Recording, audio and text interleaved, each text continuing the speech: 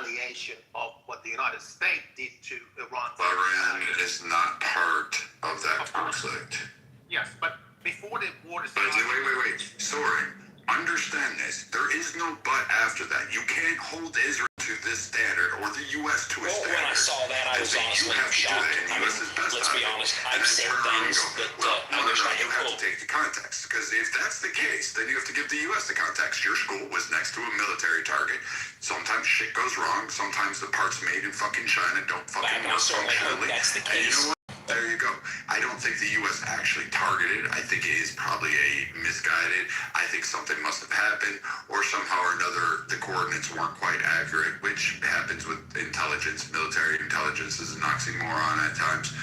But if you're going to sit there and claim that, but the rest of you have to be perfect, otherwise, then no, I'm pretty okay with just bombing literally everything. You can be out there. That doesn't work that way. Picture the scenario. Russia trying to send some missiles to the United States. That's a hypothetical situation. And they're using the Mexican land to launch their own missiles and to land their own planes. Does America have the right to also attack with Mexico? President Trump, that this was all when you get a president in Australia, they rape you. I mean, the matter of fact is that this Bahrain, they do provide their own, the lands that host the American military presence alongside Qatar and Kuwait and Saudi Arabia. So yes, they're not directly involved, but by providing their own lands to the Americans fighting. Soren, I said you didn't hit U.S., you hit civilian targets in those countries. So if you're going to say, hey, you know what, then, we can hit Qatar, we can hit all these areas, then that's fine. Then you can't bitch about Israel hitting, fucking Lebanon. You can't blame the fucking U.S. for hitting other areas that are, friendly to you. Okay, then. So then it's a stupid argument to bring up. But that was a proposal. It's actually not, Brad, because again... Factory, by the way, when you think they attacked the infrastructure, Iran did it to the Bahrain. The proper response, probably in your book, would be Iran attacked the U.S. infrastructures in Iranian soil. In American soil. But that would be catastrophe. That would be nuclear Armageddon. So they used the Bahrain. But maybe the proper response, according to you, was instead of attacking Bahrain, attacking United States and American soil. And I don't think anyone in this room wants that to happen. I was going to say, too... that wasn't my point. Hold on, I'll give it to you a sec. My point would have been, if you'd attacked just the U.S. bases and military personnel in maybe Bahrain, that would have been fine. But instead, you targeted hotels and desal plants. That's for that's for those people. Like, literally... a good third, what is it, 2/3 of that country is poor and actually has problems with water, desperately needs it. Fucking with desal plants in that region, not really the best of fucking ideas. But if you'd attack the airbase, I don't have a leg to stand on. I could say, you know what, yeah, he's got a valid point. But Iran didn't just do that. It attacked civilian structures, oil platforms, right? You guys think you blew up a bunch of oil platforms, but, those weren't controlled by the military, and they weren't owned by the U.S. You took it out on other countries, which is fine if you want to do that. But now you can't bitch at it when other nations are now going to get that fucking smoke, because right now you didn't just attack the U.S. You attacked other countries like Saudi Arabia. I mean, that was something that was clearly communicated to the United States prior to this unprovoked aggression, that if you launch attack in Iraq, it would be a regional war. So the United States knew that if attacked Iran, rightly or wrongly, I'm not going to get into the ethic of it, but the United States did know that if attacked Iran, Iran's going to basically broaden this war to the other countries in the region. That is true. That was something Trump was briefed on. Right, and two, again, we hit, I think, 20 out of their 30-something universities. Like, we hit schools, man. We hit a bunch of civilians. We hit all kinds of shit. Right, so, again, it's, it'd be the same scenario as if I punch my wife in the face, and then she decides to grab a butcher knife and cut my dick off. Like, nobody's going to be telling her, oh, ma'am, you went too overboard. I would have said that shit. They would have, the fuck, it would have been like, you shouldn't have punched your fucking wife. You get what you get, so. I don't know if I'd make that comparison. You punched her in the face and she cut your dick off. I mean, The point is that when you attack first, you don't get to tell the other party how they respond. Yeah, I mean, there's going to be a general consensus to say, okay, maybe the level you escalated it, was a little too much. But at the end of the day, everybody's going to recognize that, hey, that person reacted to you. If you hadn't made the first move, this would have never happened. But also the Gulf Arab state, like, so, the fuck is it? The prince there and MBS in Saudi Arabia, he's been egging Trump on this whole war too. The Gulf Arab states are not fans of Iran. Like, let's not pretend. But Pepe, that's my whole point. So now what's really going to happen, and this is something that's going to, if Iran continues to hit these, who's to stop? Saud? Like all of these different entities from literally going in there and saying, you know what? Fuck it. Let's go ham on these. And then all of a sudden, the Iranian people become, I don't know, say Palestinians. The same reason they haven't, because countries with small populations, with very large foreign worker population, I believe even the Air Force of Saudi has to be, like, they have to rely heavily on that are not Saudi. And the reality is, though, is that they don't really have the large forces that could go in there and cause damage to Iran. They can as a conglomerate, as a united front. They could absolutely. You have to look at the populations of these countries. I'm aware of the population. They're very wealthy, privileged people with the large. But think about this: you have America, Israel, and then you have these guys wanting to go in. Now you have France and England. France is sending down. You got Italy sending down. You've got other troops coming in Egypt. You're going to have these entities start pulling in. Now all of a sudden, what do you have? Like, Iran doesn't have an ally. To be honest, it would probably be better if they just sat it out and let the professionals do the fucking work, i.e. the Germans, the French, the English, and the Americans, those that are used to fighting in wars. Can I speak? I'm not sure if you're joking or not, Pepe. Can I speak? Yeah, you got it, Odin. Go ahead, you got the mic. No, Pepe, don't tell me you're on Israel's side. Sorry, that was me. I brought him up again. I'm not for this war. Yeah. But what I don't understand is that these aggressions was not isolated in a region. Soren, gave the mic to Obadar Barda. Obadar Barda, the mic is yours, Mike. Yeah, Odin Batar, you got the mic, brother. Welcome to the stage. Can I or no? Or can I?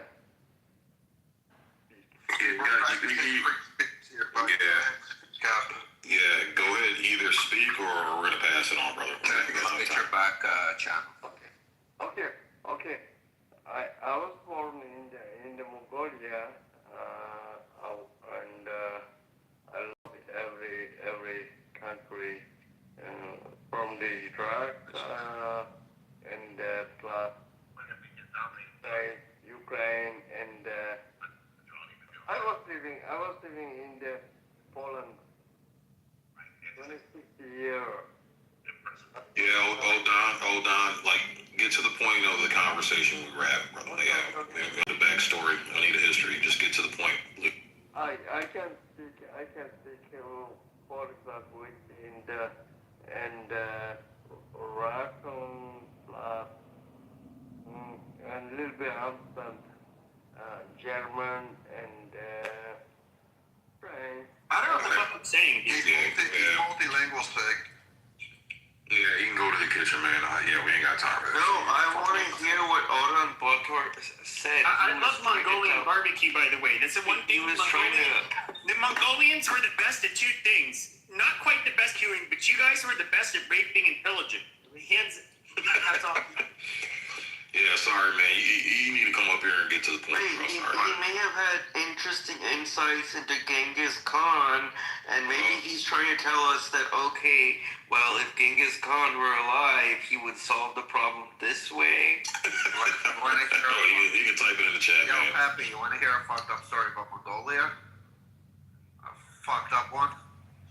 My dad was serving in the Russian military, and he got stationed somewhere in Mongolia, and they got invited to a wedding, their battalion.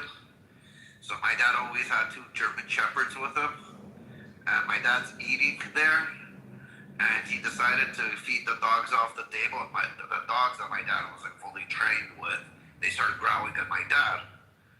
And the guy that's sitting next to my dad said, "What the fuck are you doing?" He's like, "I'm trying to feed the dogs." Like, I never seen him act. He's like, "Yeah," I said, "Dogs don't eat dogs." My dad went and started puking. Yep, I heard they love to eat dogs in that neck of the woods. That was fucked up. My dad was actually served dogs to eat. Dog can be a tasty meal when you're stuck there eating it. You're going to hell. You're going to hell. Put some hot sauce on it. Bro, I'll put fucking hot sauce on it and fuck it down the hole. I mean, if there's one thing that I can say about talking about the civilian side, I mean, I'll put that aside, I'll put that in bed, but there's one thing is for sure. After the U.S.-Israeli war against Iran, I can tell you one thing for sure. A lot of disgruntled Iranians, rightly because of the situation in Iran 3 months ago, I've got a news for you. All of them are now rallying behind the flags now. Oh no! Oh no! Yeah. I'm just curious. Why do your people? Speaking of dogs, I'm just curious. So, I did have she very very intelligent woman. Her son, who's about my age, was studying nuclear medicine at University of California, Berkeley. Her daughter was, I forget what she did. Super successful family, but her husband used to work for the consulate, or I believe he was the general counsel for, or consul general, I forget how you term it, for San Francisco before the revolution. But anyways, they moved here. They still remained in Iran, and she moved, and she's an older woman. But I do, like, there was this aversion to dogs, and she was saying how, like with Persians, they're just super, they don't like dogs. They don't like being near them. I'm just curious, where does that come from? It's a Muslim thing. It's not Persian. No, actually, it's not true. I mean, they have the pest. You just look it up. Hundreds of. But you guys are hairier and smellier than they are. So why are you guys like? Don't actually thousands of pet shops in Tehran. Look it up. Like everyone's got their own pet. I'm not a big fan of pet in apartment, by the way, but they do. I mean, that's a new thing, and I'm not a big fan of it because I don't think it's fair for the animals to be kept in apartments. With the Persian, I know. I agree. Send it to a shelter. Hold on, they keep you in an apartment. It's kind of not fair either. So, am I supposed to laugh? Or what I'm supposed to say after this? If they keep you in an apartment, I can keep a dog in an apartment. That's fine. I'd rather have a dog in an apartment than you in an apartment. Trust me. Like, you're not even a good clown. All right, Mr. Edward, you want to say something? What's going on, Mr. Edward? I get hello, Peppy. Hello. Saying that. Hi, Ken. Hello. So I have a couple questions, if I may. This particular conflict between the U.S., Israel, and Iran. Is it about security, or is it about defense, or is it something deeper? Like, is it the ideology? Is it economics? Because for me, I'm a little confused with the geopolitics struggle from just a higher area. I just want to know the questions I have. So if we want to have that one, and I have one more after that. Well, I would obviously say it's for Israel and the neocons and evangelicals, but sure other people have a much different opinion. Mine's probably the most controversial. And more, I think, keep control of China. Edward, why do you think Iran needs long-range ballistic missiles? What do you think the need for that would be? Yeah, Abby, well, number one, they're going to fire them at their quote-unquote enemies, but I don't think they need long-range ballistic missiles because they even want to try to hit the United States. So I think that the conflict in the security defense, for me, I don't think we talk enough about the ideology of the Iranian people, or let's say the clerics, okay, the ruling party. I think that the ideology is much more difficult, especially from us in the West. So, Abby, I think that's a great question. But I think that if your whole purpose is to get these long-range missiles, I don't think it's if it is to protect their country because someone's being aggressive towards them. But if not, I think we have a different story going on. But I'm just gonna say this: if I was any kind of a pariah state like Iran or North Korea, even, I mean, I think you would agree that having a long-range missile or a nuke is absolutely a deterrent from you fucking with me. It is like it is. In fact, it's probably the best way to make you untouchable. And so, if I was the IRGC, I'm talking from a strictly tactical standpoint, not an ethical one. I would absolutely acquire fucking nukes and long-range missiles. That way, people would absolutely think twice before fucking with my Navy, my Air Force, my country, or my regime. It's a huge deterrent. That's right. I mean, it's just common sense to have a nuclear arsenal, long-range ballistic missile systems. Just common sense. I mean, it actually is. That's why America invests so heavily in its fucking military, right? Yeah, Sig. I'm going to agree with you, Sig. I think a sovereign country, whoever it is, have a right to build up their own arsenal to whatever they want. The challenge that I have is because other Muslim countries are also afraid of Iran. And I think that's the bigger play. And because some of them have decided to come alongside of the U.S.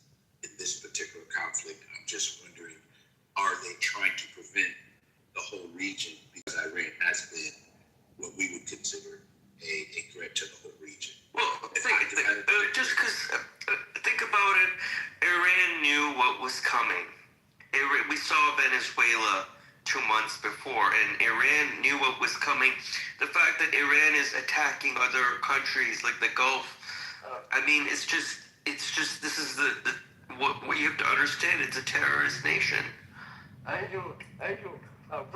No, they're not. They're just defending themselves. This is such a perfect. Are you trying to say that 92 million people are terrorists? Because when you say terrorist nation, you're talking about 92 million. He means the Islamic genocide regime. We know what he means. Well, yeah, okay, but if you're talking about purely this war, this is one of the things I found irritating, is that yes, they started shooting missiles and sending drones and rockets into not just Israel but all over the fucking place in the Middle East. And I've heard plenty of Israel's like, oh my god, I can't believe they're doing this. It's like, really?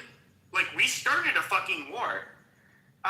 They're responding. That is what warfare is. Now, you can say it's mean, it's bad, all you want, but I mean, when you pick a fight with somebody and you get hit, that's part of the game. And who started the fight? Who is doing? Who has a state doctrine to eliminate another country? Who's Hezbollah? Now that Iran wants to. Give me a minute. Now that Iran is in the peace talks with the United States, they want to put Lebanon there. Why?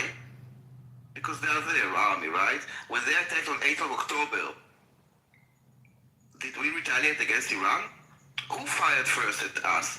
It seems that your conclusion are based on like half the story. Literally like half the story. No, it's not based on half the story. So the 10,000 of rockets that Iran... right. Like, no, so the 10,000 of rockets from Hezbollah. We all know Hezbollah is basically Iran. I mean, literally, they are basically told what to do, and they're funded and trained by Iran. Hamas, we know that they were getting a lot of support and funding from Iran. I do agree that, especially when it comes to Israel, they are the number one threat to Israel. I don't think anybody here would deny that.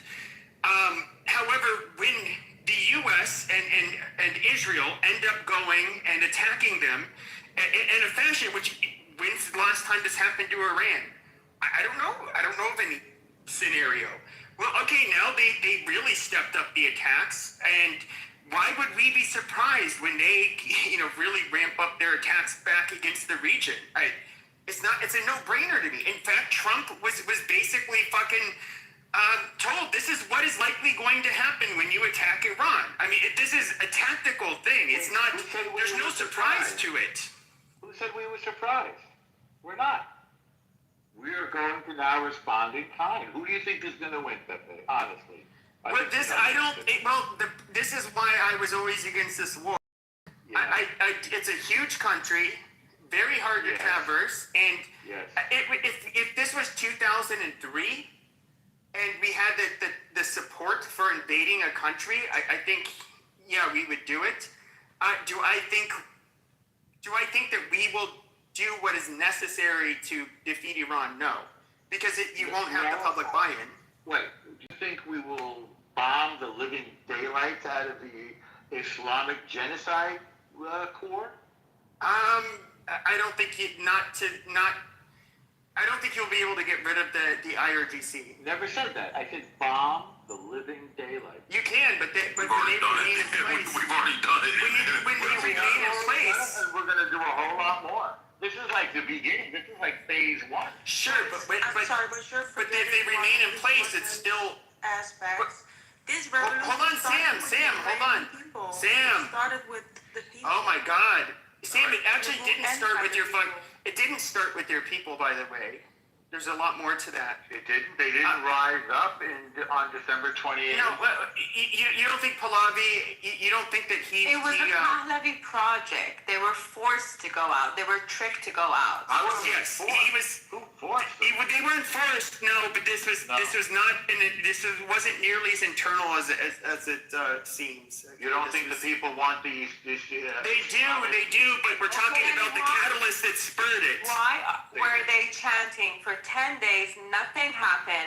By the minute that the because we didn't have our carrier groups there. Yes, exactly. By the minute the Pahlavi said go out, everything started. So it was a plan. It was a project. It's so. The project is to get rid of the Islamic genocide regime. Oh, obviously. No. And how well has that gone so far? All we did was replace him with his fucking kids. Now he's even more pissed off. They're following. But this is the point I was trying to make. Okay, I didn't get to finish. Win wars. Okay, all right. See, stop. So this is the point that I was trying to make. Is I do not see us bombing them out of existence. I mean, we could with nukes, but you can't do that. And why would we kill an innocent population? Nobody wants to do that. Yeah, I know. Nobody wants to do that, and that's my. Trump said. Hold on. All right, Soren. What it is though is that without a very large ground force, I doubt we will be able to get rid of the IRGC and Americans. Look how unpopular this war is right now. Right. Nobody likes. Okay, it's not gonna happen. So based on what you just said, hold on now. Let me Real quick. Yeah, I mean, because this was technically Mr. Edwards' time. I want to pass it back to him. Go ahead, Mr. Yeah, exactly. So this is my last question, and it's. I think we can have more high engagement. Can this situation be solved militarily, or will it require, a completely different approach, where there's going to be diplomacy or economics, all of the things, or is the ideology of the Iranians, is this regime difficult to change? This is my question, because I think that the military situation is only the tipping point. And I think the people of Iran have to decide how they want to be governed. 100%. 100%. This is like phase 1. They say that war is diplomacy by other means. And don't neglect the economic aspect. The people are broke. The regime is broke. The electricity is down to how much a day. There's no internet. There's no water. The economy is in shambles. I mean, what more do you want to do that will not result in civilian casualties, which obviously we do not want? I mean, first and foremost, this is not a war. It does not have the Congress. It's a war. It's a war. It's a war. The war has to be endorsed by the Congress. No, it doesn't. Soren, I hate to break the news to you, but since you didn't study how it works in the United States government, war does not have. Well, the last time the U.S. Congress had declared war was World War II, and we've had many wars since then. So sorry, Soren, to break that news to you. Call it a war. Yes, we can. Oh, so we'll call Vietnam a skirmish. We'll call the Korean theater that was a skirmish too.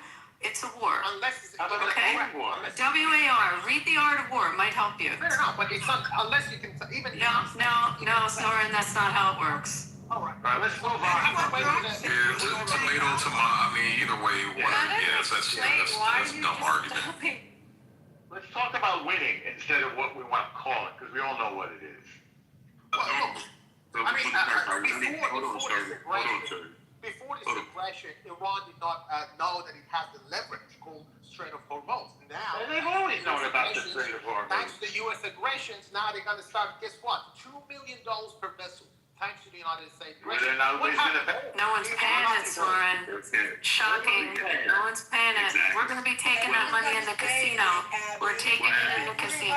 Even South Korea. Yeah, Abby, I have a question for you. Another question. And Sig, maybe you or Viking can answer this. No, this man, Edward, he's the so Andrew. He's the real Negro. Oh my God. All right, so again, when people are talking, don't fucking disrespect people and interrupt them. Mr. Edward, you got the mic.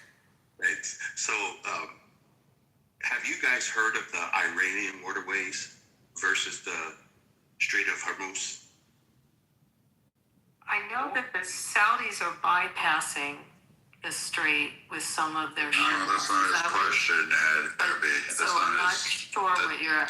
That's not his question. No, it's not the waterways of Iran. It's not, Edward. It's the Strait of Hormuz. It's always been that way. It's also been in conflict for fucking ever and a day. I mean, the Arabs call it the Arab Gulf, and the Persians call it the Persian Gulf.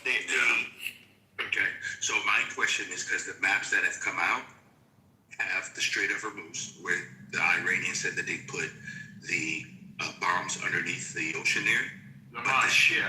The mines, but the ships are going through, and I've seen the maps, the Iranian border. Yes, a different lane, which is closest to the Iranian border. And those ships are going, that's how they put the tolls, because there are no tolls on the Strait of Hormuz. So that's what I'm asking. Have any of us seen this? Because the maps are clearly saying. Yes. And the money has to be in the Chinese currency, by the way. I can give you more information. And there's not any money, Peoria. Stop fantasizing. You have to be There's no money. El Normal, man, don't cut him off, please. Wait till he's done, and then let go ahead, Soren. It has to be. I mean, that's another part of this aggression that it helps Iran to actually undermine the U.S. dollar dominance, and by basically putting the tariffs to the vessels, not to the friendly vessels, and it's not only the friendly vessels, meaning that the countries in the region. Spain is one of the countries that Iran decided not to put the tolls on it because of their rightful positions about these aggressions. They were not part of this aggression. They condemned it. They used their own land to be used by the U.S. Bombers. So that's why Iran decided not to put any tolls on the Spanish vessels. So this is a new leverage. This is a new reality that came out of this aggression. You might not see that, but Iran saw it as an opportunistic country. They saw it, and from now on, they're going to put a new regimes in that particular waterway, Strait of Hormuz, for any vessels from now on. You can close it as the United States by putting and placing your own vessels in the Indian Oceans. But that's another topic that we can discuss that. But the Strait of Hormuz is controlled solely by Iran and Oman. These two countries, and by the way, the new regime they're going to share the toll. By the way, no, they're not. Oman said they're not going to do it. Well, Oman said no way. No. They said they're going to come up with a new plan that Iran. No, they said under no circumstances will they do it. And by the way, we bombed Oman. By the way, why did they bomb Oman? Huh? We have. So it's okay that it's international. So So it's okay that this is They that didn't international bomb water? Oman. That it's not Iranian water? They didn't bomb Oman. They bombed American places in Oman. Excuse me, that's incorrect. You're bombing civilian targets. You have lousy targets. Where did you see that? It's been published nonstop. Where? For the last 40 days. In the Where have you bridges, been? the universities, You don't Israel. even know what they're bombing at this point. They're going all over. They bombed Turkey. Okay, Z, hold on a second. Z, okay, we've seen them hit all kinds of fucking targets. Yes. Residential buildings, hotels, all kinds of fucking shit. Okay, to tell me that they're only hitting American bases, you're insulting my intelligence at this point. Holding American diplomat. Covering. Exactly. And that's why they didn't come Okay, enough. Everybody mute up or I'm gonna mute you. So first off, in Oman, they used drones and they hit the industrial sectors of Oman. So to argue differently is bullshit, and they did hit civilian targets. Again, you did that. Own it and say, yeah, all right, we did do that. And you used fucking drones to do it. So don't act like it didn't happen. It was only U.S. assets on there, because it wasn't just U.S. It absolutely was not. We can see it. The government of Oman, the fucking Red fucking Cross, Jesus Christ himself, all of them, the Allah, all of them came out and said, yes, there were civilian targets and civilian casualties and injuries. And the oil refinery. And Z, I want to tell you, this is what... The Iranians did not. Okay, shut up, Andrew. Andrew, shut up. Okay. All right. Look. I'll just make an admission here. One of the biggest problems I have is when people are not upfront and they have fucking narratives. I don't know what it is. It is something about me that the level of manipulation, I cannot fucking stand it. That's why I get really thoroughly annoyed with the Israeli supporters at times. But you people go. If I have to say, at least they're intelligent. Maybe that's what it is. But you guys just flat out lie, and they're very obvious lies, and the narratives are horrible. You guys are absolutely targeting innocent people, and I'm just.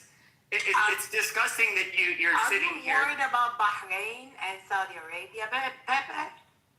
We're from the same people in the same region. So I just looked it up, concerned about Kuwait? So I just looked this up. 14 people killed in the Zohar Industrial District that were civilians. So to deny it, like, again, you're just full of shit. So like, hold on, you have to understand, like, it's fine when Muslims kill each other. It's a normal thing for them. They don't consider that a death. It's a order. He died for a good reason. It's fine. It is, Rafi. You see, I do. It is okay. At least one we thing don't she need lies you to about. come and save us. Thank you very much. We can work. We can work our way out. It's good. Alhamdulillah. I mean, there are two countries, by the way, that Iran did not take. Again, nobody's going for the neck of Iran from the Arab countries, because they are the reason you exist in the Gulf. That's why. They cannot stand with you. Fuck off, Normal. What language is committing genocide Arab on countries, right now? even if they play the game, please go hit Iran, finish it off. At the end of the day, they're not gonna stand hand in hand with you on the ground of Iran to invade. That would never happen. And I'm here, and you are here for the next month, for the next year, for the next 10 years, and let's see if me or you gonna prove their point. I mean, there are two countries, by the way. So Z, I have a question for Z. Well, look, Iran did not take the responsibility for Oman. I know. Turkey, by the way, Can I ask you a question? was correct. They went to Saudi bomb Arabia was themselves. correct. Oman Z, and Turkey, Z, I have a question. countries, Iran did not take the responsibility for. Yeah, they must have bombed No, themselves. it was the Zionist regime actually Of did course. that. It was not Of course. so Iran did not take the responsibility Of course. for Oman and Turkey. That's what For we're Saudi Arabia, attacking yes. to For the Bahrain, Islamic- yes. So again, I'm going to stop you here, because again, that's called bullshit, because we can actually see the debris, we can No, it identify. happened, Mike. It happened. It happened. So, It was not wait, stop talking. So Iran bombed Oman.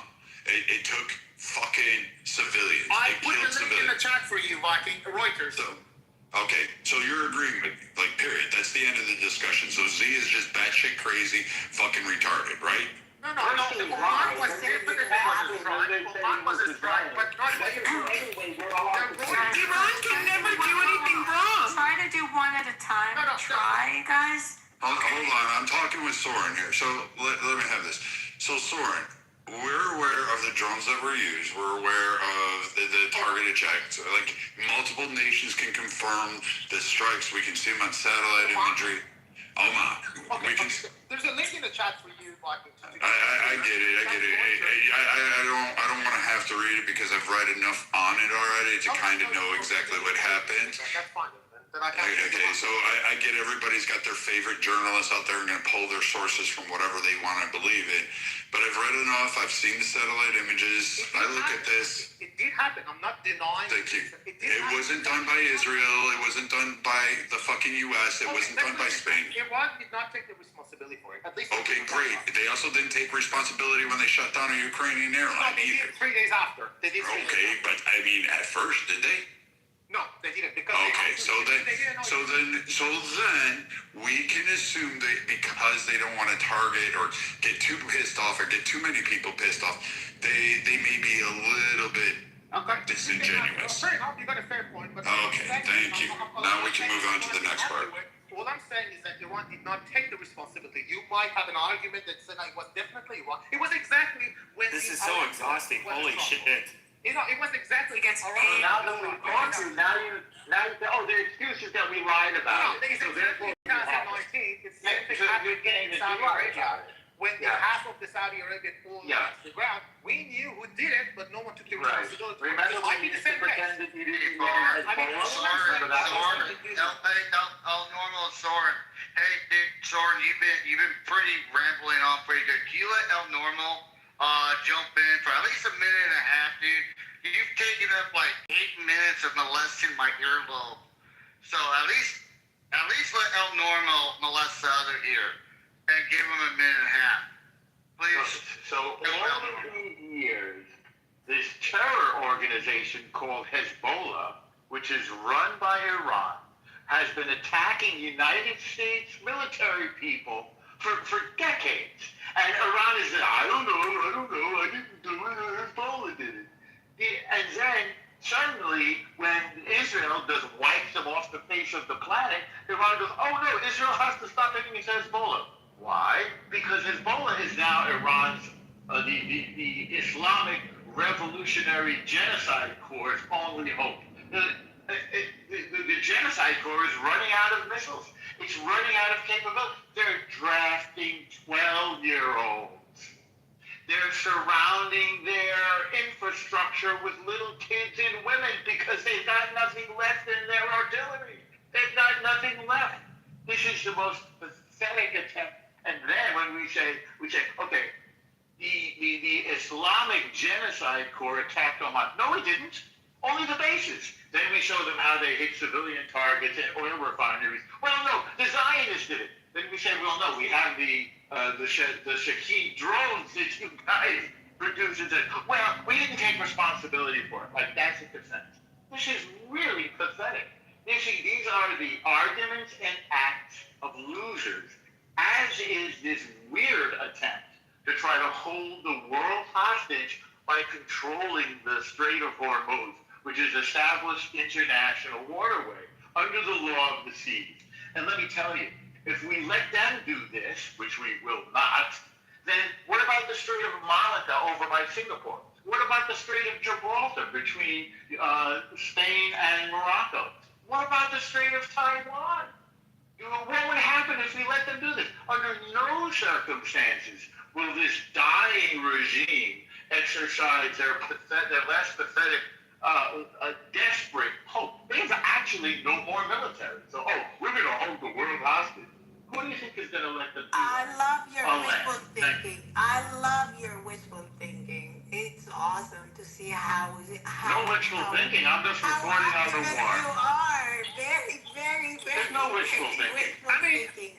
You're so amazing. I mean, you guys remember in a 12 days war 9 months ago, they said Iran's nuclear program is obliterated. What was the need? A 9 months. Could you say that word again? Could you say that word again? You want to arbitrate that again? He can't say it. He doesn't really speak English. Yeah, obliterated. No, I get it, and that is one of the. I mean, I thought a lot of us thought it was kind of ironic, and that was. I do think, and this is my personal opinion. I'm not saying it's the truth, but I do think that you have Trump, a great ally of Israel. When is the next time Israel will have a super pro Israel president like Trump that will when Marco Rubio is elected in Marco Rubio. You just asked the question. I gave you the answer. Sure, we Republicans are going to work our asses off to make sure a Republican is elected in 2028, and I hope you are too, Pepe. And you're going to make sure a Republican stays in the White House. How about hopefully? I hope everyone in this room feels that way. But I do think that Israel is working. It's not about Israel. It's not a Republican in the White House. You just asked a question. Well, sure. Yeah, no, I know. But I do think, but if I'm looking at Israel's calculation with this, it's like, well, here you have Trump, he's in power. Are they going to try to do what they can do against their greatest threat, which it is, and for Israel, that is their greatest threat, for sure. They absolutely were going to do that, and I do think that, unfortunately, that's not necessarily good for America, number one, because of the unpopularity of it. We're going to have our midterms coming up. I don't know how it's going to work out when it comes to the 2028 elections. And, and I'm not blaming Israel for this, but why the fuck would they care? They're worried about themselves. They're going to use whatever they can do in order to ensure security of the state of Israel. Because except for Swallow. You forgot Eric is gone now. Swalwell? I'll tell you the truth. Swalwell. Interest is to keep the garbage in the Middle East focused on Israel than to bring it to the West. Right. Because as long as the Israeli state with the population that's only shut up for 1 second. Fuck, your voice sounds like you're fucking puberty blockers. But fuck, what's it called? As long as you keep the fucking garbage in the Middle East focused on Israel, it's not bothering the West. So it's not affecting you guys. Because as soon as if there's, God forbid, there will be no Israel, these people are fucking wild, vicious animals. You think they're going to stop at killing each other? They're going to come after you too. Israel is the only thing that's preventing it. It's a bone that they're playing with. In the meanwhile, while Israel is controlling it, he's like the dog trainer, he's the dog whisperer. Yes, you are funding it, but you're funding it there so it doesn't end up in your fucking backyard. But here's where I'm going to kind of disagree with you. And when it comes to your biggest critics, we can look at Nixon, Barry Goldwater. We can look at, this is going back decades, and us having an alliance with Israel, which I think we needed. By the way, before the dissolution of the Soviet Union, because you guys were the one standouts that were on America's side during the Cold War, which at that time the Soviet Union was absolutely our greatest threat. I don't know how to break it to you, but Goldwater didn't win. Sorry.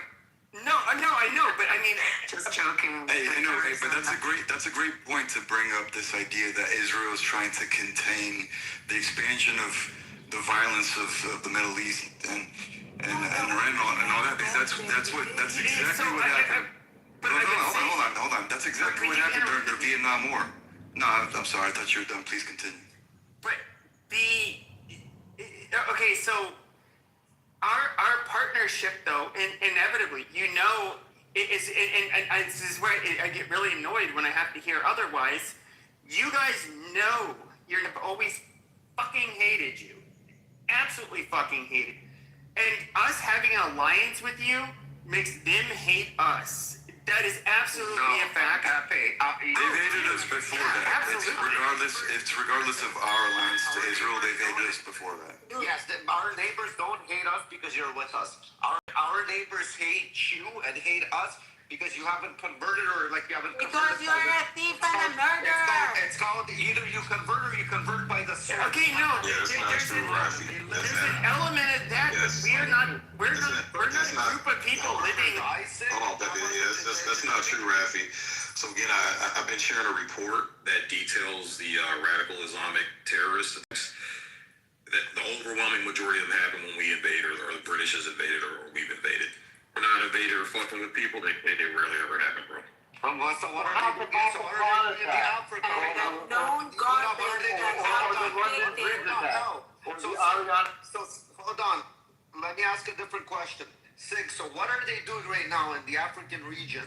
How are they fucking slaughtering the Christians if they're not converting? What are they doing to those villages? Yeah, they're burning them in cages. They're also taking the South Sudanese. Yes, if they're not. If The they Sudanese choose not- are. Yeah, but a lot of your Arab allies in the Middle East no, shut the fuck up, Rich. A lot of your Arab allies in the Middle East are literally funding and supporting the fucking terrorists that are killing the Christian Africans, which nobody gives a shit about. Yeah, that's the thing too. Another thing on that report, and I post a link in the chat. One of the things it highlights is that if this was, it's more about politics than it is about religion, because you don't see Sudan, you don't see Pakistan. I forgot the other countries, heavily populated, like 90% more populated Muslim countries. You just don't see terrorism come from. It's only from the countries that are 730,000 people have died in the last year in Sudan. What are you talking about? Yeah, Real quick.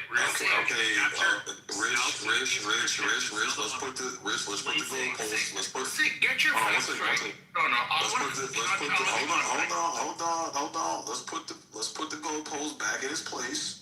Again, we're talking about being a threat to America. That's what the conversation is. They don't have a military. They're all fucking dirt poor. So you say so let me think about Pakistan. So Pakistan was not a fully 100% Muslim country when it started 1947.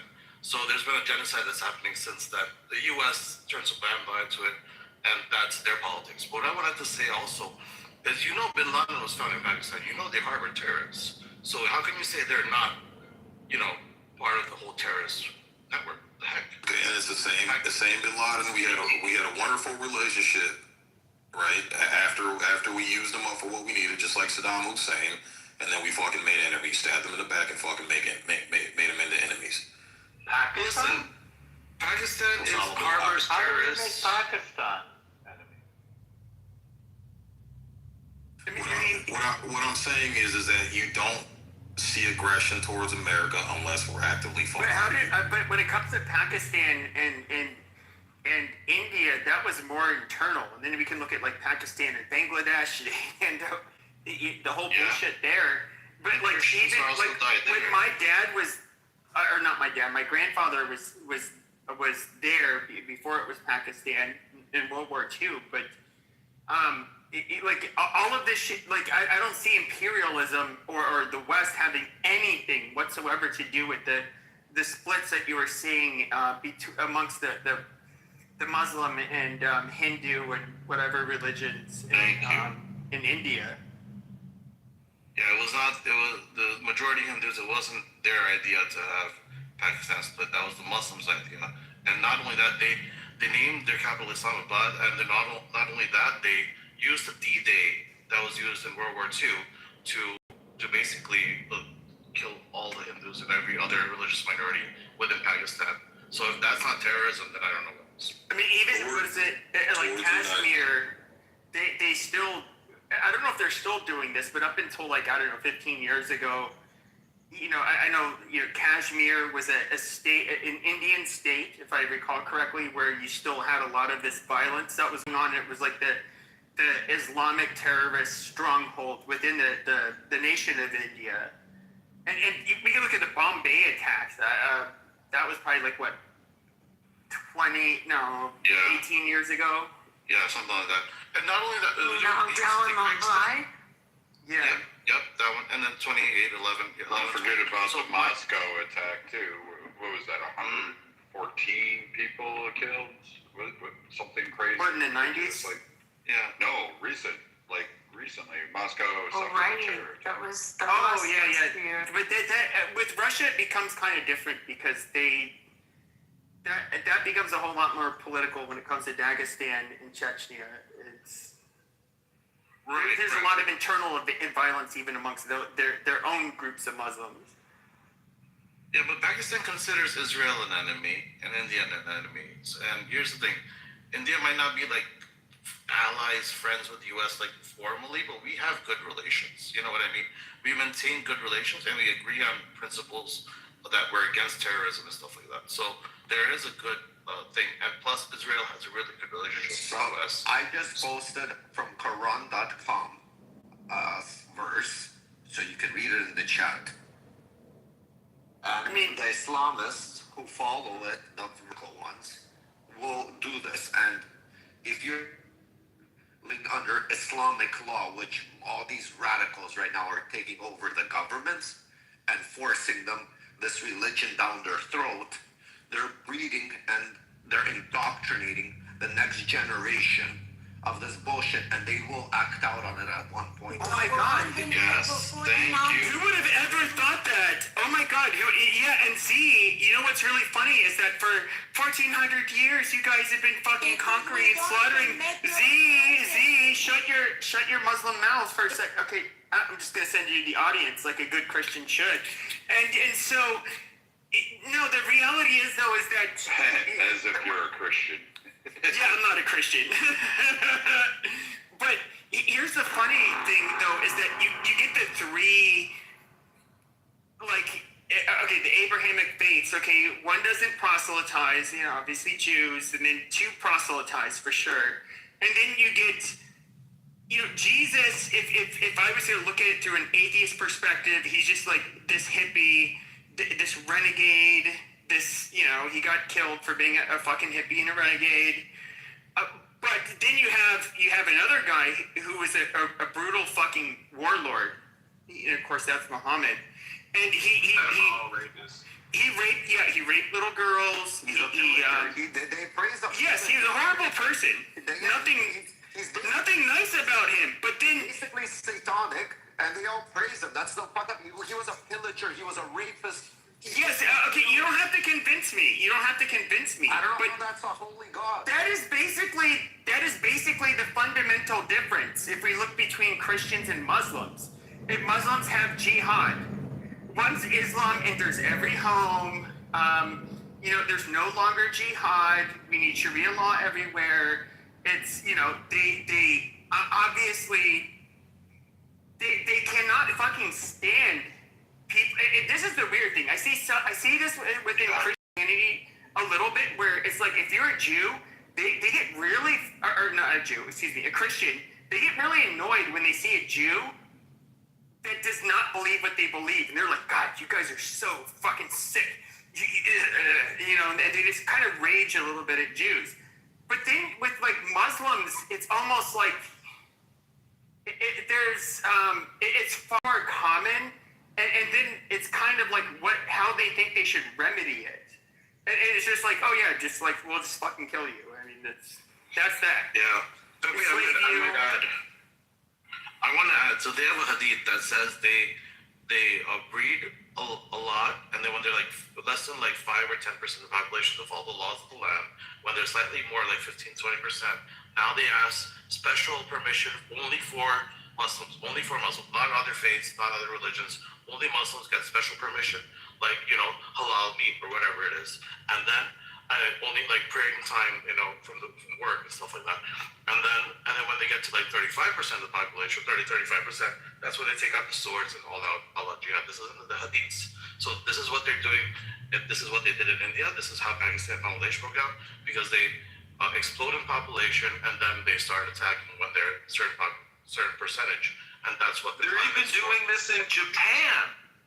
Japan has been kicking them out though, because they start to do, and this is the one thing that's thoroughly annoyed me, is when they do these rug takeovers. Okay, like you see these diaper heads rolled out rugs in the middle of the fucking street and the sidewalks, and they start bowing and praying, and it's just like, it's obvious they're just doing this to assert their dominance. Like, hey, motherfuckers, watch this. I'm gonna pray, stop you from doing what you're doing, and you're not gonna do a goddamn thing about it because we're gonna call you an Islamophobic, and that's that. And they do it, you know.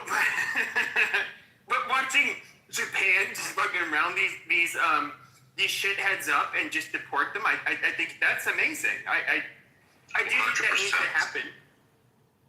And like, there should be zero tolerance. They did steal a lot of it from the Jews. The Jews will make themselves look ugly and, you know, all messy and stuff like that when they're fasting. The Muslims do the same thing. Go around a Muslim when they're during fucking Ramadan. And I don't know. Did you know I'm fasting? Did you know I'm fasting? Okay, and I would tell them to fuck off. They're not obstructing. As long as they don't obstruct the roadways. Okay, but the difference is I get smacked. Okay, but if a Jew is like being obnoxious and obstructing my path, I get smacked, and you know, that's that. And but you know, if I did that to you know, one of these praying Muslims, you know, I'd have to worry about getting stabbed or something, you know, horrible. That's just how these people operate. They do not. Yeah, they're low IQ Bedouin idiots. I mean, regardless of how you portray them, the most growing religion in the world as we speak is Islam. I know, you guys, I know, because you guys are, can you imagine, okay, shut up, Rich, can you imagine all of these scared third world people, and I'm not saying this as a pejorative when I say third world, when I talk about like Africa in particular.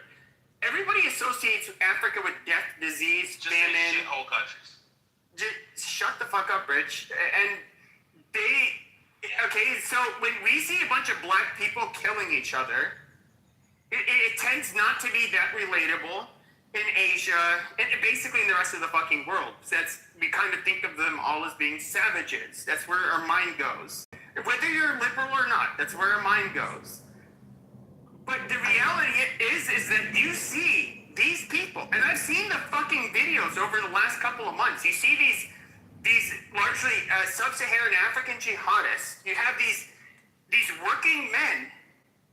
They're at a construction site or something like that, and they just come up and gun, you know, fucking kill them. And it's just like these guys aren't worried. Like they get paid to do it. They kill each other more than anybody else.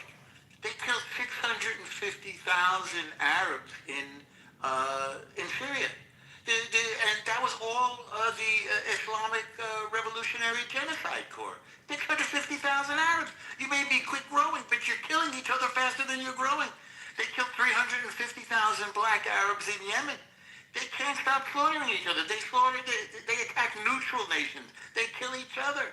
They just, I don't know what it is. They just love killing each other. And then when we point it out, it's oh yeah, it's okay if we kill each other. We just don't like it if you kill us. Then they cry victim. I mean, it doesn't add up. Yep. I mean, Indonesia is the most Muslim populated in the world. Yeah, but even General Jack. But hold on. You know, here's the funny thing is that this was back at the very early 1900s in World War I. You're not Muslim.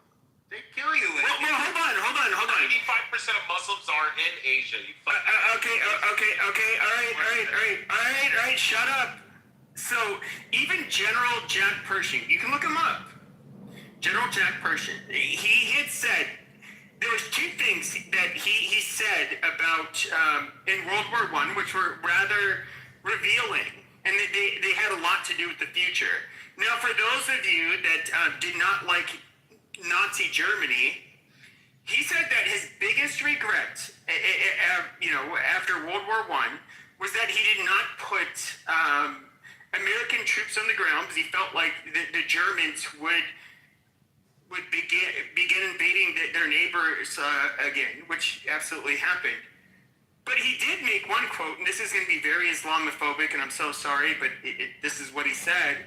He said that Islam to man is what rabies is to a dog, and we literally had to. We had a what was it? The 38 special. It was the round we used in our sidearms in the U.S. military. And they had to change to the 1911 45 caliber rifle, which is a much heavier bullet and has stopping power. And one of the main reasons is that in the Philippines, they had the U.S. soldiers had to face human wave charges where they would wrap themselves with wet bamboo and they would do charges with machetes, and the bullets might end up killing them ultimately, but not before they could hack, a U.S. service member to death. It did very well documented. I mean, I'll just say, you can look at when and for those of you that are like not Jewish or not, let's just say you're just right. So wait, what are you, Pepe? Shut up. Those of us that are just like, let's just say, of European ancestry, that is not Jewish, what has the history of Islam been with Europe? It's been one of them conquering and then us expelling them. That's literally the relationship of Islam and Christians. We've never gotten along. We're natural enemies. And, any of this, kumbaya bullshit, because we might both have, like, a problem with the Jews. It's retarded. I mean, the Jews are, to be fair, the Jews are a lot less threatening than they are. Like, the Jews, I would say, can be, I'm sorry to the Jews in here, like a pain in the ass. But the Muslims are like a threat to our fucking existence. Like, it's... Is Pepe? No. How do you believe in, since you don't believe in Jesus and God the Father, obviously? Pepe, don't worry. The Jews think the same thing about the other Jews. They just don't usually say it publicly. We are fucking annoying. I'm confused about something. Someone said Indonesia has no problems going on. So someone would have to explain the conflict that's been ongoing with Papua New Guinea and the New Guineans, or whatever they're calling themselves. What's been going on over there since the 1960s, which is still going on today. Horribly bloody red. Horribly bloody. Horribly Papua New Guinea is highly tribal and with very. Imagine like.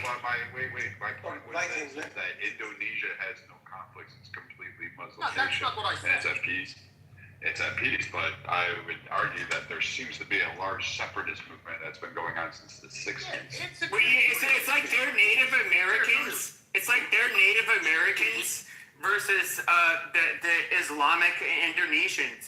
The Papua New Guineans. They're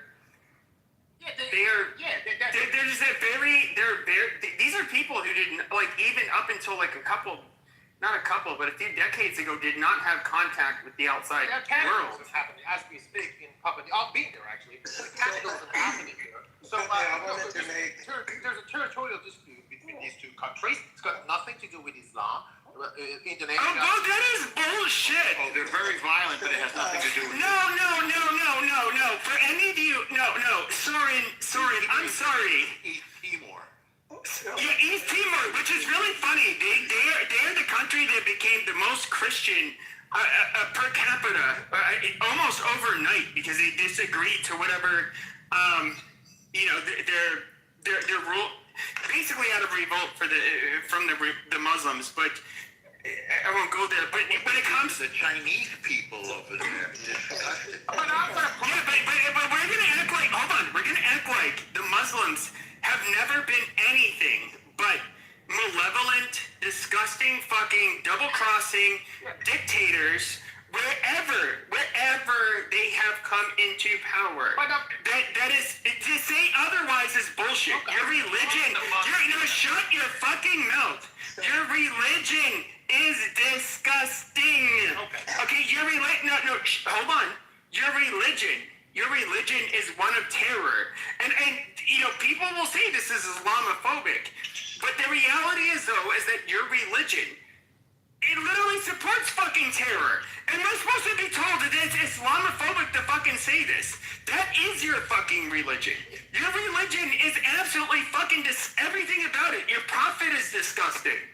There's nothing redeemable about your fucking religion. But we're supposed to pretend like all religions are the fucking same. They're not. Okay, when did Jesus rape a fucking 9-year-old and fucking kill people, slit their throats, take concubines as fucking war trophies? They didn't do any of that. Okay, but with your religion, that is exactly what you do. And we see the people that are the strictest adherents to your religion. They do that backwards bullshit. No, the problem is that when you try to Sorry, hold on. I want to make two comments. Hold on a second. Number one, I want to go to Brad's comment regarding Indonesia. Even putting aside the territorial conflict, and some of it is religious related, but Indonesia itself is becoming rapidly radicalized in terms of being an Islamic, country. So it is going in the opposite direction in terms of being, let's call it a softer Muslim country. That is really not the case. If you would have visited Indonesia 15 years ago, and you go back look at it right now, you will see most women are covered in chador or whatever they cover themselves with. And so Indonesia is becoming radicalized in an Islamic way fairly quickly. And we see a lesser of same kind of idea or behavior in Turkey as well too. Do you think the Turkish population, though, is that happening to the Turkish? I know when it comes to Erdogan. More and more, Pepe. Let me just make last comment. We all, again, as what I'm gonna say is a cliche, probably we all know about it. Seriously, we have a clash of civilization between the West and the Muslims.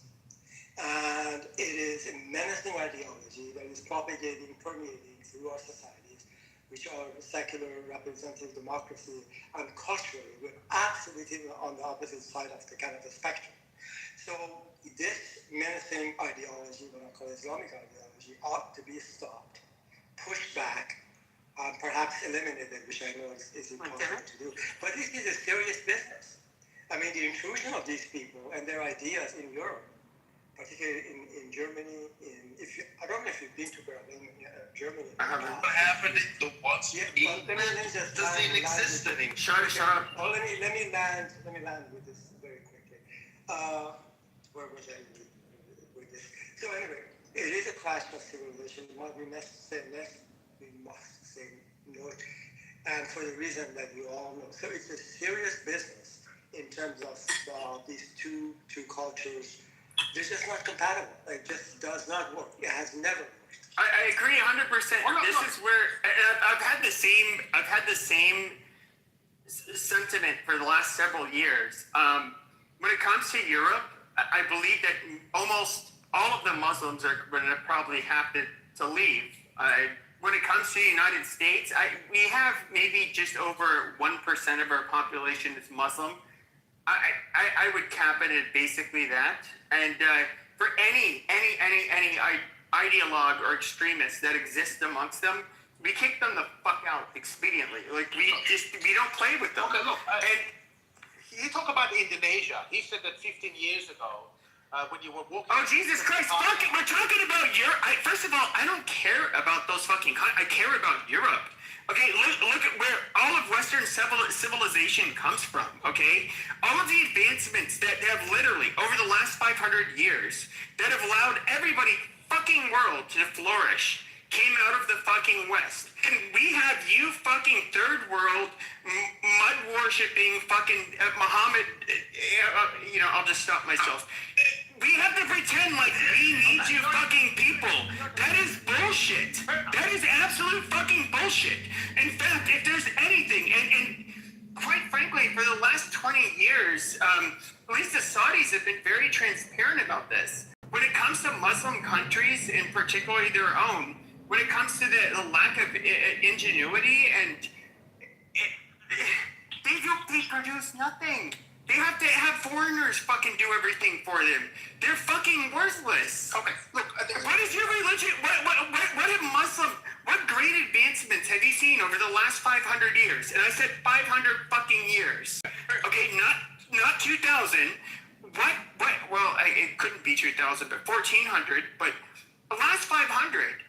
Okay. What have you guys given to civilization besides fucking warfare? The very same phone that you've got in your hands, boy, actually Terrorism. No, you dumb motherfuckers did not invent anything when it comes to the phone. Shut the fuck up. I'm not here to defend the Muslims, but I'm starting to sound like the blacks now. this is not the actual stuff. When you're talking about the Indonesia, it says that people are color up today compared to 15 years ago. So what? First of all, you're talking about the goddamn Indonesians. No, I'm talking. No, shut fucking mouth.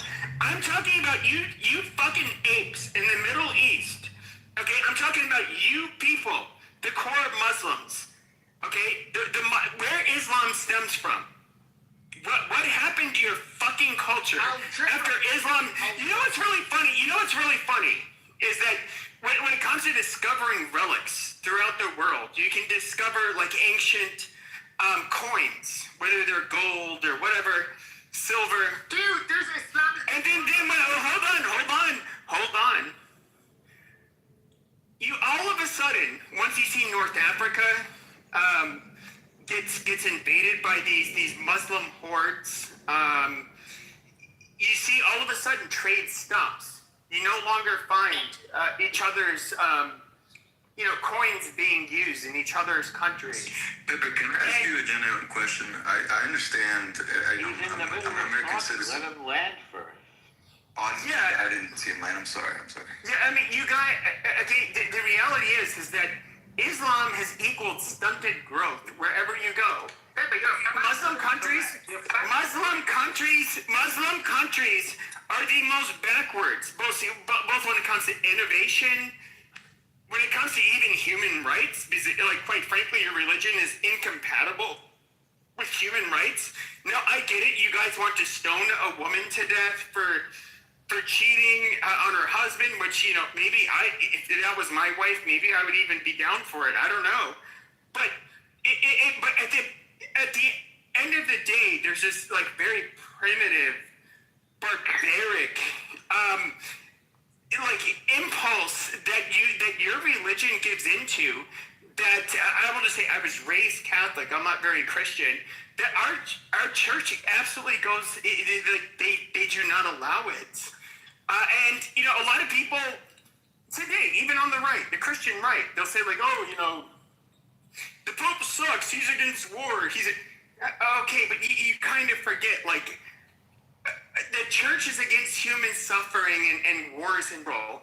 In other words, we're not really mean, or at least adherent Catholics. They don't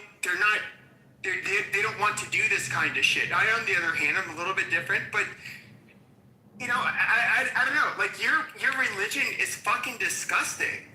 Everything about your religion is disgusting. And quite frankly, even if we look at like the secular world, like whether it's in East Asia, which is rather secular. No, we can look at East Asia. We can look at the Nordic region. America. The Nordic region. We don't even execute our prisoners. Okay, all right. Yeah, but this hatred that you have, is it only toward Islam or is it toward Muslims too? It's towards the people that believe what they believe. I was blessed in my personal life that the Muslims I've known have been really nice people, very honest people, but. No, shut the fuck up. But here's what's also very annoying is that we are told that, because good people exist, that their group ideology is not necessarily bad, especially for our group. Okay, yes, when it comes to Islam, it is an existential fucking threat to the West. And mark my words, when it comes to people who talk about American civil wars, I think that the civil wars that will literally happen first will happen in Europe because of Muslims. David, shut your fucking sand nigger mouth for a second, dude. Holy shit. They literally, okay, when you see first of all, look at who the mayors are of a lot of these cities. You can say whatever you want about what any fucking group, except for the Muslims and some of the minorities. To me, I actually think it will snowball. Like, you're going to get countries that are going to end up having very violent internal battles between their Muslim minorities, and then it's going to kick off, and other countries are going to start doing the same. I mean, we're just not compatible. You know, I agree with you. I think the important distinction that was brought up is the separation between the people and the ideology. It's not the people, as we've seen countless times throughout history, where in World War II, Germans were arrested by viral evil ideology, and now Germany. Same with Japan in the 1940s. The rape of Nanking, kamikazes, and now Japan is pretty chill. It's the leadership. It always stems from the top down. It's not the people. It's the ideology. But the leader is Muhammad. Okay, but this is where I have to be very honest with you. Is that you have a religion. Now, the religion of the Japanese is that their emperor meant everything. They were willing to die for their emperor. They have a very strong honor shame society where, you know, they could not bring shame upon their family. If the emperor is to ask them to do something, they would do it. Now, with Muslims, you have a much different thing there where I'm going to be quite honest with you. I do think there are good people that are Muslims, but I do not think that you can be a Muslim, a devout Muslim, and a good person. It's my personal opinion. So, David, let me take an attempt. Yeah, but David, the rabies is Islam. That's what I'm just saying, Ali. He said a dog without rabies is good. Yes. An Arab without Islam is good. But the majority of them are Muslim. So their God is a fucking disgusting, child-raping fucking pedophile who fucking slaughtered people, and they follow him. And he's the eternal fucking perfect person. You can say the same thing about the Christian God. The Christian God slaughtered a shit. So NT. So NT. In the Bible where it says to go kill people. Yeah, so again, you can say the Show same me where Jesus says go kill people. Okay, so again, you can say the same thing about the Christian Bible too, because God has slaughtered a shit ton of people. There's remedies. There's again, the Ten Commandments are in the Old Testament. It doesn't make them any less relevant. The point is, the Christian God has done some heinous shit. There's verses in the Bible that say if a woman doesn't save her virginity for her husband, the remedy is stoning to death. Unruly children should be stoned to death. The Bible condones that if a man gets caught raping a woman, he's got to pay her father 50 shekels and she must marry him. He can't divorce her. How is that applicable? Because the temple doesn't exist. Yeah. So Six. No, shut up, Rich. Yeah, what I'm saying, Rich. What I'm saying is, it doesn't equate today, though. You look at all these, even in the Talmud, I got this shit in my fucking PTR. Yeah, Talmud shit. Talks about penetrating a 3-year-old fucking girl, man. All these. It doesn't actually say that about her. We'll check my PTR. Actually, but Sig, the big problem. Okay, shut up, Rich. The big difference, though, is that when it comes to all of this, when it comes to the New Testament, in other words, after Jesus, obviously Jesus changed a lot of things, and so a lot of the things that were advocated before Jesus are not. They're not. Yes, they're part of the story, but it's not what a Christian would advocate for now. Yeah, but it doesn't. If you're talking about the God having disgusting characteristics, again, someone who's a pedophile. Once they've committed the act of pedophilia, it doesn't matter if they change or not. We still look at them as fucking disgusting and fucking sick. Well, no, sure, but we're after the New Testament. Can I ask you a question? Hold on, let me ask you a good question.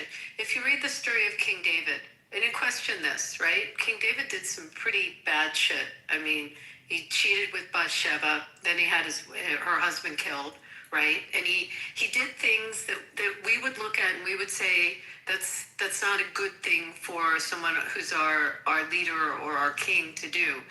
But the story, the way we studied it, is all about his repentance and the prophet Nathan talking to him and and him learning about doing the wrong thing and repenting and confessing his sins, and like you read about that in the Bible. So I think maybe that's the distinction, that maybe the Bible, the Old Testament teaches us about wrongdoers and how you turn your life around and how you confess your sin and you become a better person.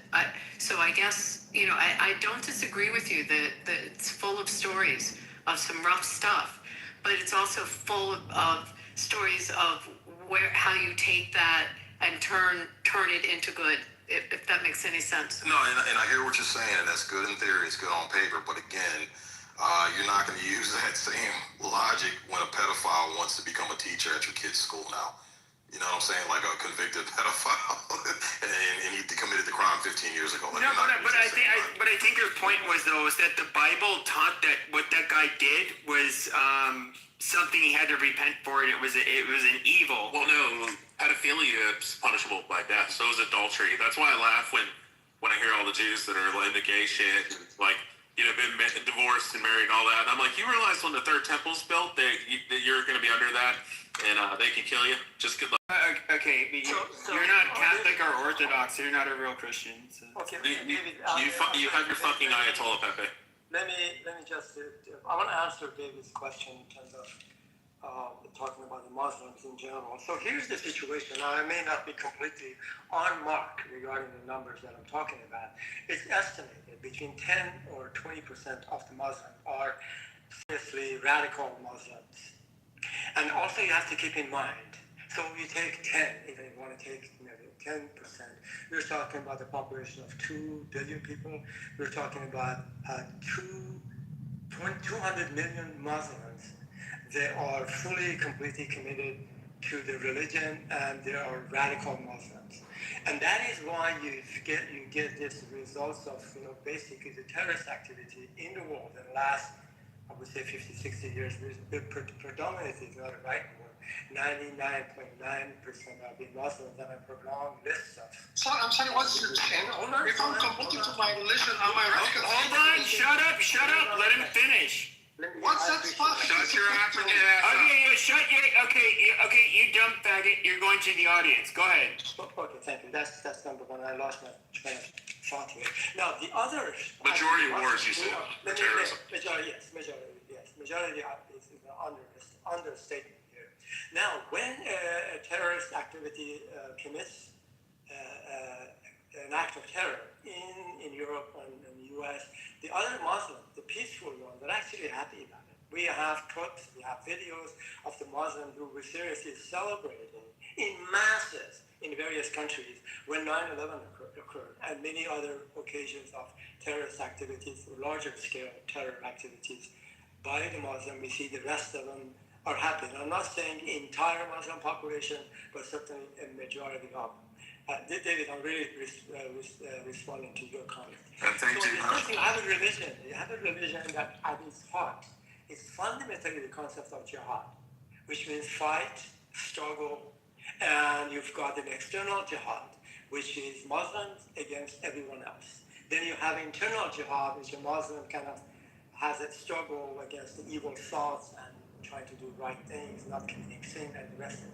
But when you have a religion that it has that idea, us against them in the entirety, that is a menacing ideology. I don't think even Hitler, even Nazis were thinking that way. So in a sense, it is core. The concept of jihad is a core idea in their way of thinking. So with that's all I just wanted to respond to of your assertion that we ought to be the few terrorists here, and that's not awesome. I agree 100%. I tend to agree. If you allow me to respond, I tend to agree. I want to pose the question to the group, because we've been down this road, America, in trying to stamp out an ideology. It started with communism in the Cold War, and we saw how that played out. We got embroiled into a 20 years war with Vietnam that didn't work out and didn't do anything to stop communism. Wait, are you telling it did work out because we stomped out the Soviet Union? I mean, we literally crushed in the Cold War. We won. That's the brainwashing of America. They're really good at that. But in general, Are you saying that communism was a good thing and then us loving Muslims is a good thing? No, not at all. That's conflating my point. What I want to say, though, is we did fight this. We attempted to fight this idea of terrorism, but insofar as it's an idea, it's impossible to eradicate. You can bomb Iran tomorrow, and it's going to pop up, and you're playing whack-a-mole. So I want to pose to the group a question. How do you kill an idea? You're not going to stop it. The only way to win, in my opinion, my humble opinion, is to perhaps present people with a more appealing ideology, more appealing way of thinking. Yeah, but you can't kill them to get rid of the idea. People weaponize ideology, and that's the biggest problem. No. You seem to hate communists, and you seem to weaponize yours. The only country that weaponized the ideology was... I just let Rafi speak. Let Rafi speak. So the problem is with Islam, it's not the people. Some people want to get away with it. A lot of people are leaving Islam. They're opening up their eyes. They're understanding Islam. Again, there's people that are joining Islam. These are the uneducated ones, usually from jails, prisons. They're lost and stuff like that. And there's a lot of people that were born in it, and they see the actual, because again, they weren't forced. They were just raised in it, and they say, no, what, this is not for me. I don't believe they have Western friends, everything. They start to have Westernized lifestyles and everything in that matter. So the problem with Islam is the leaders that are running those countries that are allowing the call for the prayers in the middle of the fucking days, that are pushing that agenda amongst the population, that are indoctrinating, the ones that are fucking forcing religion in the education programs. Like, you don't force Christianity in America on children, even though it's a Christian nation. You know, like in public schools, you're learning your math. They're forcing religion. That is the biggest problem. It is the leaders that you need to switch. Like, the problem is, Iran is a perfect example. That was my point. Most Iranians, they're atheists. They know that religion, like their religion is shit because they were imprisoned by the people. They saw it because they had a little bit of freedom in their life. And then the fucking mullahs came in, this fucking alhamdulillah, fucking pushed religion on the people, and the people were getting choked by it.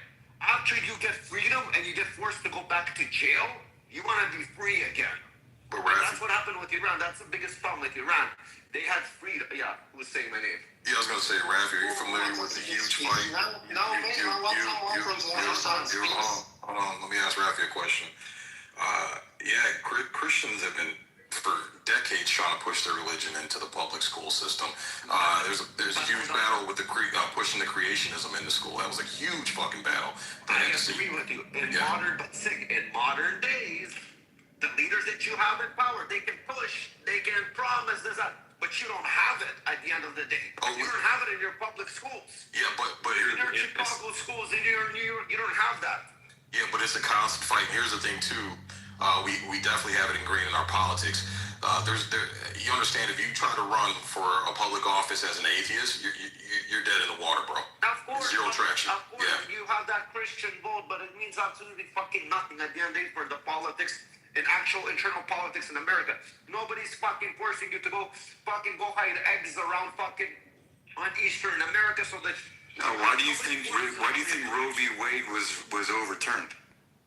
So, like, again, you don't because it didn't. It's unconstitutional. I mean, you really don't want to go down that road. It's not a religious discussion. Oh, 100% is religious. Yeah, it was a Christian right back in that. Yeah, that's 100% religious. Yeah. Are you talking about the legal reason it was reversed? Well, no, we're talking about the push forward. But Abby's talking about the reason why it was overturned. It doesn't matter. It was unconstitutional for like 40, 50 years. You woke me up with that one, Sig. Yeah, we're talking about the push to ban to ban abortion. Period. That's coming from the Christian right. Yeah. Same thing.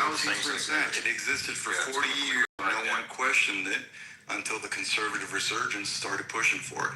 Regardless if it was unconstitutional, why didn't they figure that shit out for 40 years since the 70s? They've been trying to. There's been case after case trying to get cert to get it reversed. And it wasn't until the court composition changed that they got certiorari on it. I think the point is to reinforce what Sig said, that the fabric of the United States makes it so that a person cannot be atheist and have a chance to run for government. But look at Mandani. How did Mandani get elected in New York? He's a Muslim. Yeah, but that's the point. As long as you got some type of religion. Do you think any religion, Sig? Yeah, because you even hear it in the council on Clubhouse, Abby, is, who gets the most shit in this app? It's the atheist. Because you guys will say, well, at least you believe in something, and you guys will give each other the thumbs up. But once you declare an atheist, oh man, you're a fucking death worshiping, baby blood drinking, fucking heathen sinner. So Abby, I would say, there's several African cardinals that I would say I've heard push this the most, that the more you become irreligious, the more Islam is going to take over, and they're an absolute peril to your survival. And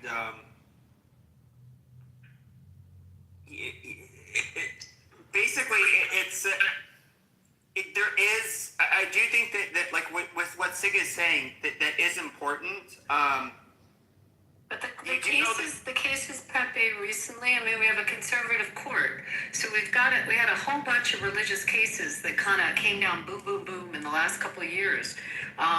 Respect to being able to pray, the prayer before the football game, the religious flag in the square. I mean, it was just like one after another that gave more religious expression than taking away the religion in the public square. I agree with that. That's a conservative court. I mean, yes, and I agree with that. I'm not saying I don't disagree with it either, but that's a conservative court, and that was the change of the judges, basically. If those cases were heard with the court 10 years ago, I don't think they would turn the same way. Now, may I ask the most kindly to let someone from the other side or the other perspective to respond about the shit that have just been said? No. Yeah, just go ahead. Yeah, just go ahead. Ali, let him. I'm sure. I'm kidding. Yeah, thank you. Well, first of all, Abby, I like you. You're a very friend of mine in this app, and I really respect you. But respectively, you say that what's said in your religion, which is Christianity, which is to teach us about the faults of the ex-prophets or ex-leaders did. Well, I'm sorry, but they did it in the name of religion. They did it in the name of they are unmistakable people. However, they did shits. That's number one. Number two, Ali, I don't expect something different than what you say because you're ex-Muslims. But what are you going to say about Islam? What about the people both of you need to tell me why does Mojtaba the homosexual have any who gave Mojtaba the homosexual rights? I'm not listening. Okay, great. Listen, stop the 2-year-old fucking tactic. We'll moderate the stage. I don't know hey, dude, chill for a second. Dude, okay, chill. thank you. Shut up. Thank you. He shut up. Yeah, wait a minute, Mastery. He's trying to moderate. Whoa, dude. He's actually trying to help you out, bro. Will you control the room? Thank you. Ali, I don't know what. Bro, that's not how we roll here. Again, read the fucking rules of the room. When a mod is trying to moderate, everybody goes on mute. Brad, you got. Yeah, listen here, dipshit. I don't really give a shit what you say, but. I was getting clear so you could have your spot. So don't tell me to shut up. Don't tell me to do anything when you're asking me for fucking help moderating your own fucking space. Because whatever you're saying isn't going to fucking make any sense. You just want to get your fucking radical point off and somehow get some fucking relief like you're jerking yourself off with a pair of tweezers. Now I'll bring you back up to say your shit, but then just come up and say it. Don't act like a cry. And don't give me the 2-year-old fucking stance of I'm not going to listen. My daughters did that shit when they were 2 and 3. Act like a grown fucking man on the stage, all right? Okay, bring the diaper head up so he can speak. Which one was it? He's got the Egyptian profile, Mastery. Come on up, Mastery. Yeah, let me find him. Thank you. I didn't see that it was a mod, but I'm not here to buy something Viking. I completely disagree with you. You know that, but personal, okay? So please don't act as you're my teacher. Thank you. So, Ali, I don't know where you get these percentages from, but as you say that I'm ex-Muslim and I'm proud of that, please There are many people converted to Islam and convinced about that. Okay? As for who's saying about Irani shits and Allahu Akbar, Alhamdulillah, and all these things, well, I'm committed to my religion, and it doesn't mean that I'm radical. And if you are, and our American people are committed to Christianity for real, well, if you're talking about committed about your religions, then please check your lifestyle, which is completely different than the religion. I'm not attacking you, but it is a matter of fact. So people in Iran are committed to their country and loyal to their country. It doesn't mean that they are radical. You're so full of shit. Like, you fucking faggot. Just like jump off the fucking bridge. Please. Are the Muslims really use a nuclear weapon in Japan?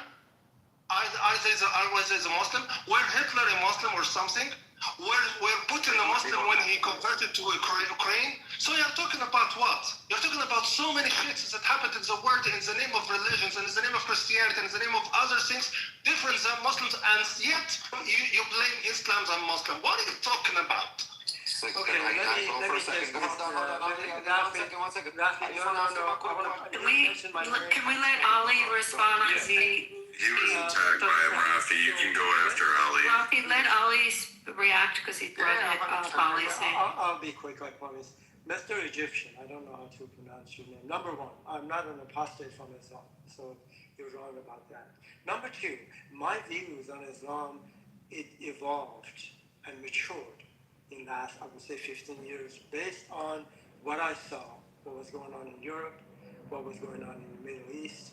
And so in a sense, and what I read, actually, learning more about Quran and the, again, menacing ideology of Islam, Sharia laws, the fatwas, the honor killings, the stuff in Quran, all the hadith stuff, it's a horribly bad religion. So I made up my mind that I'm going to do my best in places like this to educate the best I can, the baby blue-eyed Americans and some Europeans who participate in these rooms, they have absolutely no idea about what this menacing ideology is all about.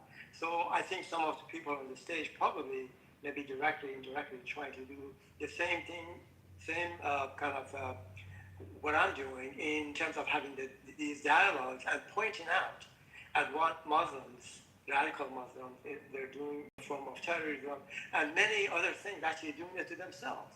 Actually, an ordinary Muslim individual probably more terrorized, more of a victim of Islamic ideology and its leadership than probably Europeans and Americans.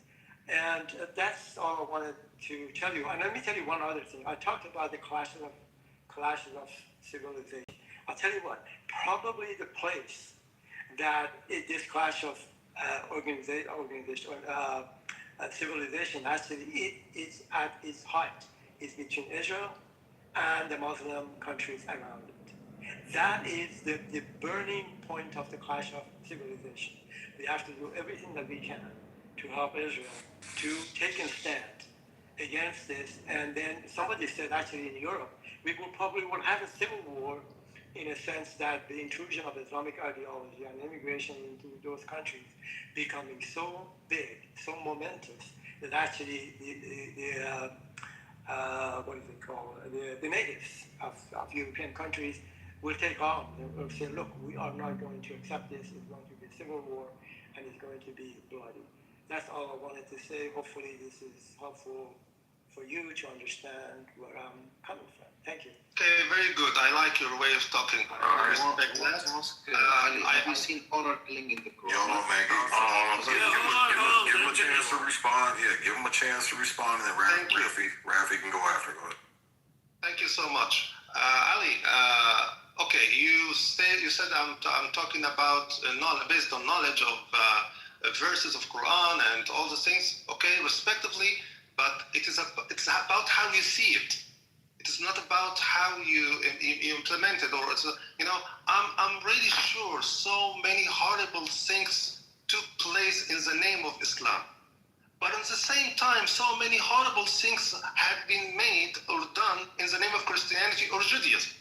So it's not fair to just attack Muslims who are taking the Islam as a frame for their horrible action in the name of Islam, Allahu Akbar, Alhamdulillah, and all the things, and they bomb Okay, but your prophet. You guys are the only ones today. Okay, Jews do not kill, at least openly. Christians. Hold on. They do not. Can you tell me about terrorist attacks that occur in the name of Judaism or Christianity? But in fact, let's just stick to Christianity. No, but both don't strap. But we don't. On neither religion do strap. But Papi, you're missing the biggest point. It's in the text, brother. It's in the text. Go and see the scriptures. Everything is there. Hold on. I just want to finish. You said you're a good Muslim and you follow Islam, correct? Something you said in that matter. You're not an extremist. I didn't say that. I can't praise myself. Netanyahu is reading the description while he's killing the Palestinians. You got to wait your turn. I didn't finish my point. However, you interrupted. Okay. I just want to ask you. You made a statement really quickly before I forget it, because I already forgot. I want you to repeat it. You said you follow Islam. You're a good Islam, but you're not a radical or something like that. You made something in that kind of statement. Can you repeat that statement, please? When you started speaking to Ali at the beginning. I already said that I'm committed to my religion, but it doesn't. Correct. You're committed. That's the great word. That's right. You're committed to your religion. Perfect. Thank you. So now let me ask you a question. What's the problem with that? It's not. Well, the problem. I'll tell you what is the problem now. So if you're committed to your religion, whatever it is, you are a terrorist. Hold on. When I'm committed to something and I see something wrong, I call it out. So now my question is, when you see your Islamists doing fucking terrorist acts, I don't think I ever seen you fucking call them out. And by you staying silent, he saves the word F. What do you mean? Okay. So when we speak, hold on. My religion and I stay still. Hold on, don't get angry. So when we speak on all the bad traits, you get angry and you start out against it because you don't want to hear it. So if you know those traits are bad in your religion, you call them out. As a Jew, if my Jews are doing something fucking wrong, I'm gonna call my fucking Jew out. You see, you're gonna stay fucking silent. But I didn't. There's a big fucking difference. Hello. I didn't talk your religion. No, that is the biggest dilemma between our two groups. Is that he could say he's not a radical Muslim, but the fact that these people stay fucking silent and in fact, they end up co-signing, not even just staying silent, but co-signing what the radical Muslims do. It shows. Exactly. And that is why they are a fucking cancer. That's correct. I'm sorry, but you are jumping from one point to another, and I can't really respond to all of this. You're a good Muslim to follow the I didn't say I'm good, and are you really good Jew? I'm sorry, are you a good Jew with the way you're talking? Are you a good representative for your religion? Yeah. Peaceful world. Okay. Fucking terrorist acts. Okay, fuck you. I don't care about. See, don't get it. Where we have pedophilia. I know till today you guys fucking so fucking your countries in the fucking Middle East. You guys are marrying 6-year-olds. What's happening in Iraq? Why aren't you calling out what's happening in Iraq? How they follow the fucking book that you follow. Keep silence, but please, when I have the chance, please let me know. They getting fucking married in Iraq, children. Yeah. Now we're gonna say, that's it. You're a good Muslim. I can tell you're a fucking good Muslim. You're a fucking trained Muslim. Yeah, and that's the thing. Fucking bullshit here. That's the thing is that in Israel. Hold on. Because Mr. Muslim man, if you were to get, you have a first world country like Israel, and then you have a first world country like we all know what first world countries are. Okay, fucking underage girls, especially prepubescent girls. Which there's no. What's the legal age in Iraq right now to get married to a? How old are they? I don't know. You already attacked Israel and you already attacked Jews. What the fuck? But here, I will talk shit. Okay, I can be critical of whoever I want in the United States of America. Okay, for fuck. Muslim, he doesn't call this shit out. Yeah, but the thing is though, no, hold on. I'm Muslim, I'm proud. What do you say, Rafi? Do you think it's because you don't accept it? Okay, guys, let's get some decorum back to the stage one at a time. You guys are all over talking each other. Can't hear shit. My bad, sir. Can I have a chance? Oh, the legal age in Iraq is 9 years old for girls and 15 for boys. Just like Aisha, amazing. Oh, and you can learn even the boys, they can start fucking boys at 15. 9-year-old little girls. All right, so there was a girl that asked politely to speak. Sig, I don't know if you heard her. Yeah, that's what I It was a squiggly line girl. You have to, I don't know her name.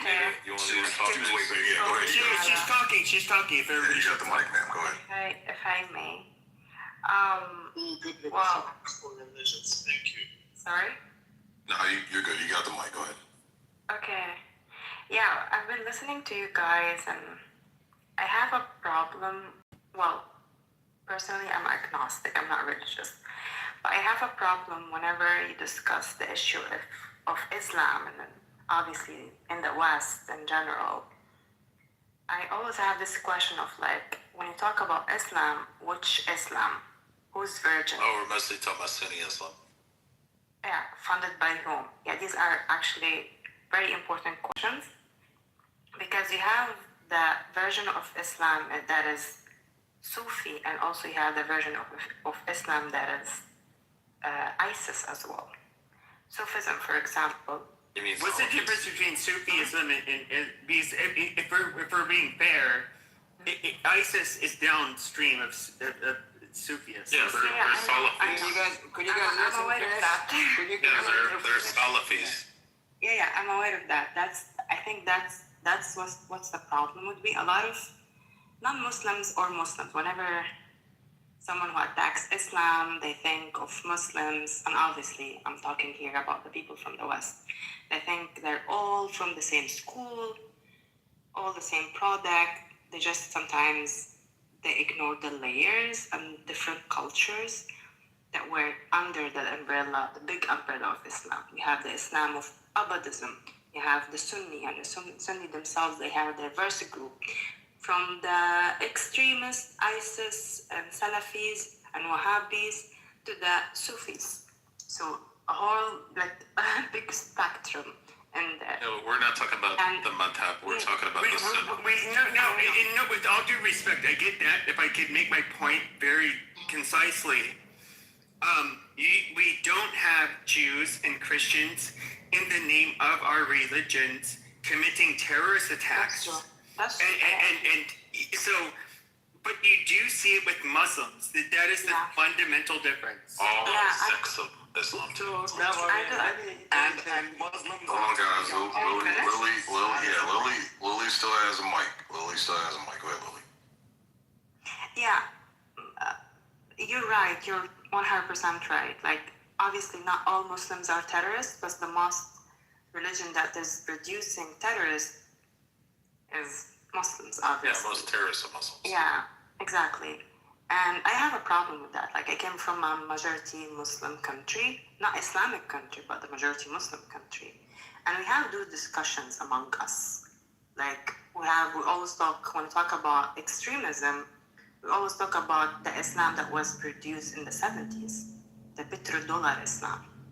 Saudi Arabia, for example, has spent hundreds of billions of dollars exporting one very specific and very modern, very political version of Islam, Wahhabism, and then after that you have Muslim Brotherhood. Into mosques, schools, the area of, I'm sure that Egyptian knows that, like when you look at the pictures of Egyptian women back in the 50s or in the 40s, Libyan, Egyptian, Tunisian, Afghani, Iranian, even Saudis, you don't see them wearing hijab. But there's this era, what they call it, the Islamic Enlightenment in the 80s. And obviously it is supported by the Wahhabism. So this money systemically replaced richer, more tolerant local traditions with one rigid project. And then we have the Muslim Brotherhood, the political movement funded in Egypt since 1928, built on one idea that Islam must govern the state, and there is no separation between the religion and politics. So together, these forces, Gulf Money and Brotherhood Organization became the dominant voice of Islamic in the region and in the Western institutions and societies in general. I think there is two problems. And one problem I think we need to tackle it as people who are coming from Muslim countries and all what we call it now, Islamophobia. I have a problem with the word Islamophobia because I don't think this phobia is coming from nowhere. It is real. And instead of us defending those behaviors, you have to go back to what you have, what is the tolerance that you have, and present it and deny what's happening in the West. Defund those organizations, call those countries who are funding those extremist ideas. Like Muslim Brotherhoods are banned from Egypt. They're banned from, like when you go to Tunisia like a majority Muslim country, but you don't see that. Like when I go to London and when I go to, I don't know, like to Canada and I see what they call Muslim communities, it's not the same when I go to Tunisia or to Morocco or even Algeria or even Libya sometimes. Like, it's not the same. I feel like they're more radicalized in the West. And it's also another conversation that the Western themselves they need to have, which specifically what I call the left. There is this one word that I really like, suicidal empathy. Someone said there is a suicidal empathy that is going on here because you want to be more inclusive. You wanna include those what you call them marginalized voices, but it's actually you're not empowering. You're actually giving a platform to one version of Islam that is unfortunately it's the majority right now because you have Qatar, you have Saudi Arabia, you have a lot of money that is going and supporting those big institutions and universities and mosques and everything. Of course, you would have this version of Islam, and you are giving it a platform. Instead, there are many Muslim reformists, feminists. They're trying to so hard within their communities and countries, and they have been successful. You have the Tunisian example. Like they have worked on they challenged Sharia law from their perspective and produced something new, modern. This is what I call them the reformists. So there's a problem here from both sides. From the West, there is now obviously Europe. From that. What's interesting is you brought up the suicidal empathy part, which is like God's side. I believe he's a Jew from Syria that is a professor in Canada. That he's spoken at length about this. For the last couple of years, but he identifies the exact same thing as you. One thing, Pepe, did you know? And I do agree. I do think we're like committing. I do think the West, we do have a suicidal empathy. Like, and the type of what we call quote unquote altruism is literally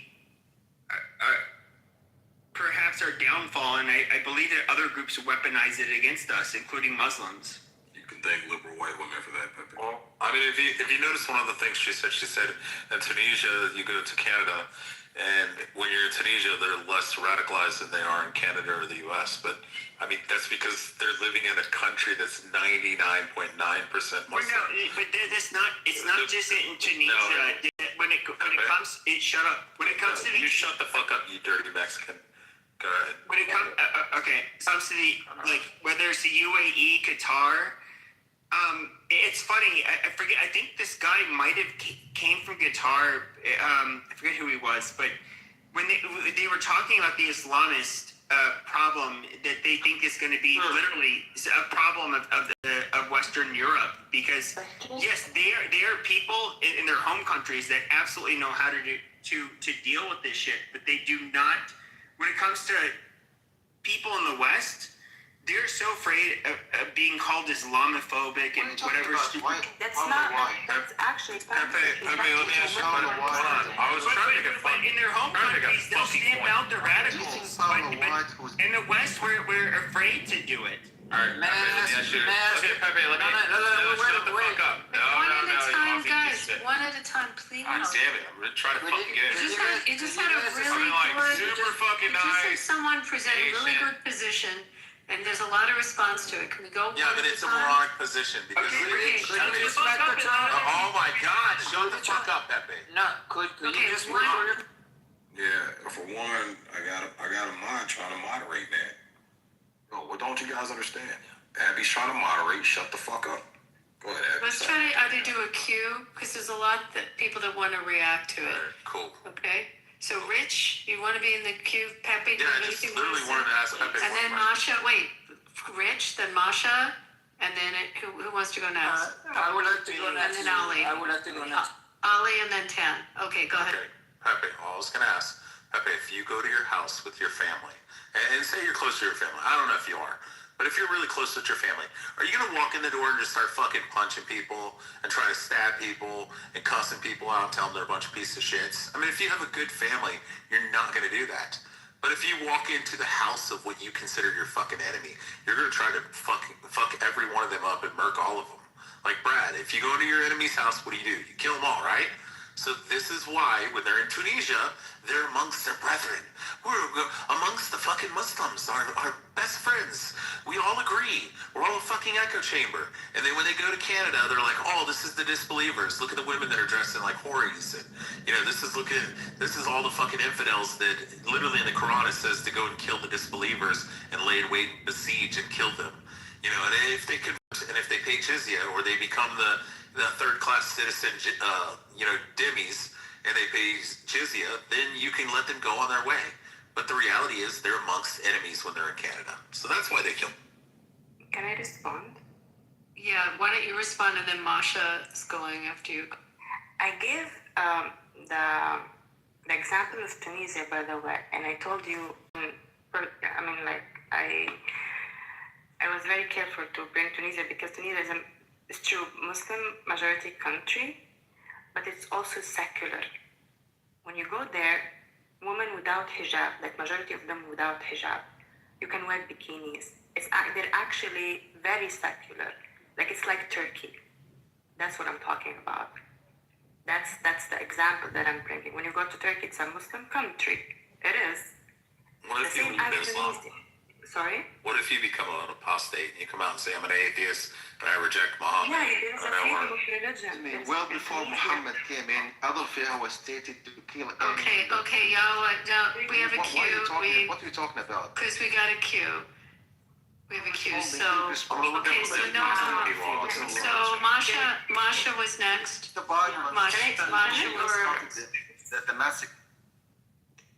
Masha, go ahead. I think that's very clear to me. Who's the Okay.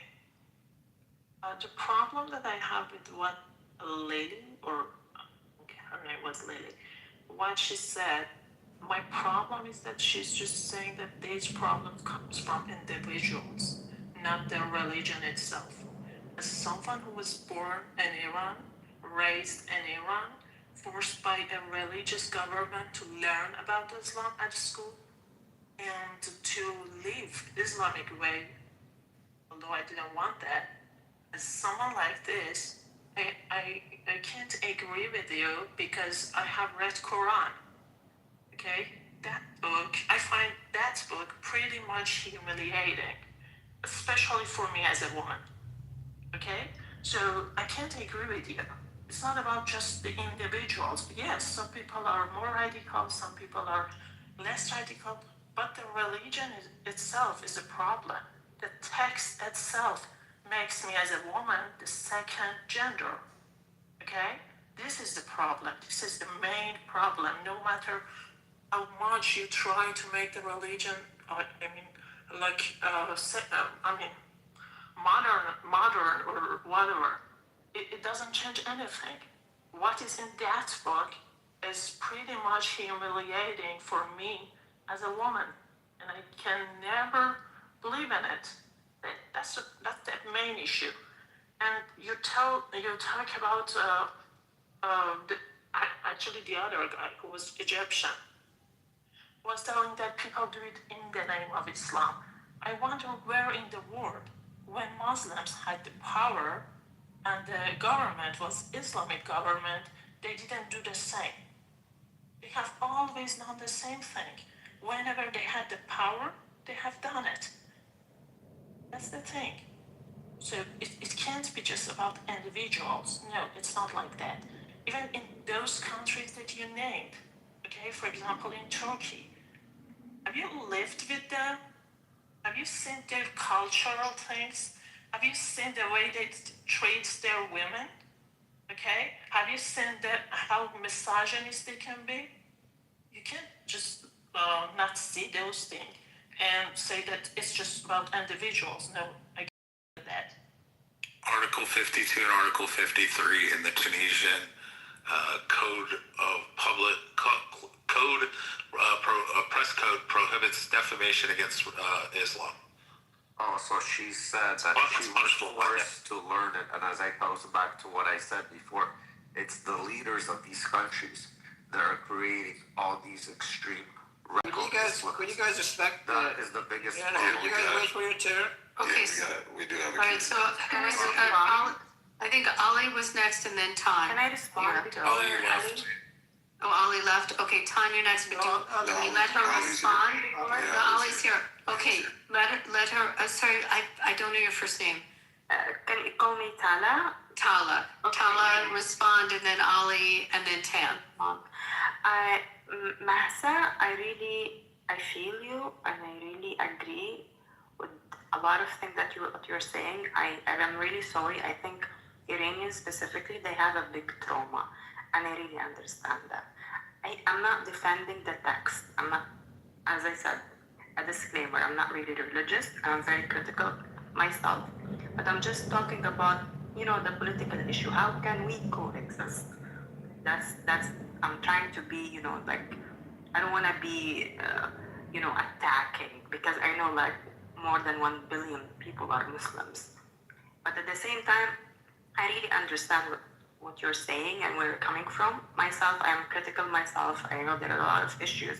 And not only of Islam, in general, religions, for me, it's as a woman, they're problematic. That's another story, and I hear you.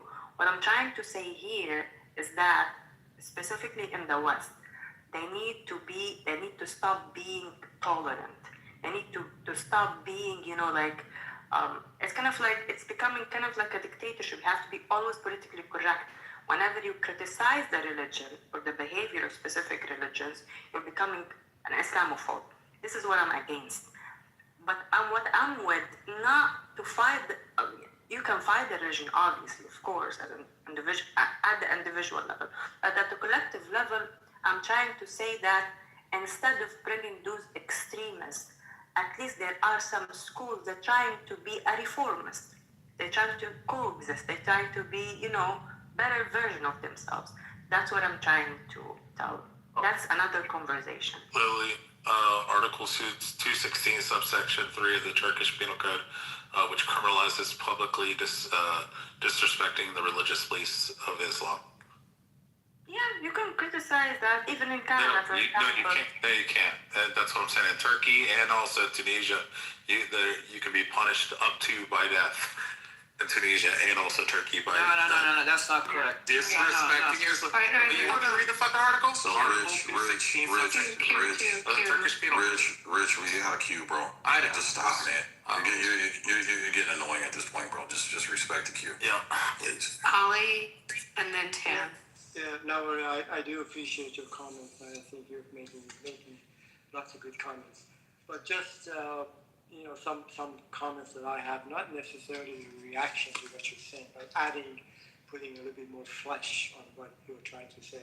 Yeah, I understood your comparison in terms of the Tunisian people in comparison with some enclaves of Muslims in London, in Germany, and other European countries. You're right. I accept that you're telling us the truth, that the Muslims in European countries are more radicalized at the most, and perhaps the more serious Muslims than would be people in Tunisia. That's one comment. The second one that you were making, actually, we have to understand what the issues are, and then really go to where the problem is. It's predominantly some of the Gulf countries and other Muslim countries actually funding the academic institutions in the United States, perhaps in Europe, as well as trying to affect the policies in the U.S. So I think that would be a good area for the Europeans and America kind of to focus on. The other comment that you were making is you were talking about some form of progress or moderation that some people are making in some quarters in Islamic countries, and you mentioned that the women actually they are predominantly are impetus. They're actually are the one that actually trying to do this. In my way of thinking, Islam and progress are contradiction in terms.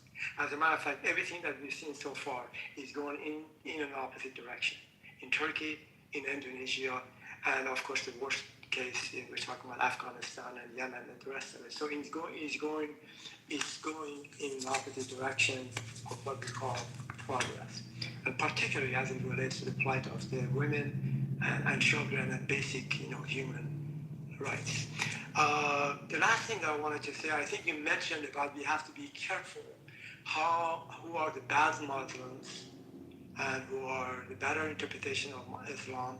But who is the one to say that? If you speak to an ISIS member, Al-Shabaab, Hezbollah, Houthis, they will tell you being the moderate Muslim, and actually your interpretation of Islam and Quran is not correct. Theirs is correct. So everybody is pointing at everyone else and saying that they are the bad Muslims. So this way of argument, and I hear this quite often, and I've heard from others, it just doesn't cut it. Because who am I to tell anyone that who is interpreting Islam correctly or incorrectly? I'm going to land with this. I have a little bit more to say, but I know others are in the queue and would like to. Let me just go in real quick if possible. No, Rafi, we got a queue, brother. We just wait. Tan's gonna go, and then we'll give you the mic right after Tan, brother. Please, thank you. Yeah, thank you for the opportunity. Well, no, I think Ali was gonna land real quick. He had one more thing with, and then. No, actually, I'm finished. Okay, cool. All right, yeah. Go ahead, Tan. You got it. And then Rafi, you can go right after Tan.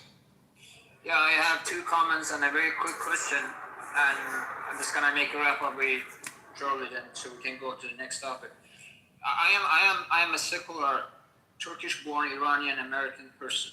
I am really, really secular. Only thing that I practice in Islam is Ramadan. Other than that, I don't practice anything. But when it comes to the conversation that we have, as a Muslim-born person, when you are being trapped, especially when you are talking to the non-Muslims, I feel very offended when we have to accept their enforcement or their ideology. There is no Muslim terrorism. Terrorist is a terrorist. Yasser Arafat was a terrorist. Che Guevara was a terrorist. Terrorist is a terrorist. We don't have a Muslim terrorist. But Western media or non-Muslim are trying to just enforce the mentality that, yeah, you guys are terrorists.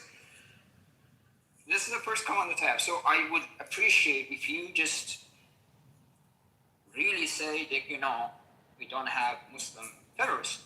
The second comment that I have is I do respect your background, I do respect you, and I'm just disagreeing on that particular. Second thing is the only problem I have in the stage is we are talking as a minority. I am victim of Islamophobia right now in California, and English is not my first language. And then nobody respect the fact that, I would like to just share my comments, then ask the question, and people start insulting us. They insult all of the Muslims. There are 1 billion Muslims in this globe. And, just at least in America, we have 20 or 30 American-born Muslims. And U.S. Constitution says, state cannot have a religion. So we have to live with the fact that we cannot practice our very first freedom of speech when it comes to the religion. I really don't appreciate what my government does to my people. Iranian regime is primarily give a priority to Islamic perspective of Republic of Iran. And they don't really care about the future of the people. They are very, very corrupted. I do understand that. but I don't appreciate foreign countries attacking my homeland, killing my people, and then name us terrorists. This is second term. So my question for you is this, Sister Noor. Do you really think Ben Salman, Erdogan, or whoever dictator is gonna come to the Iran as a leader will really care us about humanity or the future of human or citizen of this region? I don't think that's gonna happen. So with all of due respect, based on your background, based on your life experience, how do you think when we are talking about the conflict between Shia, Sunnis, and Wahhabis, we have to talk to non-Muslims, especially when we are just trying to say, okay, I do accept that the fact that you are going to discriminate me based on my background, but, you know, I'm not Muslim, I don't care about if you're using the F word, but you are insulting my background. Thank you. Could I get into the queue as well? Let me say something really quick. Rafi's got it. Rafi's got it next, and then Rabbi wanted to go. So speaking about like how Could I get into the queue? Sorry, Ryan. Did you guys know that the UAE ends a UK study funding over Islam in the radical Islamists in the UK because they feel going abroad to the United Kingdom from a Muslim country would radicalize their people more than just keeping them in a Muslim country by going there. There's an actual thing that he spoke out. I think Abby knows about that. That he ended the scholarship for students to go abroad to the UK to go study. How fucked up is it? A Western country is more radical Islamically than a fucking Muslim country that was it's fucked up. Please, no effort. Please, no effort. Tan, don't police my room. We don't police speech in there. Rafi's got the right to say what he wants. Again, I'm trying not to, but like, how fucked up is the situation that a Muslim country has to stop sending to a westernized country that is not even predominantly Muslim, or I don't know what it is right now. The UK might be predominantly Muslim, but because it's more radical than home. Like, isn't that a scary thing when you think about it? Well, I'll comment to you, Rafi, that MBS has made, to the extent, and I believe in the UAE, MBZ has done the same, where they have mandated that the textbooks all have tolerance in them now, and they remove the hate, remove the extremism, and they're really trying to go after the extremism in their countries. So you do have a moderate voice in some of these Gulf states that are trying to move to the middle, and they realize, because they're, especially in Saudi, because the population is so young, that 75% of the population is under 35. So they're really trying to affect it in the schools and take away the extremism. So to your point, Rob. But that comes back to my saying, it's the fucking leaders of these places. It's like Iran. It's the leaders, as what's her name was saying, Mahsa. He was forced to fucking read the Quran, to follow the Quran. They forced it down her throat. I went to public school in Canada. We never once had a religious fucking class or religious studies. Not fucking once, and I can bet you sick. You also went to public schools in the States. I don't think they ever forced any type of religion on you or any fucking verses from the Bible, Quran, or anything like that. That's why you don't feel like fucking blowing yourself up in the middle of a fucking street. It's all about the fucking leaders. And the problem to fix it, you get rid of the fucking leaders. Yes, there's gonna be always the Islamists. Yes, they will die, but the next generation you can teach and breed out to be fucking normal. Fucking leaders. I ask, what about your fucking leaders, Rafi? Yeah, Rafi has a mic right now. We're in the You can ask me the question. Go. Okay, I have a question for you then. I have a question for you. See, this is why. You guys choose who asks me the question. Put me in the queue, please. Okay. All right, so we got Rafi's gonna finish up, and then we got Rabaya, and then Andre, and then yeah. So let's just finish the queue first, and then. God, actually, if it's a possibility, so I know Masa wanted to ask Tam a question. She asked really quickly. I don't think you heard her. Okay. That's a possibility to go ahead and answer me because I'll go. Yeah, let's just make the question let's just make the question real quick and make the answer really succinct so we can keep it moving, guys. Yeah, of course. So go. You wanted to ask me a question? I don't know your fucking name. Masri, go. Masri Egyptian. Ask me the question. Rafi, I'm asking about your fucking leaders. I'm asking about your fucking bloody history. I'm asking about your fucking bloody background. What about all these things? What about all these fucking things? So let's use Be more specific. So be more specific about the topic. Words of yours. As much as you want. Yours is a fucking terrorism mindset of yours. What about all this? Thank you. Okay, I got it. That question was useless, so move on. Masa, you can ask the question because I guess I don't need to answer. Of course, Masa, you're next. Have an answer. Thank you, Mons. The stage is. He just said he's secular. He just wanted to do some bullshit, but. He said he's secular. 10. On the other hand, he's angry that people insult Islam or criticize Islam. What kind of secularism is that? I want a secularism in Iran so that I can march every religion. I can insult every religion. That's what they want. I don't understand that. May I respond to that, sir? We're gonna keep the queue moving, so Rabaya is next, and then Andre. Put me in the queue, will you? Yeah, I'll hand you the mic, Ali, after Andre, and then we'll open it back up. Just the room's gonna close in 10 minutes, guys. I gotta get some sleep, man. I gotta get some booty. So, Hello? Hey, how's everyone doing? hey, what's going on, Rabaya? Welcome to the stage. You got the mic. Thanks for waiting Hey, what was the patiently. question? Was there a question? No, you were asked a question or make a statement. Oh, no, I just wanted, I thought there was like a question about the women's being involved in government, but I want to know how it was exactly worded. But Yeah, Masa, the question was, is how is it secularism when you won't tolerate your religion being criticized? okay, I just got my religion insulted and I kept normal, so yeah. It's fine. okay.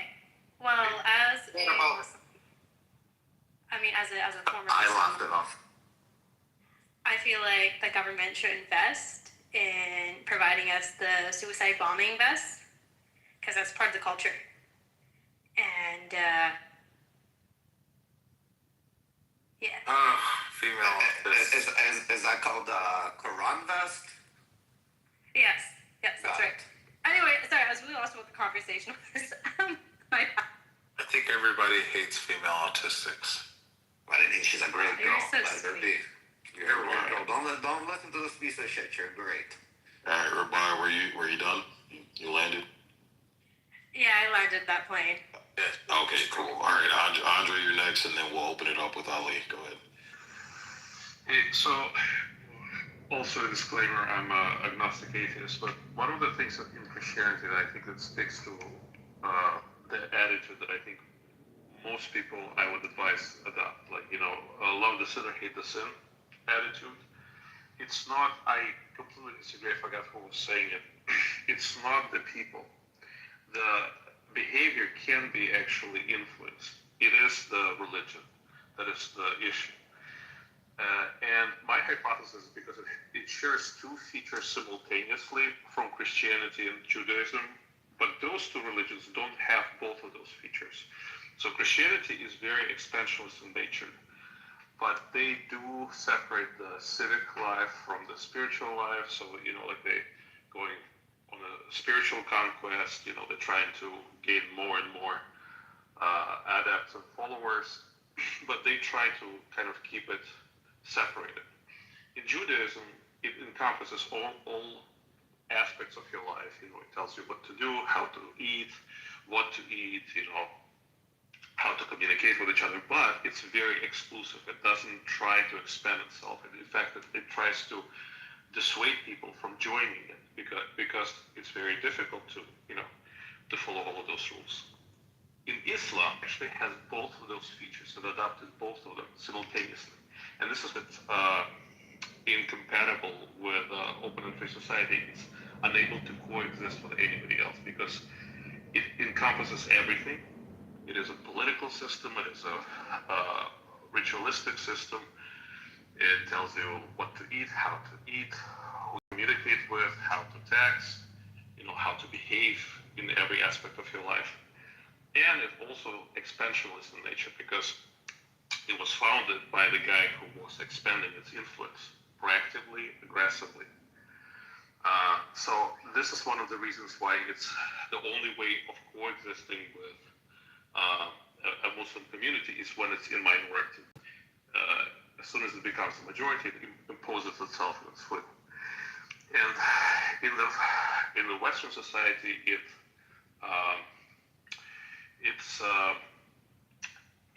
triggers this paradox of tolerance. If you know, it's Popper, I think, described it first in his book, Enemies of Free Society, Open and Free Society, when he stated that every society that values tolerance as one of its core values eventually is going to accept and embrace an ideology that is intolerant, will allow it to foster and eventually will be taking over. But there is an easy resolution, I think, to paradox of tolerance, in my opinion. It's that you cannot apply the same rules to people who don't accept those rules. So, like any ideology that is not tolerant, you can't be tolerant towards it. I think that's pretty obvious. So yeah, that's what I want. Andre, can we just spade and neuter the Muslims? I don't think that's a valuable solution. I think so. Right on, Lee. You got the mic on, Lee. I wanted to make two comments. One is a quick one. I think there might be a misunderstanding of the separation of church and state by one or two speakers here, which is this is the first clause or the first kind of sentence in the First Amendment. Congress shall make no law respecting an establishment of religion or prohibiting the free exercise thereof. That is when every religion has the opportunity, the right by the Constitution and the First Amendment to practice whatever you want to practice. That's the beauty of living in a secular country. In a way, at least in principle. That's one comment. The other comment that I wanted to make, and that is why the Muslim actually are taking, if they are American citizens, they are, it's their right to practice their religion as long as they're not breaking any secular or the country's laws. Then, fine. Want to go pray it. Do whatever you need to do, but as long as you're not breaking the law, that is perfectly fine. This goes with Judaism, atheism, Christianity, Buddhism, and the rest of it. The second comment I wanted to make is somebody was mentioning, and mentioned at least 2 or 3 times, saying that it actually is the bad leaders that they use Islam to give it a bad name and do bad things under their leadership. And I think Andre correctly mentioned that really that's actually not the case. The case is in here, the Islamic ideology itself. The issue is, for example, openly seeking domination of the world. The fatwas when if you write a book in Western society and draw a cartoon, some mullah in Iran can put a price on your head. A complete, shameless intrusion into our secular freedom to be expressing ourselves under the freedom of the speech and by extension writing books and drawing cartoons. The Sharia laws, they're horrific, and I'm not suggesting that they've been practiced in entirety in some countries, but they are very robust in some form and shape in all of the 6 theocratic Islamic countries which them by heart, I think, by now. The concept of jihad, as I mentioned before, is the external struggle against the non-believers, the apostate killing. I mean, if I'm an atheist, but if I live in Iran or maybe in Yemen, Afghanistan, if I look, I don't like Islam and I want to divorce from this ideology, the consequences are serious. Losing your head, going to jail, being shamed, and the rest of it. And the child marriages, which of course Prophet Muhammad said the perfect man set a horrible example of marrying a child.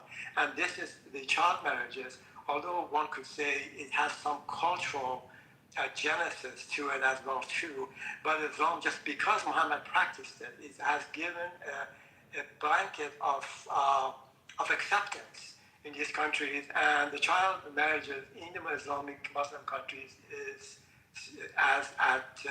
rising at an alarming rate. And by the way, the extension of the jihad would be the terrorist activities that we've seen in the last 40, 50 years, and I would say probably 99 or 95% of them are being Islamic, terrorists. So that is where a concept of the jihad, which is at the heart of the Islamic ideology, it takes you to a dark, horrible, cruel, inhuman places. Absolute subjugation of women, particularly in countries like in Afghanistan and Yemen. I don't have to tell you the plight of the woman there, and this silly mandatory, concepts of wearing hijab. I would say in Iran for sure that I have a better understanding. I have some authority to talk about what's going on in Iran. And honor killings. I mean, that's predominant in Islamic thing. Suicide bombing, I talked about that. Beheading. The blasphemy laws. And also the thing that astonishes me is destroying ancient monuments. Who does that? Who would go around and bombs and destroys a statue of Buddha or some other statues in the name of jihad, in the name of Islam? Nobody does that. So because of this, I would say, yes, leaders will take these ideas and manipulate them and to gain power, money, and the rest of it. But these are ideologies that I just mentioned. They are at the heart of the Islamic ideology, either directly from Quran or by extension would be through interpretation of the Quranic verses, which we call hadith. And believe me, there are thousands upon thousands books on these hadiths, which everybody can, if they have some credibility in terms of their understanding of Islamic laws, they are entitled to write something about a concept in Islam.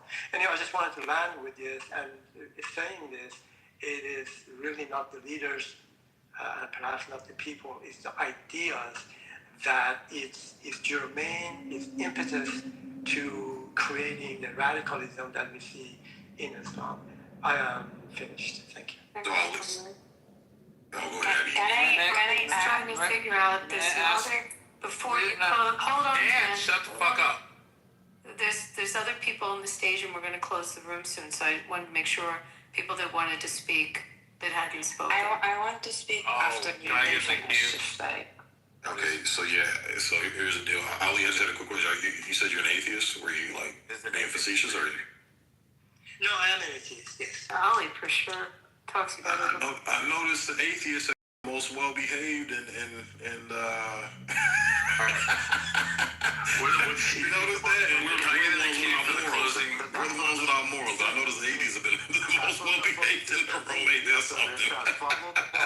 So, just looking at the bottom of the room, I can't read the name. It's another squiggly name, but it said Epic Fury if you wanted to speak. And Shiva was in the room. I know Shiva usually speaks. And Marshall. Hey, Abby, can I ask you a favor? Because I know a lot of people want to talk, and a lot of people don't want the room to shut down. Can I hand you control of the room? Yeah, for a bit. Me and Pepe, are you still awake, or is he snoring? Yeah, Pepe, Bima, you guys. Okay. You guys. So we're gonna close. We'll close. Bima, you there? We're gonna. We won't keep it open too long, but make sure people get a chance to speak. Okay, thank you. I appreciate you. Bima, I got you. Are you there, Bima? Hey, yeah, I'm here. Earth to Bima. Hey, can you hear me? Yeah, gotcha. Okay, who else is? I don't know. Pepe's wake. All right. So just looking at those new voices on the stage. I'll wake him up for you, Abby. Don't worry. Okay, got it. So, all right, Shiva, and again, I apologize. I can't read. It looks like Arabic. Yeah, it's me. It's called Ahmed. What's your name? Nadib. Nadib. Nadib. Nadib is not Arabic. Okay, Nadib, you want to speak, and then Shiva. Let Shiva speak. Then Can you actually bring up Ocean too, please, for me? Oh, Ocean. Yeah. Is Ocean here? So, yeah, he's outside the room. Okay. Let's get a cue. Oh, So, can I go first? Shiva. Okay. Then Rich. Then Nadib. Well, Rich, can you wait and let Nadib speak? Because he has to Mine's going to take 30 seconds. Hey, Shiva, Rich, Nadib. And then Ocean. Hey guys, hey Abby, how you doing? Hey, Shiva. You know, this whole conversation about radical versus non-radical Muslim, I don't think there's such a thing as a non-radical Muslim. As long as they believe in the tenets of Islam, to us, to the non-believer, they're all radicals. They're not more radical in the UK versus Saudi Arabia. No, they're the same. It's just that in the UK, you have non-believers. You have to win over. You have to fight a jihad against non-believers. In Saudi Arabia, there's no non-believers anymore. At least not officially. And this whole thing about the young people being attracted out of Islam, no. In the UK, most of the radicals are young. In France, most of the radicals are young. And their parents had already left Islam, to some extent, before they moved to these countries. The next generation is more radical than the previous generation. My point is, Islam is like rabies. As long as virus exists, that could carry through to the next generation, and it'll just blow up in your face. I really appreciate that. Thank you. And to me, I actually prefer Muslims blowing themselves up and killing people over a silent demographic change. Because when Muslims cause terrorist attacks, at least we know what's going on. There is awareness, there is fighting back, there is laws, there is there is Guantanamo Bay, there is all these things we can do. But when Muslims demographically change a society, a country, slowly, when you go to the zoos in the US right now, you'll see, because they have lots of kids. Where else do they go? They go to the zoo, they go to the parks. You'll see the silent demographic change. And it'll become like UK one day, where you cannot do anything. It'll be like France, when it's going to be too late. To me, that is more dangerous than terrorism. Yeah, thanks. All right, this is my turn. Go ahead, Rich. Okay, I'm gonna need help with this. Ocean, are you there? Ocean asked me the question. Oh yeah. Oh, it's Rich. Yeah. Or what? Yeah. Thank you for. Ask me the question, Ocean. I know. I want to thank the opportunity, and the moderators and everybody. I just wanted to ask Rich a question. What would you do if you had a time machine? Well, I'd fly back to see Prophet Muhammad. I would go back to see Prophet Muhammad, then I would tie him up, let donkeys and goats anally penetrate him and come inside of him, and then I would stab him 1,000 times, chop him up in 1,000,000 pieces, and then I'd feed him to hogs, and then I would kill the hogs. Bullshit. And then I would put him in a pit, and I'd burn him alive. It's not too late. We can't do that. Why are you interrupting, Jason, you autist? And then I would burn the pigs alive. Dude. I would burn the pigs alive, and then I'd pour sulfuric acid on them, then I would bury them. And also, I just want to say that all the Iranian men are cucks, and the only men that actually have balls are the IRGC. So, look, I don't. Jason, you're still like us, including the way. I don't support. This is an idolacy of yours, and you told us to. I don't support Islam. Okay, but this is Iranians come on stage. Why are you saying? Jason, were you next in queue? Who's next in queue? Rich. I think it was Rafi. Rich, simmer down. Yeah, go ahead, Rafi. You were next in queue. It's not me in queue. Abby, who's next in queue? Tan, Tan or Marshall? I wanted new voices. So Jason wants to speak, and we'll have Ocean speak, and then Tan, I didn't know if you wanted to speak again. So I would like to speak, yes. Okay, so let's have Jason, because we haven't heard him. Yeah, I mean, this is just, it's just ridiculous, okay? If you go back to what Christians were like 500 years ago, those people were completely nuts. Okay, they were completely insane. They were like Islam is today. Okay, and worse. All right, and there are many Islamic countries all over the world, and some of them are extremist, and some of them, honestly, are not. Okay, Indonesia is not extremist. That's not. All right, and even parts of, to some degree, Saudi Arabia becomes more and more moderate. Honestly, it's pretty surprising. Okay, and that's a natural progression. All right, every religion has in it these like crazy pull quotes you can find. Okay, these like BuzzFeed lines, and if you can find them and you can quote them and you can get, oh, they say I don't know. Go back to the Old Testament, that stuff about killing all the Canaanites and whatever. Jakarta had Sharia police just recently. It's just not a realistic approach. We are not going to exterminate or change or whatever the religion of Islam. A, it's not going to happen. B, it's completely unnecessary. No, but Jason, you're what's wrong with the West. You go to the Christians. Come on. Yeah, you go to what the Christians were like 500 years ago, and you see what the Christians are like today. Okay, you look at the progression of like, just pick one moderate Islamic country. Even Saudi Arabia, okay, has undergone big changes in the last 30 years. Right. That's what happens to society. Okay, Jason, I just wait, Rich, 1 second. Fuck. Jason, you made a good statement, but the problem is with Islam, they're not progressing forward. Yes, 500 years ago, Jews, 500 years ago, Christians, this and that. But everybody progressed with fucking time. Or 20, but they were in the modern countries. Hold on, 47 years ago, Iran was free. Iran was modernized. Once religion hit that country, it brought them backwards.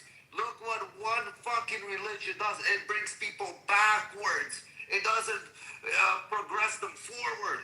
It sends them back, and this is the problem with Islam. Well, but that's there's back and forth. Hold on, guys, one at a time. It's me and Jason right now. 1 second.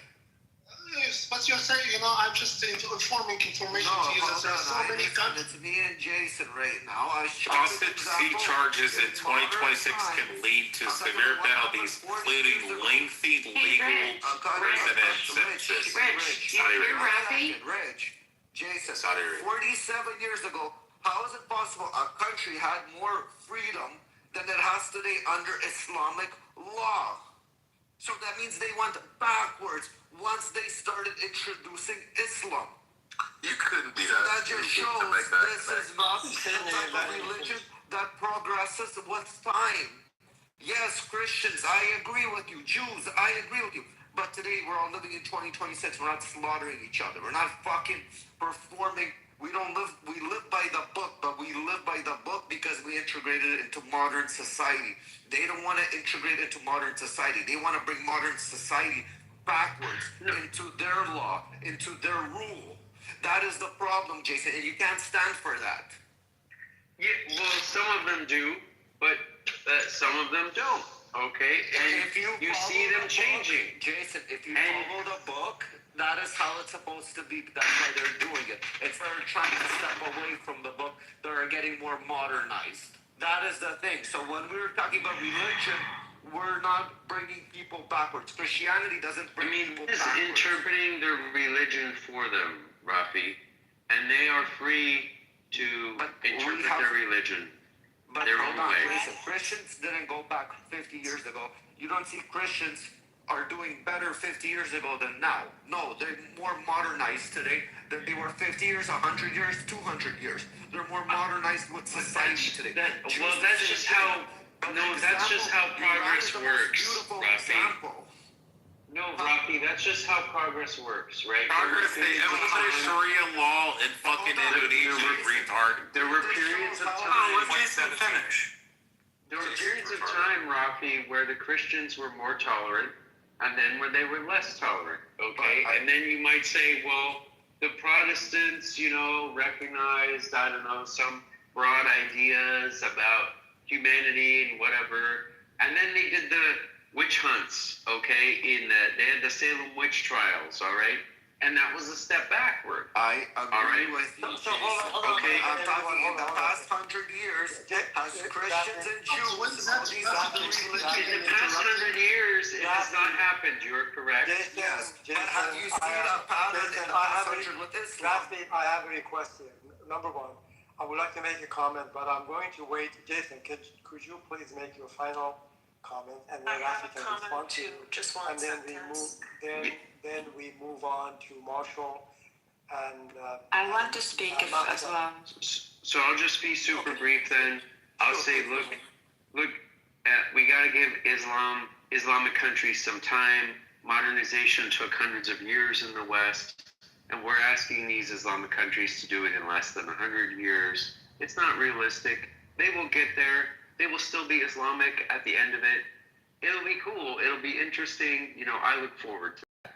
All right, and we gotta have an open. So Jason, I hate people like you, Jason. So Jason, no, don't say you. Jason, show me an example. It's 2026, right? Show me today the ones that are trying to transform Islam. I haven't heard of any imam that is trying to transform Islam to be more modern. Punishable by death. I've been watching imams trying to convert and Sharia law, like in London, like in the UK. In 2026, they're pushing Sharia law in a fucking country that they came for freedom from a shithole country that they ran, and they turned a country like UK into the same shithole that they came from. You can So see they don't the want to adapt. Maybe you can They're not looking see to the flag. hold on 1 second. They're not looking to adapt. They're looking to indoctrinate. They're looking to change. Rafi, you're talking to a wrong person. You're talking to a lefty American who's gonna bring this country down. A Muslim is hold on. One at a time. Yeah, One at a time. We have a queue. Thank you. We have a queue. We have a queue. Can I be in the queue, please? We have Rafi. Yes. Come on, we got a Let me queue. just finish up. While I was speaking, let me just finish up. We have modern day examples. How in the past 10 years, instead of fucking becoming or trying to westernize yourself with values that they're moving to, they're going backwards. Iran, 47 years ago, more free than today. Look at what's happening in UK in the past 10 years, how they took over. Past 15 to 20 years, they're bringing UK backwards. So show me, Jason, where Islam is good. I don't see the Jews going to fucking UK, fucking standing on corners, fucking forcing people to convert, fucking pushing this ideologies. You're seeing it through one lens. Benja, there's a queue. Shut the fuck up. I can add you to the queue. Can you All please right, add me, Jason. Bima? Yeah, so I'm gonna. Yes, I'm gonna have Jason have his word, and then we're gonna move on in the queue. Yeah, So go ahead. So Jason. Let's let someone else go. Don't do it to mute let's everyone. let- Quiet. Quiet. Let's Jason. let someone else. Jason. Let's let someone else and go. then who do you have, And Bima? Ocean? Yeah, let's let someone else go. No, we have Marshall. After Jason, no.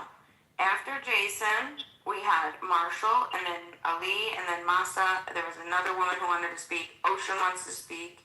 Neither wants to speak. Ninja. Let's let Marshall go.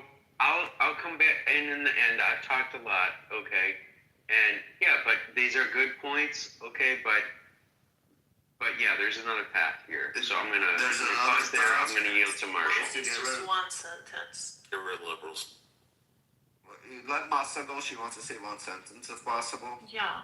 So, Abby, I will give away my minute and 30 seconds to Jason. Give it to Masa. Yeah, but he doesn't want to speak. I'll give it to The Masa. senator from Texas would like to yield to the other senator from Texas. Is that what's Yes, ma'am. Marshall, remember to use extra spit next time. Okay, guys. I'll let Masa go. Okay. Yeah, Masa go. Let her Jason, Let's get a few the time that you were waiting for Muslims to progress, the lives of several generations of Iranians ruined because of Muslims.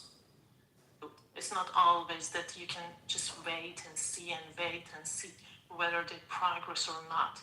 Sometimes the lives of several people, millions of people, ruins in between. Okay, so hold on. I wanted to make a comment after Jason was finished, and then we go to. Jason's not feeling healthy. So yeah, thank you. So Jason, fundamentally, what is perhaps we spoke yesterday, and I enjoyed our conversation, the two of us. But here's the problem. In general, we say Islam and progress are contradiction in terms. It's just not going. It's not within the DNA of this ideology to progress. And some on the stage, I think Ralphie correctly mentioned, these Islamic countries are going in the opposite direction. They're not moderating, they're actually becoming more radical. Indonesia is a good example of that. And of course, Turkey is going in the wrong direction. And I don't have to tell you anything about Afghanistan and Yemen and in Iran. You know about the stories there. So it's going in the wrong direction. We do not see the moderation that you hope. I appreciate your aspiration for this ideology to go in the right direction. In a sense, we're talking about, when we say right direction, we're not even talking about Western ideology. We're talking about basic human rights, basic decency, the plight of the women, the children, basic human rights. So it's going in the opposite direction. I wish your wish was correct, but it's not. And second, we live in today's technology, and all of these Muslims, all of us, we have access to technology. We know something about science, something about biology and the medicine, about the creation and the rest of it. So that, even with the type of knowledge that I just talked about, the Islam, in most of it, not all of it, is going in the opposite direction. But I wish and I hope you were correct about this, but the facts in the field show otherwise. So if it's okay with other mods, I think Marshall wanted to say something, or maybe Ocean. Is it my turn? Or is Ocean? Yeah, Marshall yield. Is it my turn or I have to wait? Is it? Go after Ocean. Ocean, then you. Okay. Moderate, please.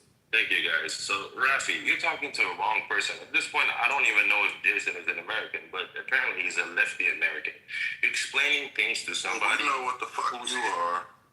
I don't know. Well, I don't know why you're talking. Apparently, I'm not sure you're not civilized. White identified American. I'm 100% sure you're not a civilized person, and your mom and your dad didn't. Okay, come on, this is bullshit. Let it Enjoy the goose. But look, Ocean, I am a white American. I vote straight ticket Republican. I'm even more right wing than Marshall. Okay, but you're just not getting rid of a religion that billions of people follow. It's just not happening. It's hilarious listening to religious cucks talk about other religion cucks. This is fucking hilarious. What are you talking about, religious cucks? I'm a Buddhist. You're a Buddhist, yeah. Religious cuck. All these religions, you're cucks, and you're talking shit about another religion. You're just cucking. I'm not talking shit come on, about you're cucking. Go talk you to are your talking Buddhist. shit about them. Go talk I'm to your saying preacher or something. Get your morals from your fucking preacher. Let them go. We don't have a preacher in Buddhism, okay? And yeah, so it's just look, Ocean, I'm a right-wing Buddhist American. All right, so probably not going to line up with a lot of things that you expect, okay? And yeah, that's my background, I guess. So, Jason, you can probably ask Mafsa. She's an Iranian.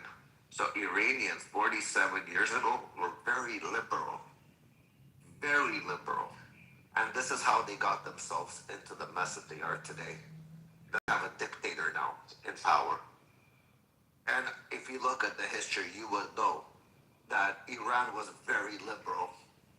This is how they went to shit. Look here in Canada, for example, we're very liberal. Our rights are being taken away. Many things from the media that were getting censored. But by the left wing, Rafi, by the left. Jason, correct. I'm sorry, Mats, with that fucking Rafi who keeps speaking, what about the others? Again, 1 second, I'm just giving it. Jason, what's your opinion on Jason, what's your opinion? What's your position on abortion and gay rights? I mean, I think it's fine. Let people be gay. Yeah, I'm not going to do anything about it. Oh, yeah, abortion, you're same real thing. conservative. Yeah. Abortion, you're not going to do anything about it. Yeah, what a conservative. Well, historically speaking, if you go back to the English common law, okay, it was a misprison, which means it was a religious matter. All right, it was not a matter for the common law because it did not occur. You definitely align with modern day conservatism. It did not occur until it occurred before birth, okay? And the king's law did not apply before someone was born alive, Shub. All right? Secular law did not apply before someone was born alive. That's the born alive rule. That is a classical You're full of shit. Okay, that is a classical that is a classical common law rule. The king's law did not concern itself with matters before birth because that was between a woman and her God, basically. Okay, that was in God's hand. How about gay rights? All right, that's how they said. I mean, yeah, that stuff was, I guess, prohibited insofar as they even thought about it. But you're not going to do anything about that. All right, I'm really sorry to tell you. Yeah, we can't overthrow. You cannot make gay people. Okay, we can gay marriage, but you can't make gay put it back in insane asylums. Yeah, we can. We can institutionalize them. You can't. To be honest, you cannot institutionalize 1% of your population. We can. Watch us. How does that make you different from the Islamic regime that you are supposedly fighting against? Oh no, he said he votes down ticket on the right, and then he's a conservative. He is a conservative. Yes, I am a conservative. He's not. I completely support. No conservative on here is going to agree with you. If you're a full-fledged fucking Republican conservative, nobody's going to agree with you on gay rights and abortion. You're not correct. I agree with Jason. Okay. Yeah, you're like a fucking rhino Republican, Marshall. And many of them friends with the teenies and the fucking bitches and shit. Yeah, but you're a rhino. There is a kind of. I use the word. Look to the wars in Iraq, Marshall. Shut up. You're a fucking Trump cuck radical. It's not real conservatism. Give it up. There is a kind of conservative that is the real conservative. Okay, yeah, like you go out to Carolina, you go to Fort Bragg, and you take a class with a guy that I took this with, and what he'll say is, I support the rights of a gay couple to defend their marijuana farm with their AR-15. Okay? There's a lot of conservative people like that who are like they want the government to leave people alone and not tell them, whether they can be gay or not, whether they can smoke marijuana or not, or whether they can own guns or not. It's not the government's business. No, it's not. It's not conservative fucking rights to fucking stand up for fucking gay people to defend their fucking marijuana fucking. The government bothering you, getting the government to stop bothering you, is defending your rights. That's exactly what it is. Okay, preventing the majority from imposing their opinion on you is defending your rights. That's what it is. Okay, that's what it is. Now, you may disagree. I mean, obviously, the majority gets to oppose their opinion on some things. No, I'm not a libertarian. I don't believe in that. Okay? I believe the government should leave us alone in certain areas. That's libertarianism. You literally no, it's not libertarianism. No, because I don't believe taxation is theft. Leave us alone. I don't believe that. I don't believe that. I did not say taxation is theft. I did not say taxation is theft. I did not say the government cannot regulate the safety of cars. Shoot. I did not say the government cannot impose a driver's license on you. Okay, that's there are degrees of libertarianism. Well, no, that's a sovereign citizen. There are degrees of libertarianism. That's a sovereign citizen. We're gonna go back to the topic. Let's talk about you. Okay. I mean, what? Liberal. Can I interfere? Yeah, no worries. Please go ahead. Okay, I have two messages actually. One that is directed to the West. I want you guys, I think you stand for most of it, but there's a concept at the very heart Muslim Brotherhood ideology that almost nobody in the Western discourse talks about. It is called Ustadiyat al-Alam, which means or translates as mastership or teachership of the world. Understanding this concept is very important to understanding what the Brotherhood in general is actually doing in the West. This idea was formulated by the Brotherhood's founder, Hassan al-Banna. I'm not sure if anyone of you knows that. I'm sure that Muslim colleagues here, they know this name. And the ultimate goal of this movement, the last stage of a gradual 7-stage plan to Islamize individual, the family, society, the government, the state, and eventually restore the caliphate, and finally achieve the mastership of the world. This is not an interpretation. This is the founding document of the organization. I'm sure you know Hamas and you know other Muslim Brotherhood organizations, but here I'm talking on the West specifically, especially the universities and institutions and schools and mosques that is sponsored by Qatar and Saudi Arabia, not Saudi Arabia, Qatar mainly, and Turkey and other Muslim Brotherhood movements. And now here's where it gets sophisticated. To Egyptian, please let her finish. Thank you. Yeah. Sorry, just one word. Hold on a second. Go ahead, please. I'll come to you. And here where it's sophisticated. The Brotherhood movement understood very early that you do not achieve this through violence in the West. Violence is counterproductive, as you know.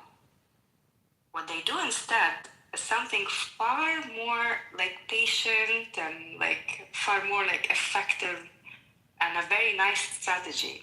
What they call it in Arabic, tamkeen, or the gradual building of power. So Hassan al-Banna, the founder, focused on the personal reform or community building. Then there's another Egyptian scholar, his name is Qaradawi, I'm sure the Egyptian guy knows this name. He added more practical layers specifically designed for Muslims living in the West.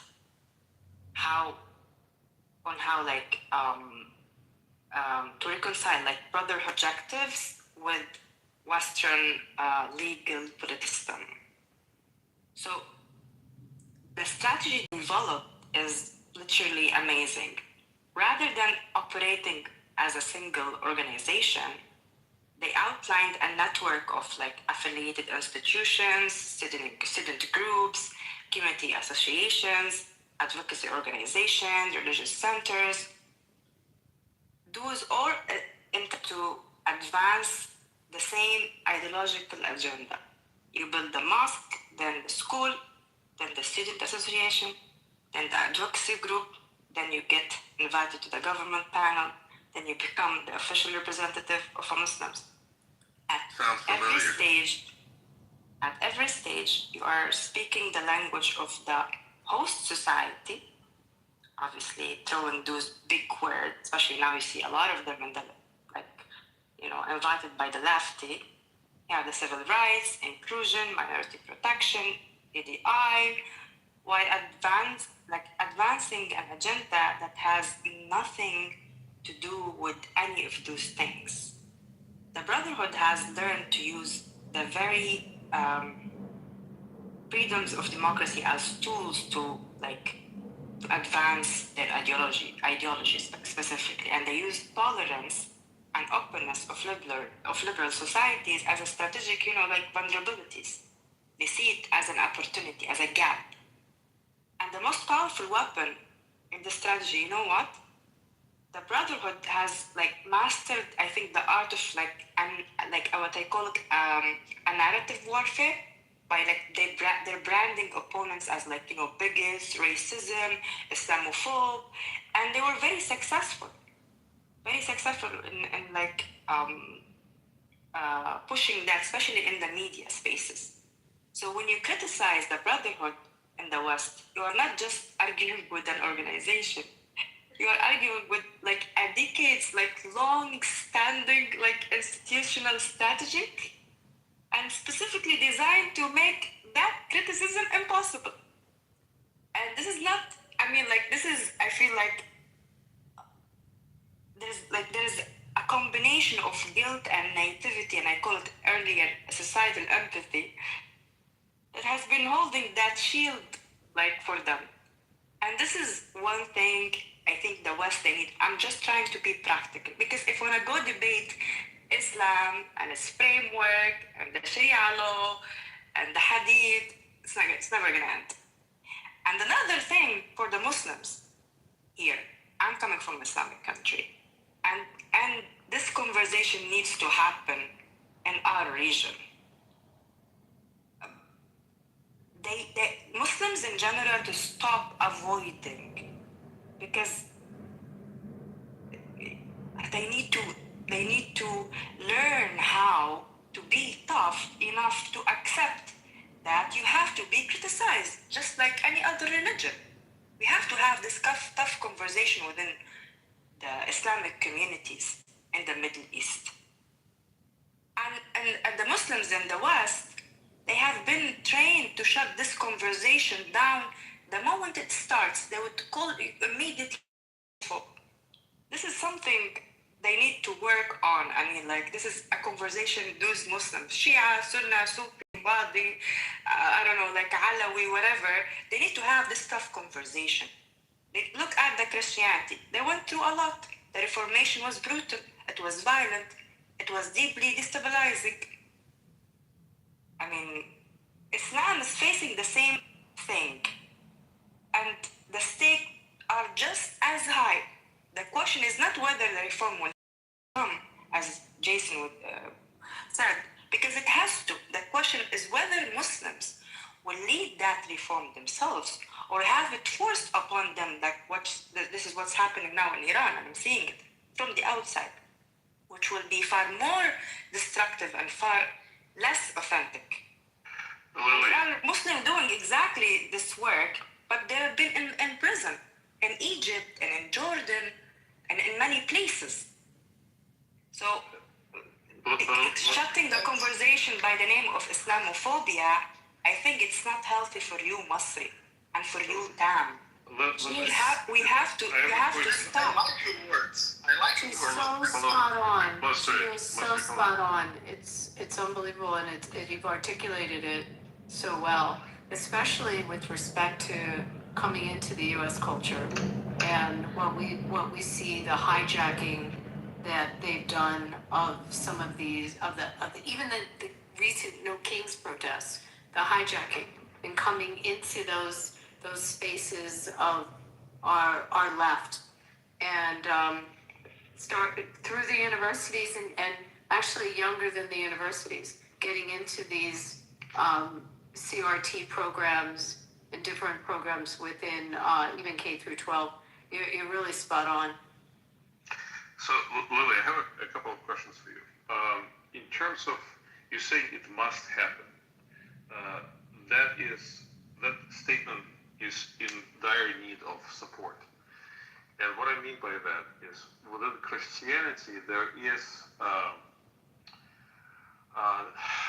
an ability to reform, because there's a highly individualistic aspect of it that sort of came to fruition and created this internal dialogue within the religion and internal critique and the Great Schism and all those things. What do you see in Islam that can promote that type of critique? Because from what I understand, any sort of change to the original text is extremely difficult, if not impossible. So there's no reformation in terms of changing the text. Critique of the founder of the Islam is discouraged to the point of being forbidden. So I don't see that direction coming to fruition. Like, where do you see that kind of reform coming from? And also, like the second thing, I just wanted to note that in Iran, what's happening right now is not a religious reform that is forced from the outside. It is a regime change. It's a change of the theocracy itself. Yes. Is on Nora, because you mentioned my name, and you mentioned about. So you have the chance for 2 minutes. No, stop. I asked Lily, and then you can go after she answers me. Okay, after Lily. Lily, go ahead. I mean, I feel like it's already happening in the region. If you go inside Egypt or Tunis or Morocco or Algeria or Jordan or Lebanon or Syria, yeah, like it sounds like it's not happening, but in real life you have contradicting voices. Even within Islam itself, school of thought, the interpretation of Quran, it's not as rigid. I'm just trying to be objective here, okay? Yeah. Oh, could you point me Because, to any? for example, of course, okay, reformists, I would say what they call them al-Qur'aniyin, which their criticism mainly, they say that most of the violence comes from al-Hadith rather than Quran, and they rather focus on the texts that are more tolerant, and they try to contextualize the violence on that specific incident back before, like 1,400 years ago. So they try to come up with more tolerant interpretations. And those people actually, they're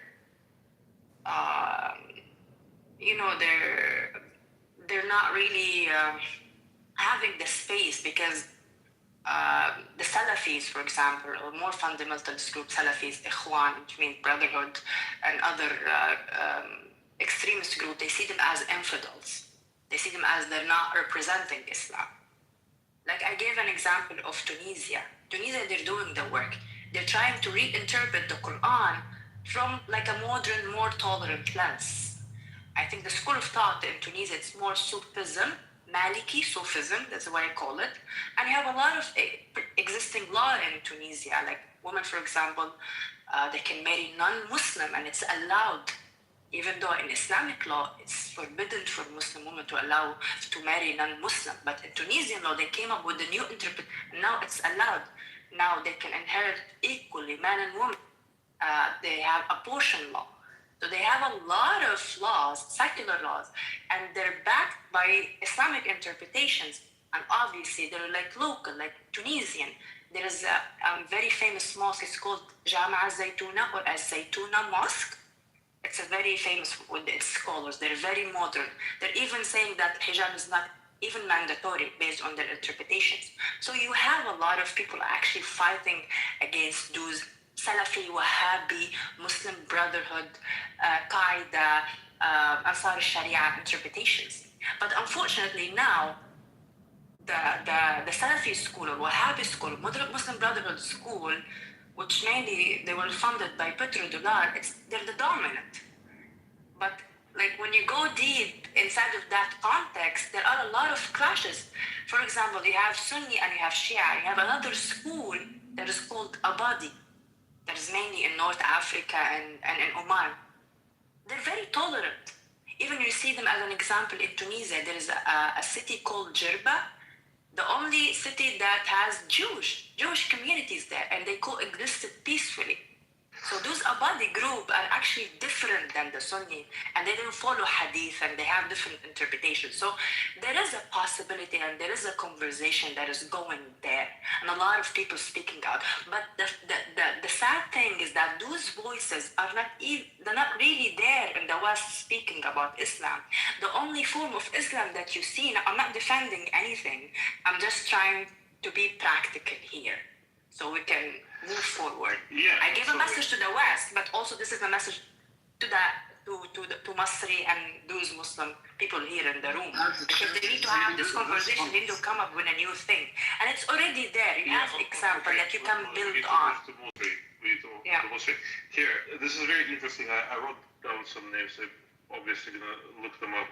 From what I presume, they're not very popular or widespread, but I would love for you to have a conversation with Phonics, who is much more versed in the Quran and Hadith, to see what he says about those moments. Go ahead. Fatmali, thank you so much. Okay, Noara, I really like the way you're speaking, and Ali, of course, the criticism of yours is very polite and very acceptable, of course. of course, the way you are dealing, of course, will be reacted with the same way. So, no offense, of course, but you already mentioned about the Muslim Brotherhood. Respectively, you and Ali minimized Islam, which is much greater than being represented by others, countries, or individuals. You minimized Islam just by the Iranian regime and the Muslim Brotherhood. Well, for your information, the Muslim Brotherhood is considered as terrorism group in Egypt. It was founded in Egypt already. Many of them are Egyptians already, but still they are considered as terrorism group, if you are not aware. And this Muslim Brotherhood were already supported by the US and UK more than any other Western country. With all warnings of the Egyptian side that these are terrorism groups, however, the West didn't really think about it unless it was get harmed by themselves. So the Muslim Brotherhood is not a representative for Islam, and it is considered as terrorist group. That's number one. Number two, you say that it is supposed to be the Muslims should really accept being a criticism and their religion being criticism. Fine, with respect, of course. But if you really offense my religion, how do you think that I will react? I will offense back. So if you speak politely right now and speaking objectively right now, I will accept your attitude, and I will respond with the same polite way as yours. And then we can talk about the steps you are talking about, and we can talk about each one step by step. Ali mentioned about the way of the hadith and the ayat and all the fatwas and all these things. Well, I tell you that there are some other people from the same basis, which is Islam, criticize these fatwas and all these things and all these bases. So why you are with one side against them the other? And if you are criticizing Muslims about the fatwas and all these things, which many of them are wrong in my point of view, and wrong in the Azhar point of view, and of course, Nawar, you know what Al-Azhar is. It is like the Zaytuna Mosque in Tunisia and all these things. Well, why you criticize what is criticized already, and why you don't accept that there are same fatwas, but from different representatives of other religions, and they also call for violence, killing, occupying lands, and all the things in the name of religion. So why you just attack the Islam?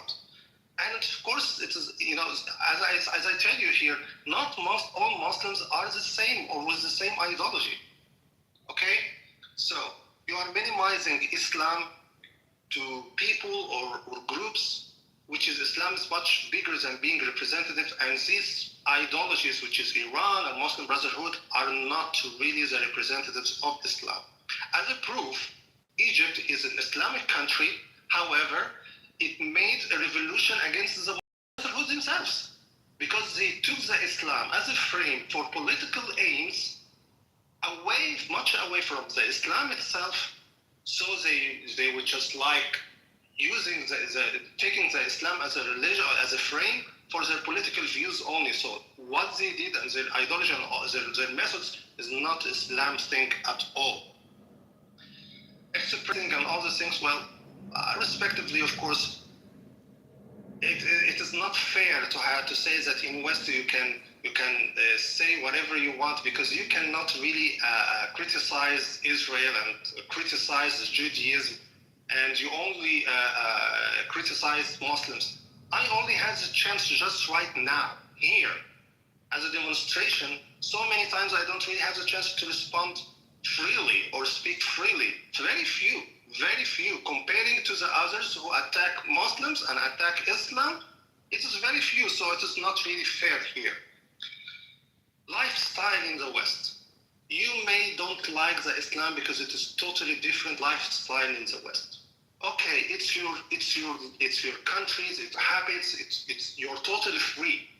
But I don't really have to be a gay in order to be in the West, or one of my female family members be lesbian, or I must be an alcoholic in order to be liked by you. I'm sorry, but the lifestyle of yours is already harmful in so many places and so many things. So many children of yours are not aware whom are their real parents are. Is that really because of the religion, the Islamic religion? I'm sorry. But so many things in your Western in the lifestyle of yours is totally bad, and the Islam is against it. And you criticize Islam in that? But at the same time, there are so many beautiful things on your lifestyle. You really care about education, you really care about the health care, and so many good things. So, you know, I must be fair and objective, just like you're trying to do more, and I'm trying to be like you. Ali said that I cannot be an atheist, or say I'm an atheist in Iran, I will have my head cut and all those things. Again, you are minimizing Islam here, because simply you can criticize, you can say that I'm an atheist in Tunisia, in Morocco, in Algeria, even in Egypt, as long as you don't attack offensively the religion, then you will not really be punished. And the punishment here in Egypt is not about cutting your head. You will be in prison, of course. Same thing when you attack Christianity or Judaism, because the law is law. It's comprehensive about attacking religions, the holy religions and the holy books. But may I interrupt you a little bit? One last thing. Let her rebut some of what you're saying. Can you dialogue that way, Lassie? Abby, just one last point, and I will be just yours. You're talking about, Nora, you're talking about the religion, marriage from the other religions. Well, in Egypt, it is not allowed for Christian to get married to non-Christian as well, and in so many other places. So it is not really fair to say that. Abby, I'm all yours. Thanks for giving me the chance. No, of course. So go ahead now. She wants to. Is it okay if I? Okay, I respect what you said, but this is what I really don't like when it comes to Islamic criticism, when you want to criticize Islam, because you cannot demand to be taken seriously as a civilization and demand at the same time the immunity from criticism. This is not how idea survives, because I believe like every tradition still alive today survived because it developed like the capacity to be questioned and challenged and attacked and mocked and misunderstood.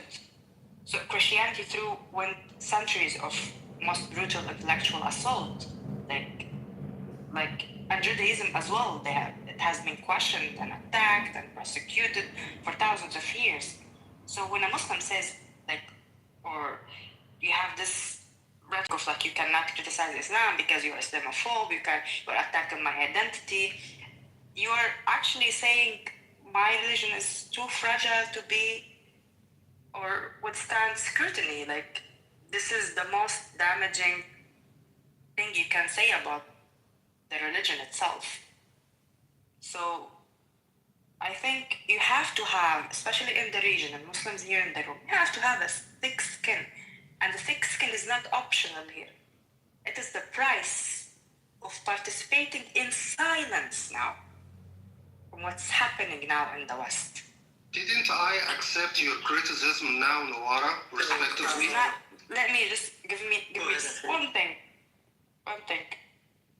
So you have to have this because you don't have the luxury of time right now. Because you can't stop. You have data. You have the terrorism index. You have that. And I'm seeing that in front of my eyes. I've been seeing my families here, children. They have been radicalized because the mosque they're going to, you have the sheikh in the mosque that is teaching him radical stuff. And you said that Christians they're not allowing themselves to marry from outside the religion. I'm not talking about the social aspect. I'm talking about the state. When I answered Andrea about the reform that is needed in there, I said in Tunis they have a law that is allowing Muslim women, Tunisian women, to marry a Christian without having to go through challenges or problems. It's legal now. But you don't have that in Egypt. I don't have that in other Islamic countries. You have to have this conversation. You have to have the tough skin. If you want to survive, if you want people to respect you, you have to be accountable. Instead of just shutting people's mouths by saying you're an Islamophobe, no, you have to question yourself. Why is that happening? Why I'm not really liked? Because they is a problem, and the problem didn't start in the West. It started in the region. It started within you, and that's not something like unique for Islam. As I said, Christianity have been going through the same thing for centuries, but they had the tough conversation, and now it's time if you want to survive. And that's why I don't like. I just want to be practical in this. I'm just saying. And thank you so much for that. Okay, I want to say just a few things. I just wanted to respond, but after you. Well, yeah, let me just, I'll be quick here. So, Navarro, lady, thank you for your comments. I think you have a very good, deep understanding of the mechanism, the kind of what is germane to the propagation and permeation of Islamic ideology in the West. Whether one uses the template or the manifesto of the Muslim Brotherhood or anything else, we all call it soft invasion. And that soft invasion includes all of the categories of ways that Islam and Muslim Brotherhood and organizations like that are trying to soft invasion of secular countries, Europe and the US. And I think there's a quotation from Erdogan, from Turkey actually. He said that we ride the train of democracy to the heart of the Europe. And by riding is the Islamic ideology, the very serious Muslim, at least it pretends to be, and one would never know the leadership if they actually are or not. Yes, they are using openly the mechanism of state laws, particularly the separation of church and state, which is beautifully explained or stated in the Establishment Clause of First Amendment of the United States. It's one comment that I wanted to make. Second, I think in a sense, what is the mechanism that you find most useful in moderating Islamic ideology?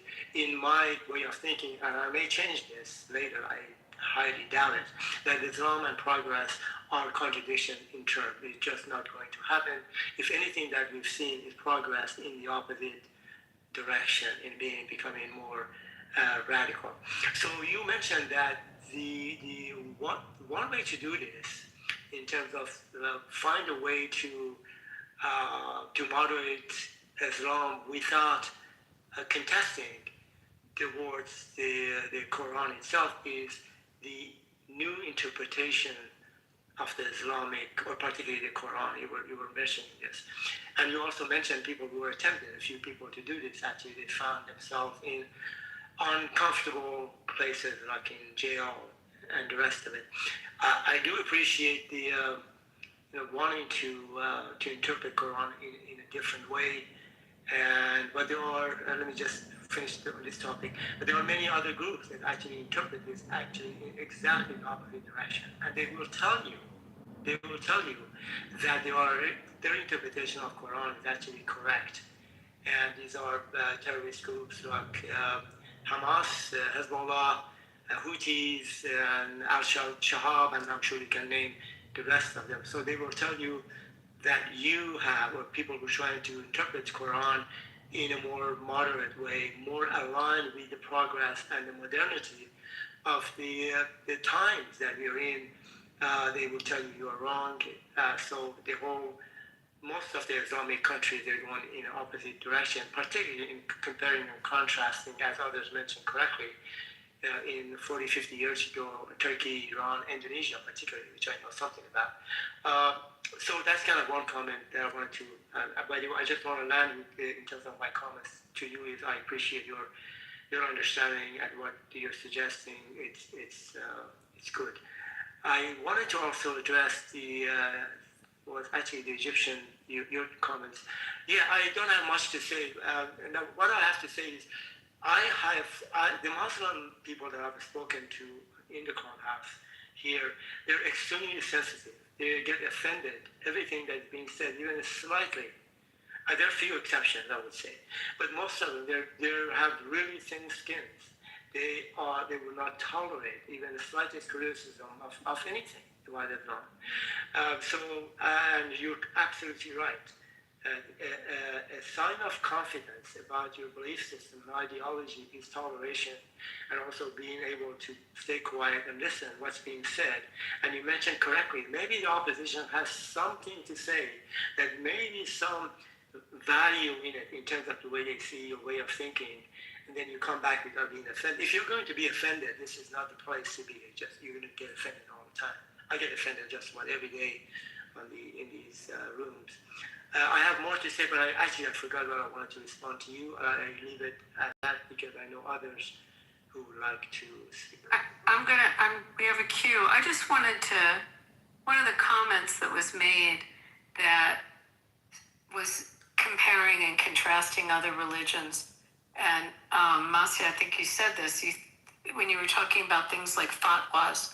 We don't have fatwas in Judaism, and I don't believe there's fatwas in Christianity.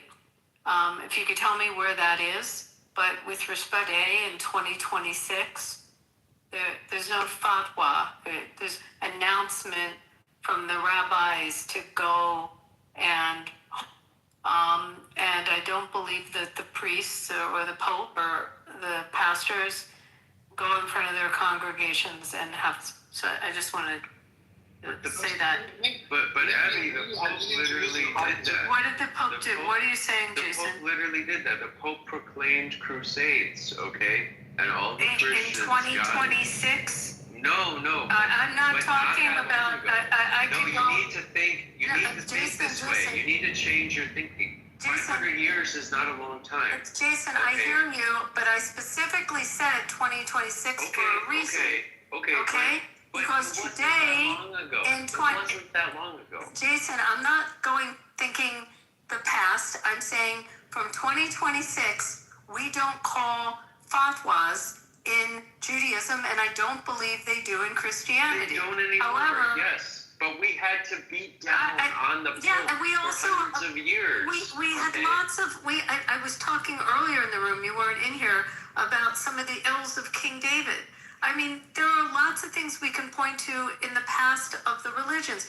But today, in 2026, a fatwa was called, okay? And it was not called in Judaism or in Christianity. And that was just a compare and contrast point I wanted to make. But there are also other people. Marshall, have you spoken yet? May I just correct the... No, wait, hold on. Marshall's been in the room. He yielded his time to the other senator from Texas. Marshall, do you want to speak? No, I'm okay for the moment. I'll listen. Okay. And then Ocean, I'm just making sure everyone... Norm is in the room. Is anyone? Okay. Before I go back to you, Massey, I'm not trying to cut you off. Tan, did you want to comment? Yeah, I would like to ask you a direct question if you are not going to take anything personal, Abby. I'm not taking it personal at all. Go ahead. So, I mean, like, in my opinion, we are so divergent from the topic of this room. I really would like to talk about Iran and also Palestine. We're talking about so much about Islam that it's just really bothering me. And that being said, so you are telling me the Christians, and especially evangelist Christians, are so much innocent and so innocent that if they are bombing other countries, it's not killing. It's just a casualty of the war. But fatwa is a big problem because once one person is killed in the western side of the Middle East or western side of the globe, do you agree with me or you're not agreeing with me? No, I'm not agreeing with you at all. Calling for a fatwa against Solomon Rushdie, by example, is not something that a rabbi in St. Louis or in New York is going to call, nor is Pastor who's running one of the biggest evangelical church going to call for a fatwa. That's the point I was making in 2026. I understand Jason's point, but today we're now in modernity. We're in a different time than 500 years ago, and you're not hearing it in Western churches or Western temples, but you are hearing it in mosques. Go ahead, Andre. I would like to pose a question. Like, I mean, what would be the equivalent of fatwa in a Christian or Jewish country? I mean, historically, the Pope used to do these things, Andre. They used to excommunicate people. They used to say people were heretics. They used to say people were heretics and deserved death. Okay, there were several things that they would do. All right, That's a misconception. I mean, what you could tie to it, perhaps, is something like what Torchwood Model was doing, right, with the Inquisition. But the very concept of like hunting down an individual, like putting a death sentence on them. If they're a heretic, if they're a heretic, they deserve death historically. Okay, declaring someone a heretic would make them excommunicate them from the community, wouldn't? No, not just excommunicate them. It would communicate a death sentence. All right, and excommunicating someone to that person who was a heretic. Okay. No, and I appreciate if you take the turn. Excommunicating someone would mean that they lose all of their property, all of their rights in the society, because you're basically not a member of society anymore if you're not a Christian or you're not one of the recognized religions. Jason, that's not equivalent to fatwa. That's not an equivalent of putting a death sentence on someone. Then declaring them a heretic is, okay? You could be sentenced to death for being a heretic. So that's what I said. The only thing that you can tie to it is perhaps Inquisition, but, that's a lone stray. Okay, we have someone new. Hold on, Masi. Someone new on stage. Lale, did you want to speak? Yeah, I mean, I think the comparison is apt, but, the Catholic Church could declare someone a heretic in medieval Europe, and heretics were sometimes executed. Certainly not all fatwas are now a death sentence, but some are, and we certainly don't have in any Christian or current day part of the Constitution any way in which a global threat to kill someone is in 2026 evident. That doesn't exist. I mean, I challenge anyone to find it. We don't. Has it existed in the past in Christianity? Sure, but you'd have to go back several hundred years. And again, this bizarre sort of way in which fatwa can mean many things, including a global, search, destroy, find, and kill. Yeah, fatwa can mean something in civil and religious law that has nothing to do with that. But the fact is, the way it's used here is it's a command, go and find that person. We do not have a search and destroy in any other Abrahamic religion. That just isn't true. I'm done. Thanks. Yeah, but it took us hundreds of years to get to that, okay? And development is hard. Or took you guys, I'm Buddhist, so I don't have this problem. But it took you guys hundreds of years to get to that. And it will take Muslims a little while to get to it. Okay? They were not modern 100 years ago, or 50 years ago, or whatever. They were still backwards. They're still backwards now. Okay, how long did it take the English to give up on executing people for being heretics? Okay, it took a really long time. So we have to go back several hundred years. There isn't a modern day equivalent. There isn't even an Enlightenment day equivalent. We don't have one. I mean, when is the last one you have? And Islam has been around since the 7th century. It's not the Baha'i. So I have no idea what you're talking about. So to Ali's point, is the Islam was kind of on the rise in terms of its progress and like technological development and stuff with the Al-Andalus and Cordovan Caliphate, and then since it reformed, it actually has been digressing. So what I'm really interested in, I'm going to look into what Lily was saying, like where is that kernel of reformation that will allow it to be more tolerant and coexist with others. Because so far, like those two features that I mentioned, like all-encompassing nature of it and expansionist nature of it, it makes it very aggressive and non-tolerant towards any kind of neighbor unless it's in minority. So Jason, another point is, perhaps you may be right. It takes another 200-300 years of a struggle, moderation, different interpretation of Quran and the rest of it. But if we, the secular countries, and America is going to be what's the good word here? The playbook, or to be the victim of the maturity of Islamic ideology, we're not going to take it. We are opposing it. So we, in a sense, what you're thinking, that maturity will come at a cost. And that cost probably is projected towards the US and secular countries, and we are not going to pay a price in terms of terrorism, actions of violence, the human rights. And there are enclaves in European countries of Muslims. Actually, they do practice Sharia law in the heart of London. And so if the maturity is will come to Islamic ideology at our expense, thank you very much. We don't want it. We reject it. We oppose it. So they can go and mature within themselves and victimize themselves, which they are themselves. That's correct. Yes. But we are not going to be a treatment for their maturity. That's not the price we're willing to pay. That's the price they have to find within their own society. That's totally fair. To mature. Yeah, well, thank you. As long as you get my point. Yeah, thank you. Yeah, that's totally fair. Now is not the time. Some Islamic communities modernize more quickly than others, and progress is uneven, and we should be sensitive to that fact. Okay.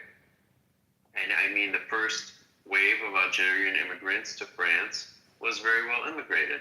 Okay, later waves of Islamic immigration to France, not so well integrated. These are you just have to keep your ear to the ground and pay attention to what's going on and recognize that this is a long process and we don't get to decide the time scale it occurs on. That's absolutely right. And we don't want to pay a price.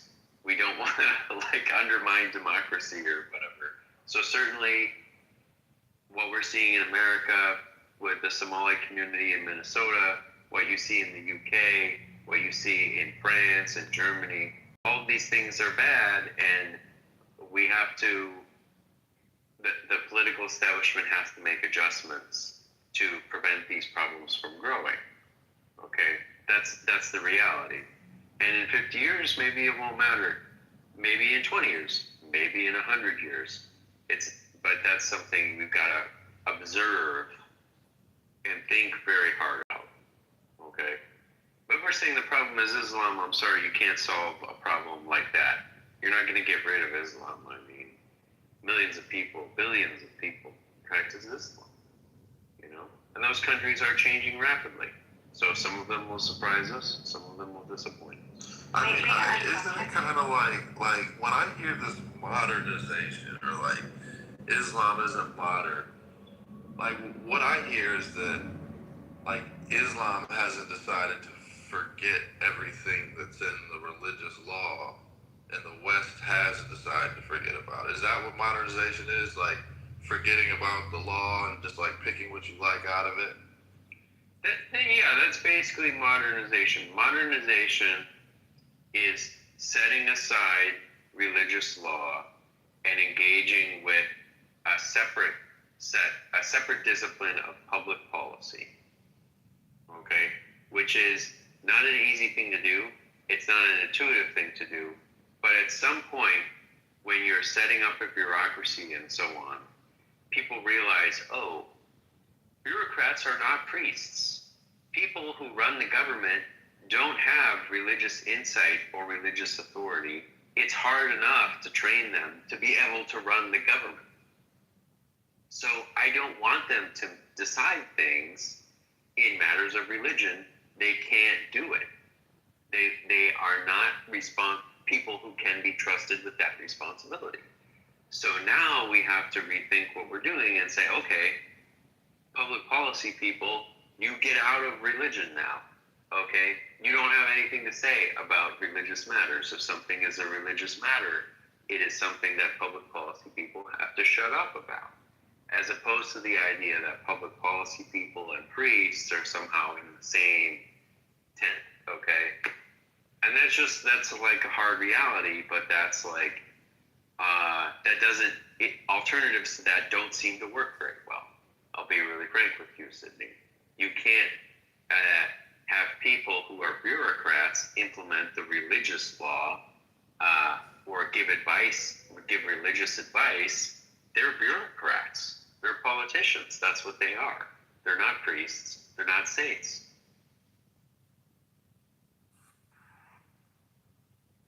May I ask you a question, Jason?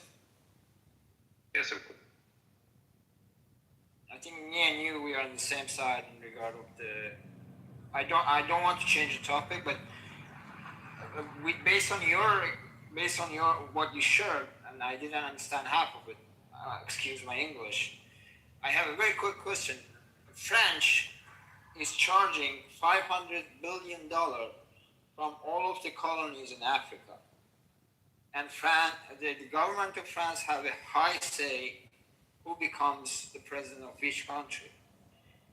How we cannot accept the immigration, all of those innocents from Africa to Europe, when you are not allowing all of those countries or Middle Eastern countries to have any kind of economic future? Right now, the economy of my country, Iran, is doomed.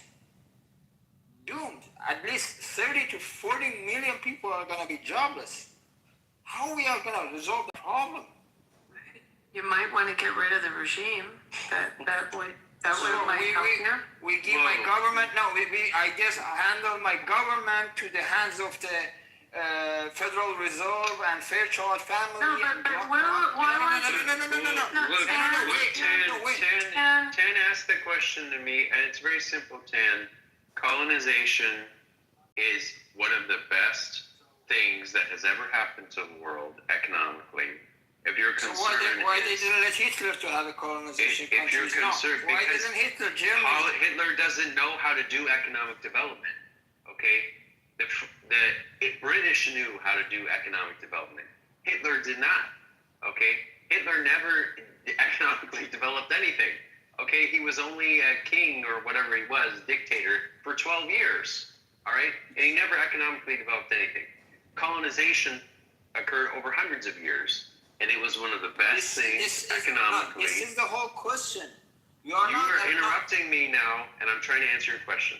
Okay, colonization was one of the best things economically. Handing your government to the Federal Reserve and the Rothschilds and whatever else.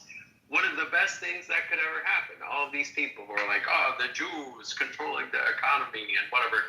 Well, we've had hundreds of years of incredible economic growth under the Jews if they're controlling the economy. Okay, if that's what they're doing, it's been great. Okay? There has never been. Who's we? Oh, and for the record, there's the whole world. For the record, there's only tremendous growth. Just for the record, Jason, there's only one Jewish person that's still in the Rothschild family. They all married out. It's a Christian family. It's a joke. No, it's an evangelist family now. Yeah, it's a Christian evangelist family, so it's still alive. They just want Satan to come to Jerusalem. Yes, but look, those people lead a lot of economic development. Okay? They do. No, I'm just gonna make it very simple. Jason, sorry, I'm sorry to interrupt you. I'm just make it very simple. Let's just write a letter to Trump and ask him to nuke Isfahan, so Iran will just get out of the map, so we can have a peace in Israel. You recommend that? Excuse me, Tan. What happened all these years of sanctions? Where was the voice of the people? Like where was the rise up? It's not the first moment of economic issues for Iran. Iran has had issues. They've had sanctions. The sanctions have gotten tightened. I mean, they got loosened up under Obama, got tightened up again when Trump came in the first time. So, like, this is not new to have economic issues there. So you believe that we have to invade other countries? I'm a U.S. citizen. So we have to invade other countries. I absolutely think we have to protect our nation. I think we have to protect our nation, and I think So you believe Iran? No, sorry, Jason. I'm so sorry. Not only do I believe, Tan, that we need to protect our nation. My father was a Marine. who protected our nation in World War II. And I had come from a family of people that were military, who protected our nation. I'm sorry that you don't believe that. Maybe you should enlist, and you know what it'll feel like to protect our nation. Look, Tan, the U.S. is a maritime order. There is a system of prosperity and security that goes along with that.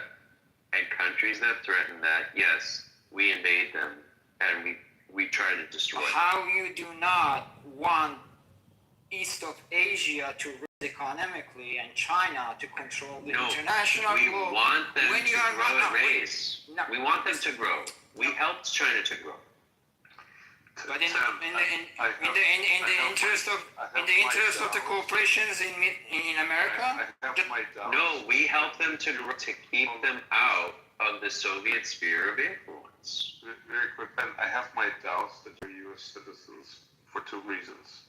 You identify yourself with Iran more so than the United States. When you talk about my country, you were speaking about Iran.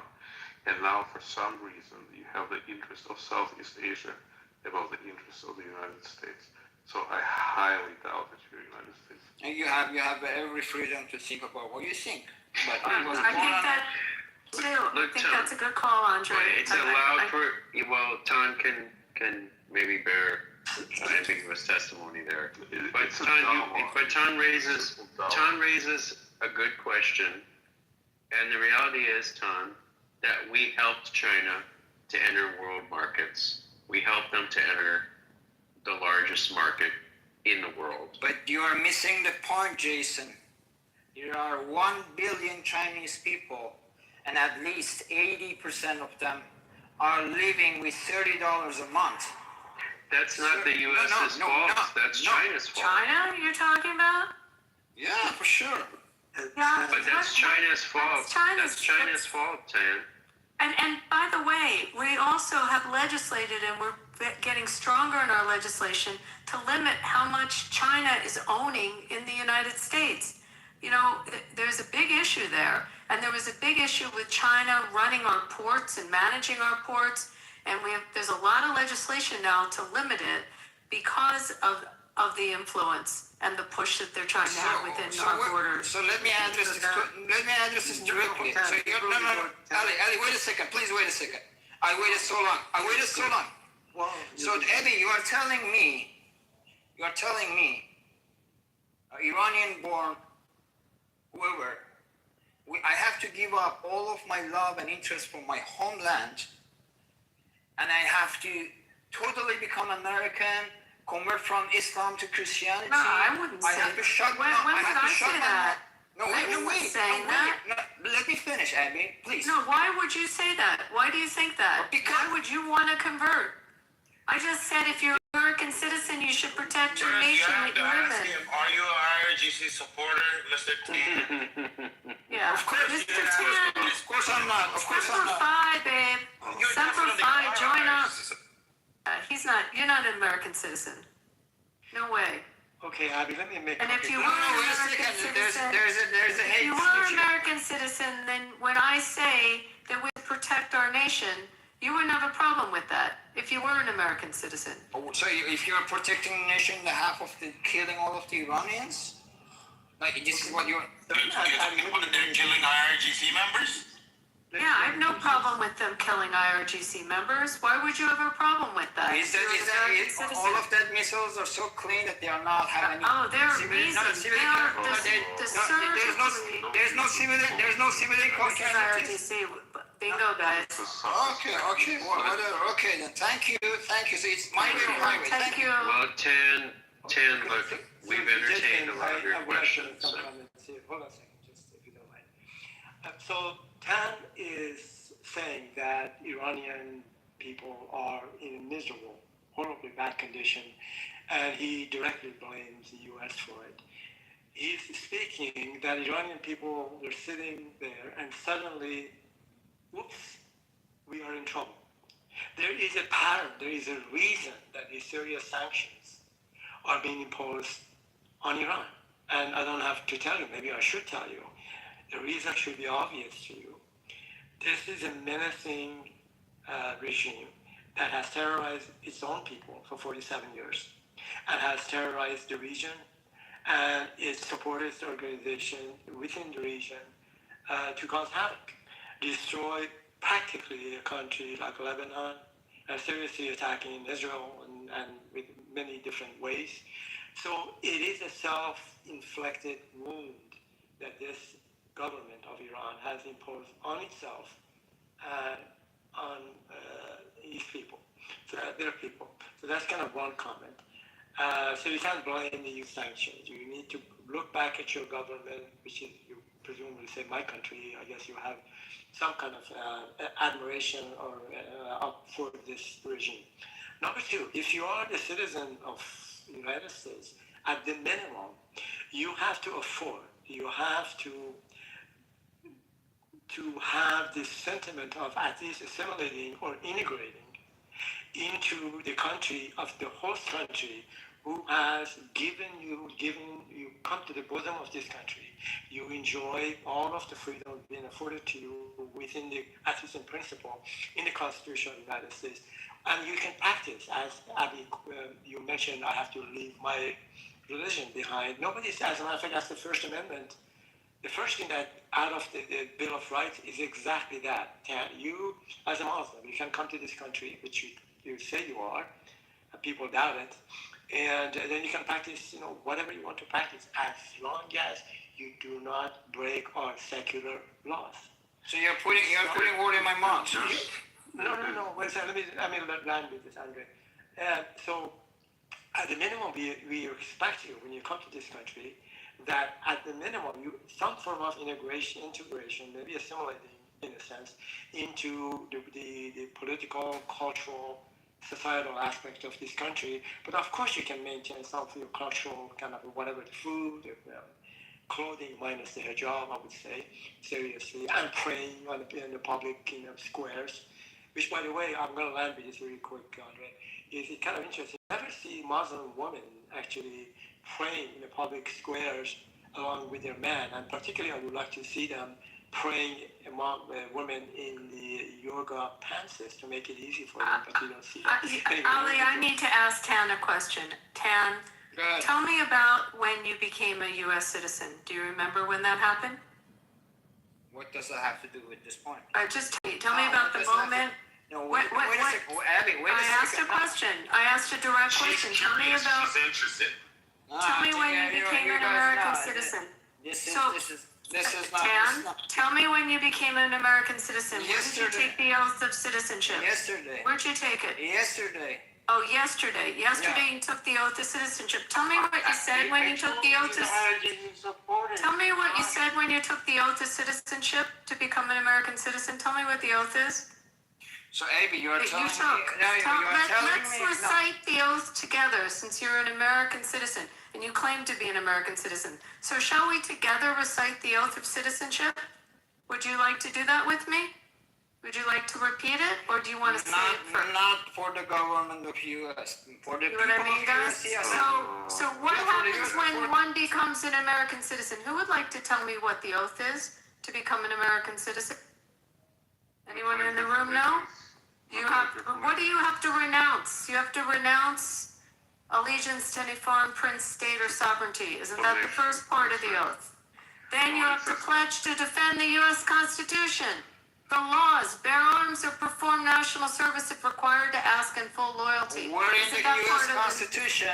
Where in the U.S. Constitution? I took an oath to defend and uphold the U.S. Constitution. Let me answer you. Did anyone else in the room become a U.S. citizen and take the oath? So, Tan, tell me about when you took this oath. Thank you, Andre. Shall we go on with the rest of the oath? Should I just Tan, shut up? I call bullshit.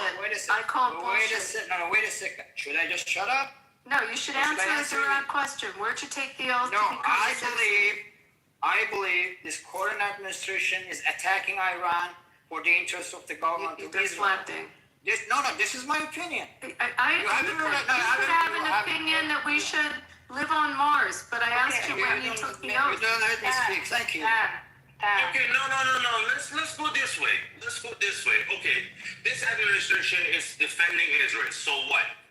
Didn't IRGC started saying dead to Israel, dead to America? Didn't IRGC started getting Americans hostage for fucking over a year? Didn't IRGC fucking bomb the U.S. Embassy in Beirut? Didn't IRGC kill over 1,000 Americans and fucking took the nation as a hostage of 90 million people? What are you talking about?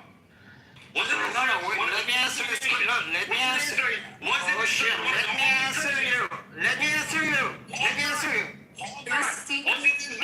Wasn't Israel one of the only nations who actually helped Iran during the 8-year war with Iraq? They did Operation Oprah, they sent the military equipment. So what happened to these lunatic Muslims going saying get to Israel, get to America, get to England and all that bullshit? They started it. If someone has slapped your kid, what are you gonna do?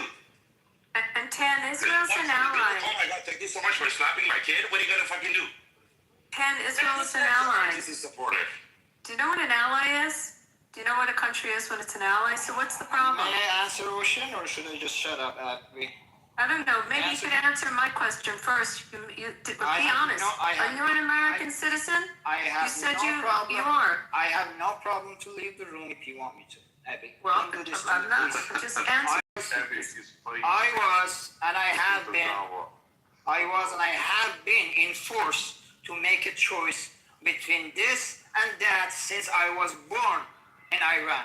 I am a minority Sunni, and this government or this IRG or Sepah is killing Baha'is in my country.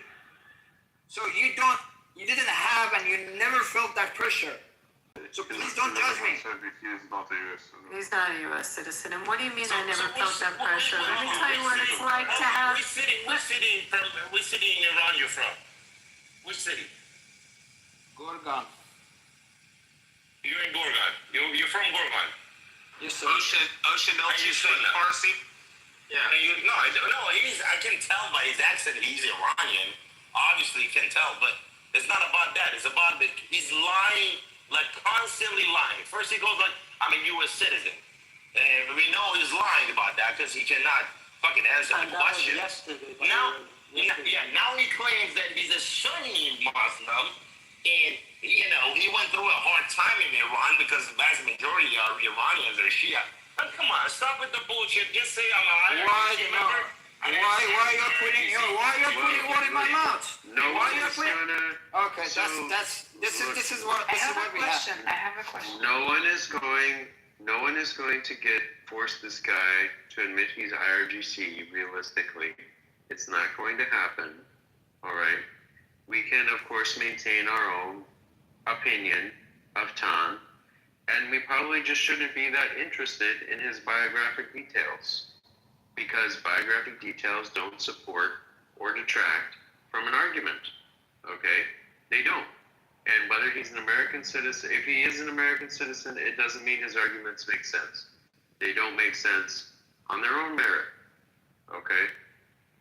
And yeah, so he adds these details, just ignore them. That's all that you can do with them. I think it has to do with veracity, Jason. I have a question. Go ahead. Tan, in your opinion, don't you think that the IRGC created the environment for the U.S. and other countries to intervene? For how you are talking about the recent years, or you're talking about the last 4 years? Both.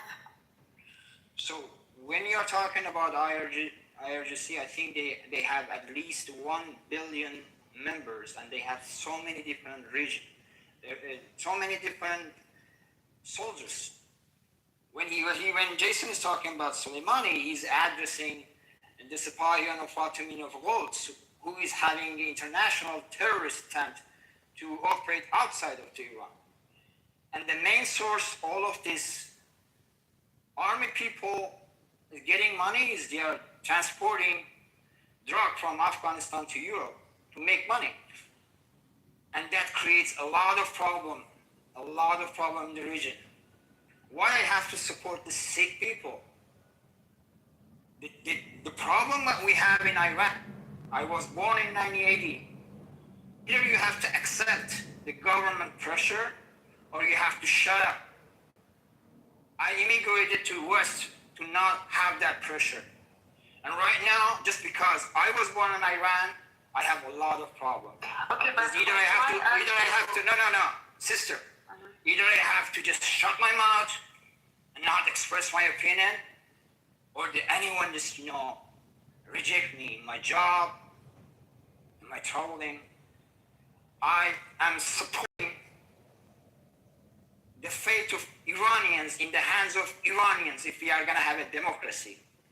And I do not appreciate the foreign invade in World War I, in World War II, CIA operation in my country, and we are suffering for that. I have no say about Iranian government. And whenever I travel back to my country, I have to explain to those stupid people why I'm traveling every year. So you guys don't know which kind of hole. Okay, what's the way for you in order for you to get rid of this regime? Like we have seen that multiple times. But Iranians do you really think if any Western puppet come to the power, they're just going to give interest of the people, or they're just going to give interest corporation of the Get the IRGC for do you think the current, no, sister, do you really think the current president of Syria will provide any services for the economy of Syria? I don't believe that Bashar served the Syrian people, and I also don't believe that Iranian Ali can I have to ask you, John, do you think that the current Prime Minister of Japan serves the interest of the Japanese people by doing what America wants? What about the current leader of South Korea? What about the current leader of Germany? There is nothing wrong with bowing to the Americans and serving the American interest. That is how countries get integrated into the maritime system of trade that the Americans maintain and protect. That will make Iran a wealthy country. Will Iran be able to pursue its own? I don't believe that. Well, all those countries are wealthy. South Korea is a wealthy country. Germany is a wealthy country. Japan is a wealthy country. These are countries, okay, South Korea, no, we didn't destroy them. Japan and Germany are countries the United States completely destroyed. Okay? They are wealthy countries today. South Korea is a country we completely dominated. But Jason, I think his point is that, the United States meddles in his country. They appoint the Shah, they help him get in power. Then they take him out of power. Then they put the IRGC in power. Now they're taking the IRGC out of power. Like, I kind of get what he's saying, IRGC. No. Let me answer you, Jason. Let me answer you. I think Obama, Saddam Hussein, Gaddafi, they all was implanted by CIA, and 20 years after, you're bombing those countries to be... Wait a second. 20 years later, you're bombing those countries. His son took them out. Those people did not cooperate with America. Yeah. Saddam switched over from the US dollar to the euro in 98. You guys are missing the point. No, you guys are missing the point. No. We switched back all Iraqi oil production under the US petrodollar. You cannot fail to cooperate with America. If you cooperate with America, if you're concerned that we'll get a government that will you're sounding a little Islamist there. And serve the U.S. interests. Okay, Jason, you must be the GCM or we will kill you. Jason.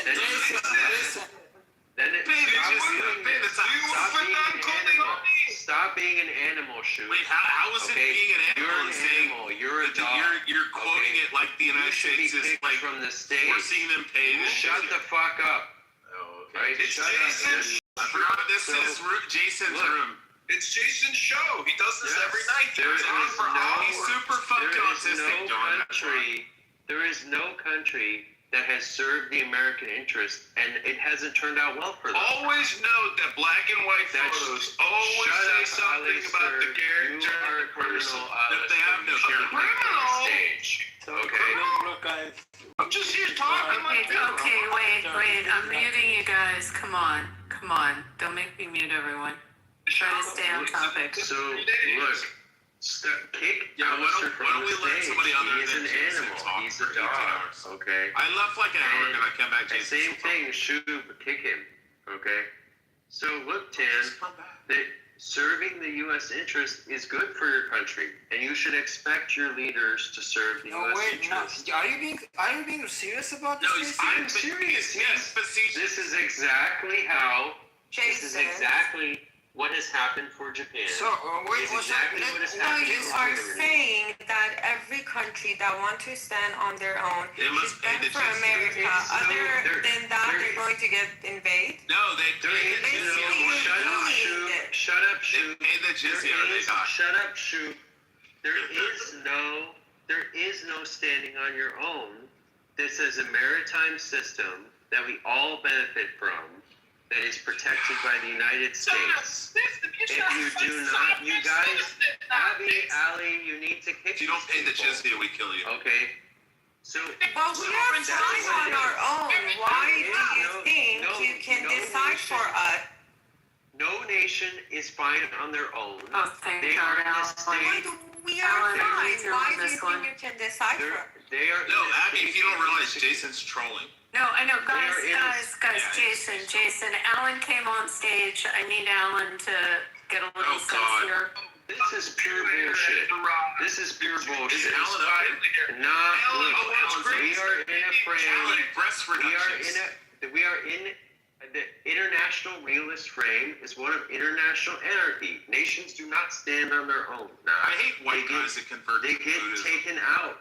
They get taken out on their own. Jason, I That's think what happens Jason, to them. you're more Worse than educated. stand on their own. Jason, you're Like, come on, say. like white people that like join Hinduism and Buddhism are always like the worst people. Okay, guys. Okay, everyone mute. Everyone mute.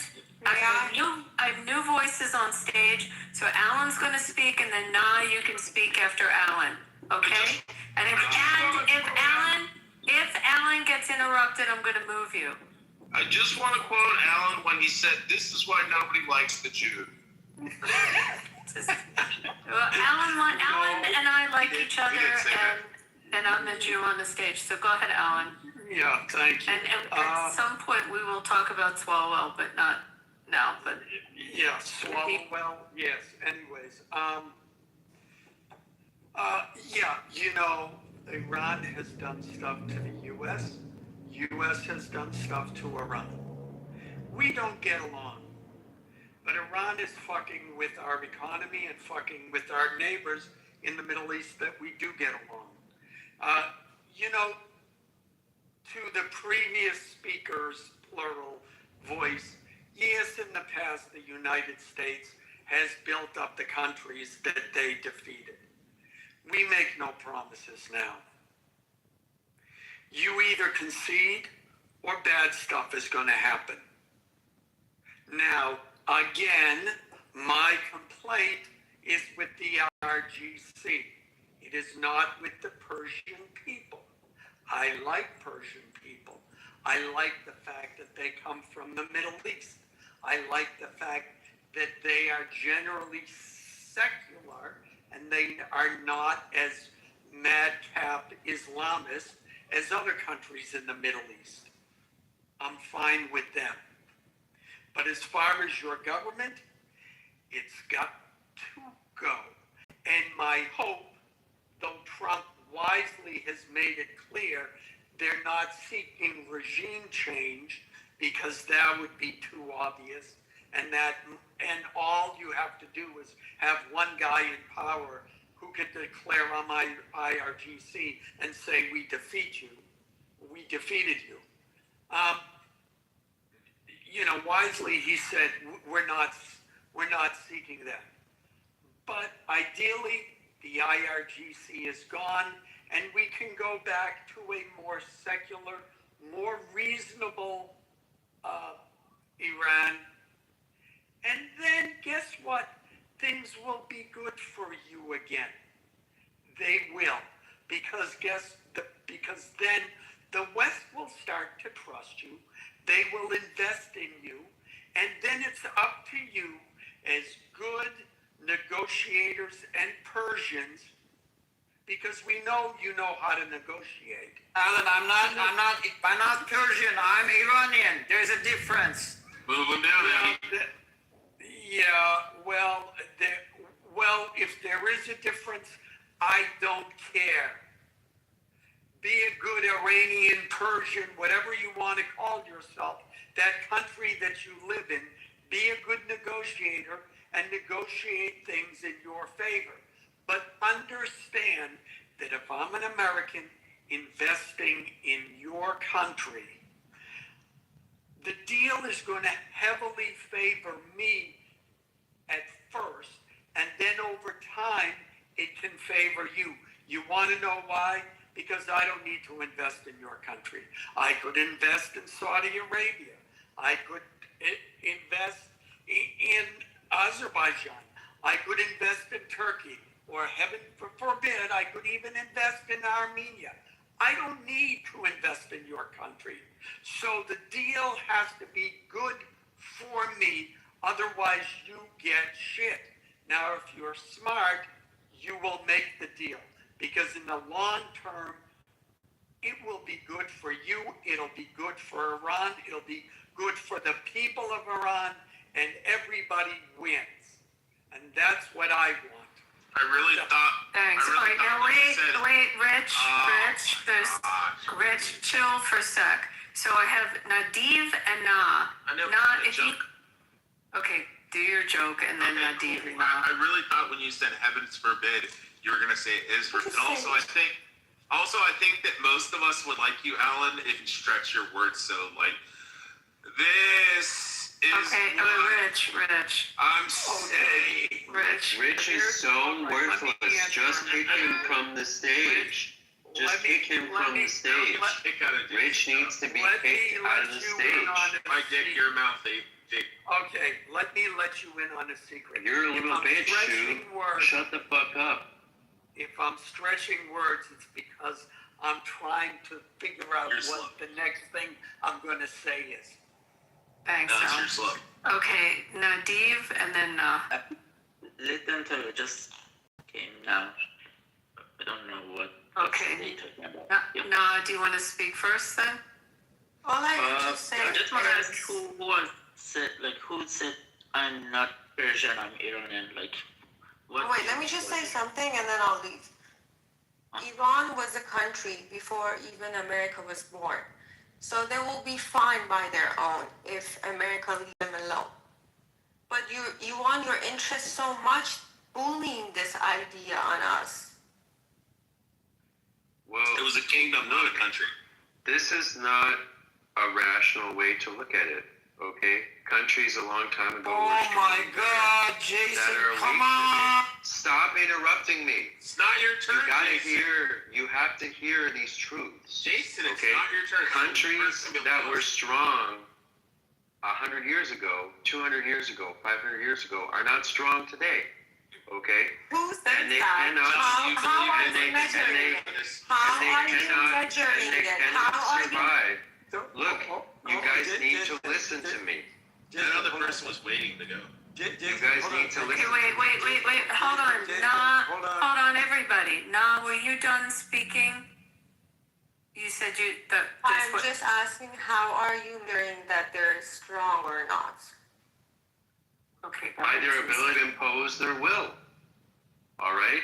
And you can look at many measurements that help you see that. Obviously, you cannot directly measure the ability to impose will, but you can indirectly measure by looking at GDP, productivity, the military's strength, you understand how much that steel. America sanctioned Iran for many years. This is a factor that you need to look at as well. No, it's not a factor. It's a sign of America's strength. Okay, that America can impose its will. That's what strength is. Strength is being able to impose your will on another nation. All right? No, that's bullying. No, it's bullying. That is strength. Hold on. Jason, one second. In a military realist context, that is strength. Do you not hear that Abby is what talking? strength. Go ahead, Abby. That is literally what Clausewitz tells you. That is literally what Clausewitz tells you strength is. What is it? It is that you can make the enemy do your will. You can make the counterparty Okay, do your Jason, will. but in my language, Jason, and language quote stage, Nietzsche. the meaning of strength is not what you're saying. This to me is own bullying. Well, it's okay. Well, now, okay, now, but hold on, I'm, Jason. but I'm Jason, not in your language. Jason, all right? Jason, do you remember And the you have cockroach no and right the butterfly from Nietzsche? hold on. Nah. 47 years ago, we had American citizens that were bullied and taken hostage for 444 days. Was that bullying to you? Was that behavior that's acceptable to you? Yes. Abby, no, wait, And I didn't ask you, and I wasn't talking to you. I asked not. Is that acceptable behavior to take American citizens and hold them against their will for 444 days? I don't get the relation of that You event said to that, what's that happening we are right now. bullying. You said we're bullying Sanctions. Iran. Sanctions and war. I asked you Sanctions and war. how you feel about taking citizens of another country And and I'm saying holding that them doesn't have any relation Yeah, with what and happened. Abby, she is right. Okay, it does not have any Jason, relation. Two wrongs do not make a right. Jason, I'm Okay? sorry, Thank you. but Thank you. it absolutely has to do No, with it. No, it does not. doesn't. Yes, Two it wrongs does. do not make a right. Two wrongs do not make a right. And what Na, I think, needs to grapple 100% with analogous is that, to Abby. that Iran was Alan, an independent country hundreds of years ago. Yeah, That I doesn't remember mean when they took them home. Alan, that, thank yeah, you. you And guys are Jason, doing this yeah, storytelling Jason, nonsense that you Jason, need to cut out. And I haven't forgotten. You thank guys you. need I to- haven't to Jason, you cut just that out. mused for a Suppress second. what you're doing. Alan Suppress and what I you're both. doing. Alan and I Both of you both. suppress what you're doing. You're All right, that's Alan and I both were there. Alan and I both remember it. We don't forget it. And if you think that that's acceptable behavior, but you're concerned with us bullying, and you tell me that it's acceptable to take U.S. citizens and hold them hostage for 444 days, there's something very skewed in this conversation. You're bullying me right now, Abby. You're bullying me directly. Oh, sweetie, you don't know what bullying is. We already had the discussion of you having a veracity Exactly. issue and We don't know lying what bullying and lying is. It was about not in our saying history that and you were a culture. saying that you were a U.S. citizen when in fact you're not, and you got proven to be a liar. So let me go back to what I'm asking now. Is that acceptable behavior to take citizens from another country and hold them hostage for over a year? That's what I had to say. You're just bullying again because I'm it's in bullying. No, I'm not bullying. You're deflecting the answer. No, because you don't like the answer. There's a difference. What's the answer? You think it's acceptable? The answer is we had no say to the radical Islamic in Iran. As a people of Iran, we have no say. So you, Yeah, you did. but the regime I changed have- from How did you America. not have any say? That's not what she's saying. She's saying that we bully you. I'm asking if that was acceptable behavior to do to American Is it citizens. acceptable? Wait a second. Is it acceptable behavior that CIA implant Shah again against Mossadegh? Is it acceptable? You're deflecting. You're deflecting. No. He is exactly right. If you want to ask that kind of question, answer him. Hey, I got to meet Pahlavi. I got to meet Reza Pahlavi. What a nice guy. I have a picture. What a nice guy! He's a really nice He's a guy. nice guy, but not for us. Thank you so much. You can keep it in LA for yourself. Yeah, no, he wasn't in LA when I met him, but thank you very much. Yeah, I have a question. I have a question for them. Is it acceptable for the Western world to invest in today's dollars what would have been $13 to $18 billion in infrastructure in your country, and then to have some dumb fuck, listen to me, shut up and listen to me, and then have some dumb fuck, most of them say, we're going to nationalize it and seize all of those assets that we spent our money in your country. Well, don't worry, because dollar will not be acceptable anymore. You have to say bye-bye. Guess what? The dollar is going to be fine. I'm not worried about it at all. See, this is the whole problem. It was theft. And what did the United States do? They got rid of that dumb fuck who wanted to steal. He's nothing more than a petty thief. He wanted to steal from the West, and the West and the CIA said, fuck you, and they got him out of power. You're damn right. May I answer, That's what may I they answer did. that, please? There is no defense. You cannot. There is no defense for it. Absolutely zero defense. And you're basing all of your rhetoric and all of your victimhood on the fact that, the CIA interfered with us. Alan, That's you your have whole watched victim so much mentality. Fox News You that are you cannot pussy. think You are straight. fucking pussy. Okay, I have a question. And you know it. I have If a you question. defend the IRGC, you are. Nah, you're a bot. You're in here. You have no friends. You're not someone that has How am I a substantial time. bot when I'm talking to you? Yeah, That's so funny. because you have The one friend. intelligence of Oh shit! Do you want to like figure out who she is? Abby, I told you from the first moment this guy opened his mic. And Na is his friend. I promise you that he pinged him Whenever in the room. you guys cannot hear the truth, you always bully. I have a question, Tuna. I have a question, Tuna. Yeah, Go ahead. go ahead. So, you see the external sanctions squeezed and destroyed the civilian economy in Iran. Absolutely. Okay. And you're anti, obviously, U.S. imperialism in the region and against U.S. intervention in Iran. Is that what I'm understanding? I can't hear you.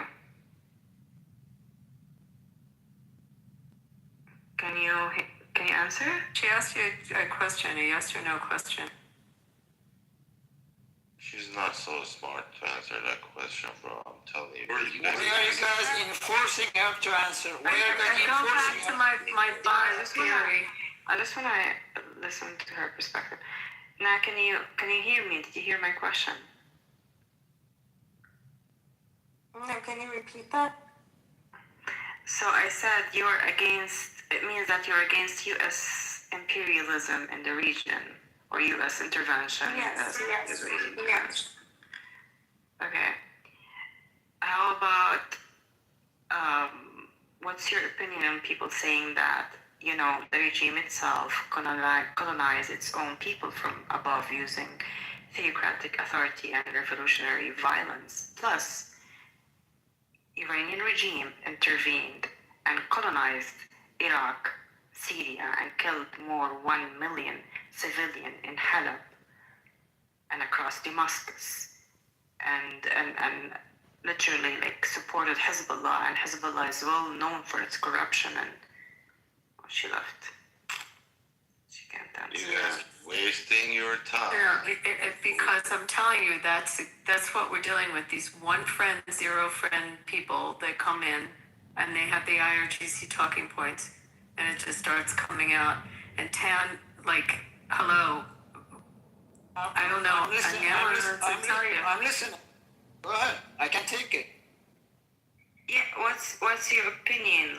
If you're anti U.S. intervention in Israeli, but on the other hand, Iran funded Bashar al-Assad for, tens of years, and then in Iraq after Saddam Hussein and Hezbollah more than 20 years, and a lot of Christian Lebanese. It's a one-way street. It's a one-way street, right? It's always Iranians' fault. So the Western what's your countries, opinion on Western countries. Okay, before October 7th, we have Syrian refugee crisis. More than 3 Syrians fled Syria after 2011, and more than 1 million civilians have been killed by Iranian proxy, including Hezbollah in Syria, and Iraq as well. A lot of Iraqi have been killed, and the Kurdish people will tell you the story, and the Sunni and other groups. And in Lebanon, Hezbollah, see what they're doing in Lebanon. They're controlling everything it's a state within a state. This is long before October 7th, long before U.S. What's your opinion on that? Like, if you are interference, and you are pro-life and you're pro-civilian, Before answering that, and you believe in autonomy, I can't wait to answer this question. He's gonna blame Israel. Watch. I'm just gonna ask you a very, very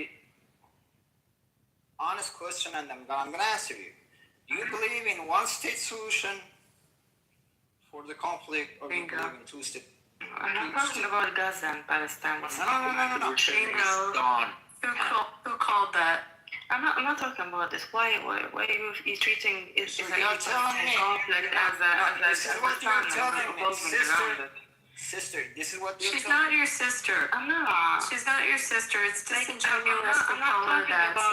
Listen, this is what I don't like about the Islamist and the so-called lefty, especially in the Arab region.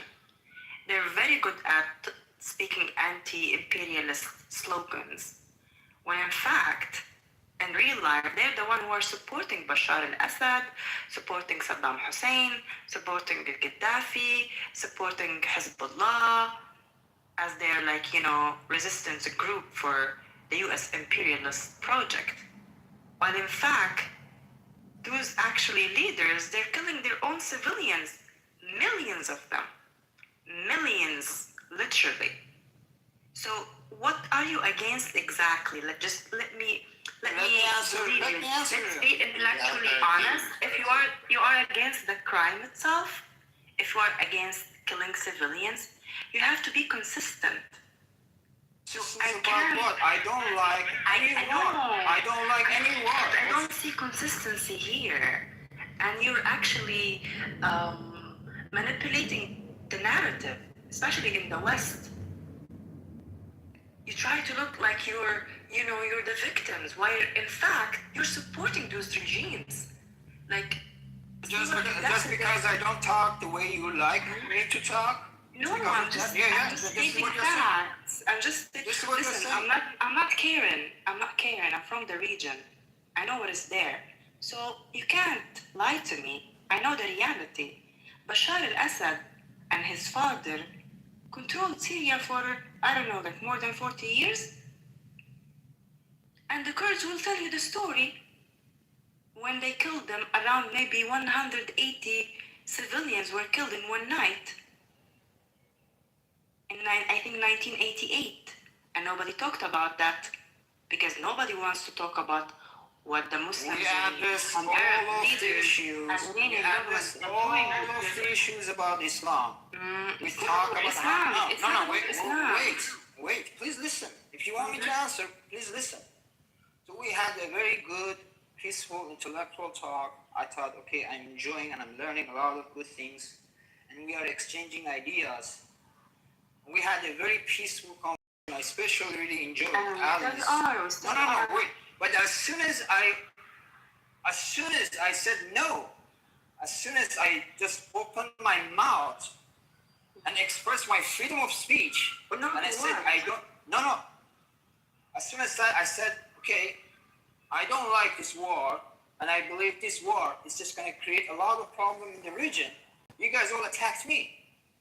So then I'm going to shut up now. Feelings now. You said much more than that. Happening.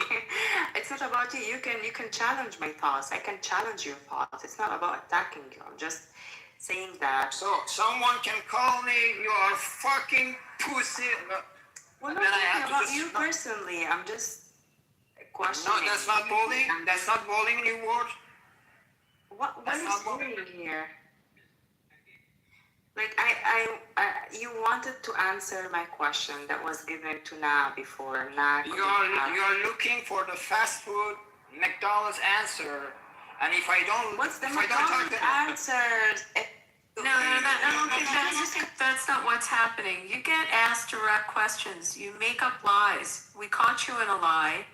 and you won't be accountable for it. So she's asking an opinion. You're seriously attorney, Abby? Hello, everybody. Hi, Billy. How are you? Oh my God. Hey, what's up? Hey. It's not a lie. People like Tan usually use, quote unquote, the Palestinian cause to exert control and actually slaughter millions of innocent people all over the Middle East. That's been known for 40, 50 years. What you guys see today is the result of 50 years of brutal regimes all over being actually supported by the Iranians. And these people will always say, well, I mean, it's Israel who's destroying the region. Really? Who destroyed four Arab capitals? 4 Arab countries. Talking about Yemen, Iraq, Syria, and Lebanon. Right? Who brought death and destructions to these countries? Before I leave, I'm just gonna ask one last question. Yeah. No, I really would like to answer you. But he wasn't finished speaking. Billy, why don't you finish speaking and then Tan, you can. No, I mean, I'd like to hear the question. If you guys don't mind, for the first time in the stage, I am just gonna ask Mr. Ali in Farsi and also in English, and I would voluntarily go to the audience and listen to his answer. But I would like you to just let me talk for just 1 minute in Farsi, and then I'm gonna translate what I said. I don't think people are going to be very uncomfortable with that. And it's in the English-speaking room. If you don't mind, I'm going to speak in Hebrew to Nadim. I mean, what do you expect when you come up on the stage and you lie? What do you expect? So Billy, you want to continue? There isn't much to say. Today, I live in the other part because of those people, right? Who masquerade and pretend and sit in their ivory tower, think they have all the righteousness in the world to actually, liberate the Palestinian people. Meanwhile, they've done nothing to the Palestinian people, and we have statistics to support that. Actually, most of the money that was funneled to Gaza Strip to be rebuilt was from the Arab Gulf state. And guess who's bombing the Arab Gulf state today? They keep saying we're against Israel, we have a war on Israel, blah, blah, blah, imperialism. 88% of the rockets that were launched from Iran, they went towards Dubai, UAE, Qatar, Kuwait, Saudi Arabia, Bahrain. Less than 15% of them were launched towards Israel. They're full of shit. No, you know why, Billy? Because they cannot reach Israel as much. No. It's not about reaching Israel. It's not the rockets that reached Israel. It's the rockets that were sent towards Israel. That's the funny part. May I answer that question, or should I just shut up? Go ahead. Answer the question. I'm just gonna give some sort of the history fact. Ali can approve it or not approve it because he's from my region. And then I'm gonna answer you. In World War I, around in 1917 to 1920, the population of Iran was 18 million. Half of those people died because the British Empire came to Balochistan and they bought every agriculture in the region. And Iran was a neutral country to that World War II, World War I. Again, Reza Pahlavi was neutral in World War II. And they said we are not going to declare any war to anyone. But still, 3 big countries came to Tehran. They didn't even visit the palace of the Shah, and they made a decision. The only thing that I'm trying to say, I would like to just share with you. Okay, I really would like Iranian to be free. But we cannot just exchanging people, hoping all of these bad people are gonna disappear in just one day. Mr. Ali can approve. Salak did a lot of bad things to the lefties just because they said they're allies of the Soviets. And we suffer a lot of suffering. And just exactly when I was born, after revolution, a lot of people hanged by all of this radical Islamists that you guys are talking about. So Abby is telling me that he feels bad for U.S. citizens that they were in prison or hostages for 1 year.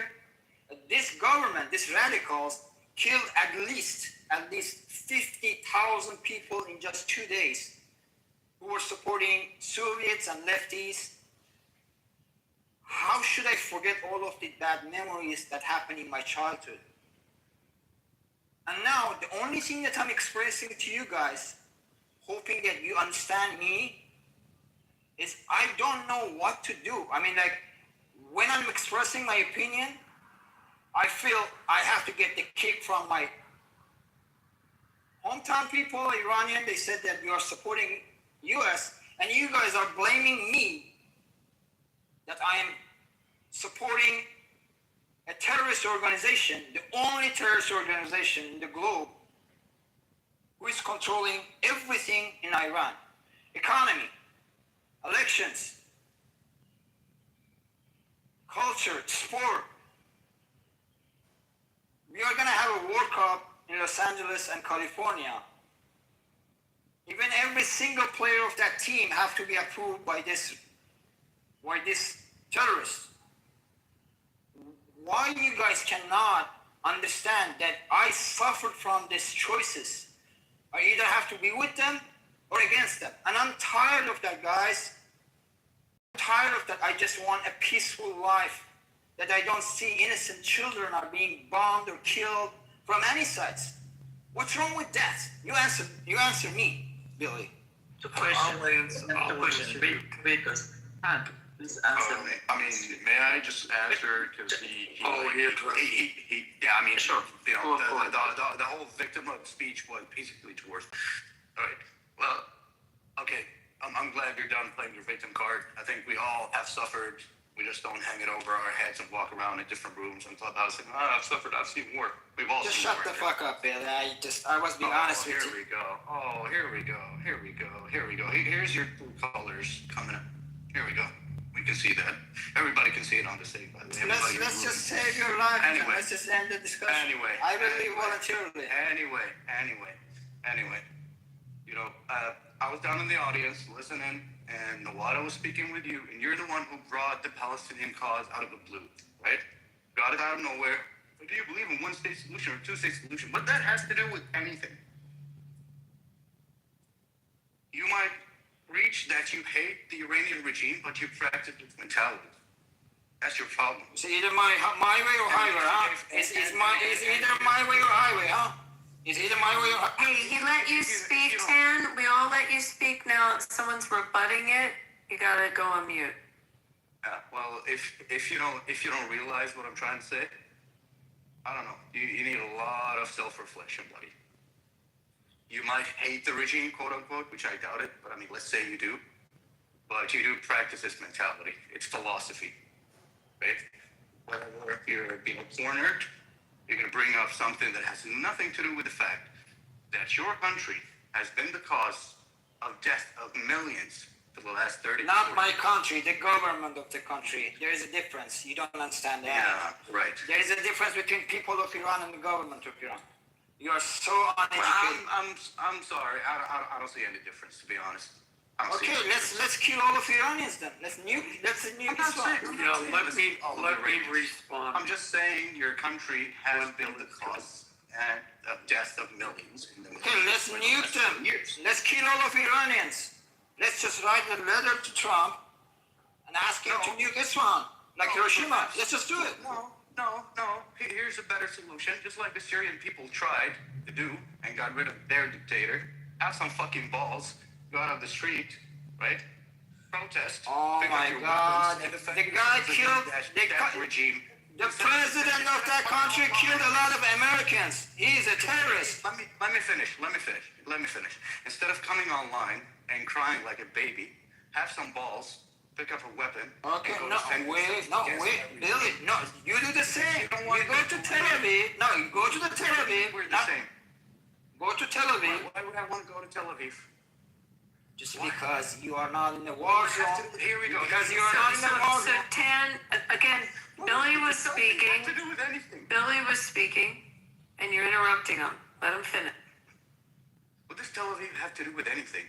Israel is a neighboring country. It's a member of the UN, right? It's a neighboring country to Syria, to Lebanon, to Jordan, to Egypt, to all of these countries. If there is a way for peace, where it can guarantee the rights of the Palestinian people, anybody with their sane mind would take that.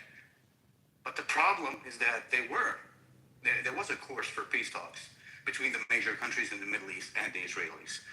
Guess who brought all that to garbage? It was the Iranian regime who told Hamas, hey, there's something called 7th of October, guys. Go ahead and do that. Kill a lot of civilians, slaughter innocent people, and bring death and destruction to the rest of the Gaza Strip. I don't understand. What does Tel Aviv have to do with anything? I'm saying it's very simple. Why you are your regime? Oh my God! Here we go. Here's But however, Billy will also add on that he made a comment that Syrian regime, the Syrian government killed all of these Americans. Let's talk about the Americans that were killed by Iran. We can start in 1983. Why you have to enforce? Let's talk about 1983 in Lebanon. Well, let's talk about Hezbollah killing soldiers at 231, and then went over a year later over to the embassy in Lebanon and killed how many at the embassy? And then we'll just go through the litany of attacks from proxies from the Iranian regime. So to say that they're not responsible for killing Americans and threatening American diplomats, threatening our president, the guy just got convicted, the Iranian IRGC national that had the attempt to assassinate our president. We've had members of the cabinet, secretaries in our cabinet that now have, the ex-secretaries that have to walk around with security because of the death threats against them, Pompeo, Bolton. We had the Saudi ambassador sitting in a restaurant in Georgetown with an attempted attack by the nation of Iran. Well, let's say the IRGC, I'll put it on the ruling regime. On U.S. soil, the ambassador from Israel on U.S. soil, an attempted attack on his life. I mean, just let's keep going. This is not an innocent regime to American citizens. Wait a second. So you are not agreeing with the historical fact that I shared in the beginning of my speech? I am refuting when you said that the deaths of American citizens were on serious hands, and I am telling you that there are deaths of American citizens on the regime's hands. Many. I said the current president of the Syria used to be a member of ISIS, and he killed. We're not talking about Syria. We were talking about. We're talking about the Iran.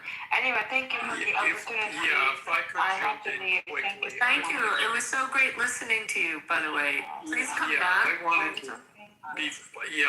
to jump in here. Tan, I don't know about the other people. I'm going to take you at your word. I don't know if you're secretly for IRGC, what your motivations are, but I'm going to take your statement and what you said at your word. I understand growing up in that environment is traumatic. I'll take you at your word for that. And I understand that that a person's national pride can interfere with your perspective. I sense you feel great pride for your country. Okay? Now, I will say this. I have made the distinction between the IRGC and the Iranian people. That is true. What is also true is ultimately America and the rest of the world can only do so much. If you truly want to rid your country of the IRGC, it ultimately is up to the Iranian people to do that themselves. And before you make, bring up the fact, well, they killed 50,000 in one day, etc., etc. Yes, that is horrible. And what I am about to say may seem callous, but as an American whose country killed 700,000 of its own people just to keep it together over its disputes, you need, as the Iranian people, need to impress us. It is that simple. I'm sorry, it is tragic that those people died. But if we don't see you out on the streets doing everything you can, and yes, I'm sorry, people are going to be killed.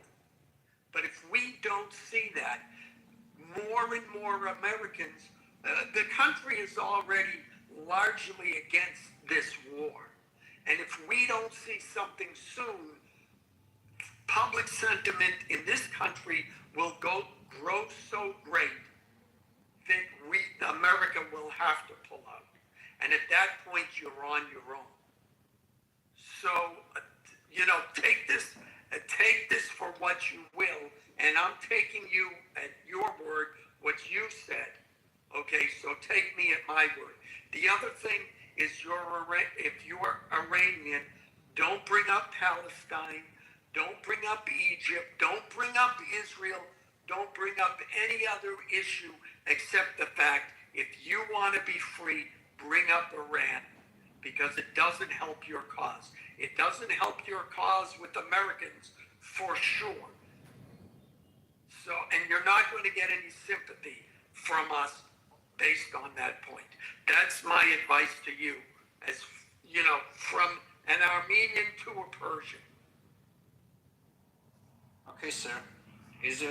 I do have a lot of respect, and thank you for sharing that information with me. So if you guys have any other question, I would like to answer that, and I'm really sorry that I provide answers that you guys didn't like. No, I don't know for anybody else. I'd rather a person be honest than to lie. And I don't think, at least I can talk about myself, I don't think I have a power to just hit the enter power and just have the computer keyboard and use the delete shift and ask all of these IRG radicals to leave in just one day. So either we have to go to the civil war in that country, and is that what the general Iranian public? Or we have to deal with all of this problem, and we have to leave like a. Does the general Iranian public want civil war? Do they want civil war? I don't think Iranian people are stupid to go and kill each other, not knowing what's going to happen after that. Yeah, I'm saying I take the full responsibility that I just expressed my freedom of speech when I was in this country, and I'm really sorry that my honest and feeling really hurt all of you guys. So I apologize and take the responsibility. I'm not gonna do the same thing again. I just trust the patient and intellectual that I was hearing, and I was really enjoying, because to be honest, I really don't want to hear anything about Islam. I'm tired of that stuff. So Terrence, it's not about Islam, it's about politics. Hold on, just a moment, just one second. I'll be quick, I know you're new to the stage. So Terrence, it's not about people liking or disliking your perspectives and your comments on this. It's about what are the facts. So we had an exchange of information in terms of what Iran has done in the region. And that's what we're interested in. I don't think anybody is feeling bad or sad because of your comments. We're just engaging here, and to better understand and also be factually as much as we can to be correct. You are more than welcome. I think in this room, I've seen it. You can express your opinion, whatever that might be, but expect people challenging you and asking questions and trying to see where you're coming from and get your sources. So we're interested in the facts as much as possible. This is one. But also, I can tell you, your comments are so fragmented. They're so difficult to really understand and to see exactly what you're trying to say. What I can summarize here, that you claim that you are a U.S. citizen and you became a citizen yesterday, and I think that's what you said. And also you would say, as an American, I am free to express my comments any way that I wish under the freedom of the speech, and that's, if you're an American, that is certainly your right to do that. But besides this, I have no idea really what you're talking about. What is the meeting here? What is the core kind of thing that you want to get across? I was not able to grab it. So anyway, any response from you on this, because we've got a couple other people on the stage that would like to speak. But anyway, thank you for participating, Ted. We move on to the next people here. That's all. Okay, I'm sorry, Kenil Dash. Knaidlach. Okay, nice name. Please go ahead. Thank you.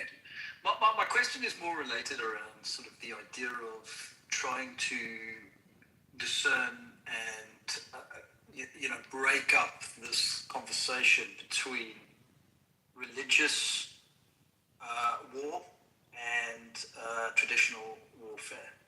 I hear a lot of people come in and say, well, it's got nothing to do with religion. But are we being true to ourselves when we say it's got nothing to do with religion? Where the whole problematic root cause understandably comes from religious doctrine. I mean, I find it interesting. Is it kind of like, is it a tactic that people use when they say, oh, it's got nothing to do with our religion? This is a war over land, or this is a war over different opinions, or this is a war over oil, or this is a war over petrodollar. I mean, let's be honest with ourselves here. What is the root cause of this issue? And why is there this issue? And why is the focus of the root cause always pointing its finger towards the center of the Middle East, the Holy Land itself, Israel? I don't understand how one can try and cut out the idea of religion from this war. Can anybody answer that? Maybe from... Yeah, but Israel got nothing to do with religion. Israel is there to be dominant for all the region and to change the way of trade from east to west, to south, north, through the Red Sea and India. You see, when you say Israel has got nothing to do with China. Well, because Israel wants them to be involved, and that's why the government is having these problems in America, because American people cannot understand why they are involved in this war. They have nothing to do with it. They have no problems with Iranian. It's Israel who got problems with Iranian, and it's using the Americans to do. Did you just hear me go through the list of incidents that Iran is responsible for to American citizens since 1979? I didn't read the 30, 40 incidents, including hijacking of TW flight. I didn't. So for you to say that Americans have no issue, and for our Secretary of State to feel that there was an imminent threat, and for our president to feel it. He brought it to himself. Your president went and brought this imminent Our threat president brought it to himself. Our president brought all of the. Our president brought the actions of the people marching in the streets. Then I can hear you. Please, thank you. May I finish? Then I can hear you. Just to not disturb the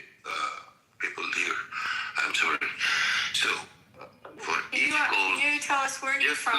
Can you just tell us where you're from, Beethoven? No, Beethoven, it'll help us understand. Please, Beethoven, where are you from? Where are you from? It's not that hard to answer. Why do you need this? Is that a hard thing to answer? Why do you need this? You need what I am Context. thinking. Context. It's a good word. Context. No. Where are you from? No. You're speaking to how Americans, you're telling us what Americans need and what Americans you. think. You are one Where are of you the from? Americans. You are not the Americans. You can We are not the your Americans. own answer for your own. Alan, are we the All Americans? people here are Americans. You are not representing everyone here. You're damn right. I'm an American and I'm tired of these Arabs coming to Don't speak on behalf of someone else here, please. He's a Muslim. He's a jihadist Muslim. That's it. No, Thank you. Where are you from, Beethoven? Where are you from? I'm a musician. That's what you need to know. I'm a musician. Well, here you go. All these Where are you from? I'm a musician. Okay. So just let me finish what I started. Then you can say whatever you want, please. Spanish of some. Thank you very much. Spanish sounds a little Spanish. Oh, you will just get tired of guessing. So let me finish, please. Colombia? You from Colombia? No, he's a Turk.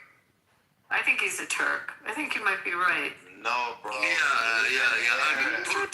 Okay. If it fits you, I'm a Turk. Okay. Yeah. Let's go. How do you feel about Armenians? Please.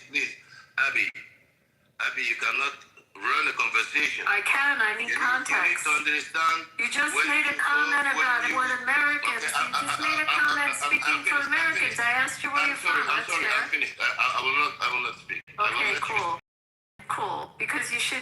It's no problem to give. No problem, Beethoven. Cool. Thank you. Cool.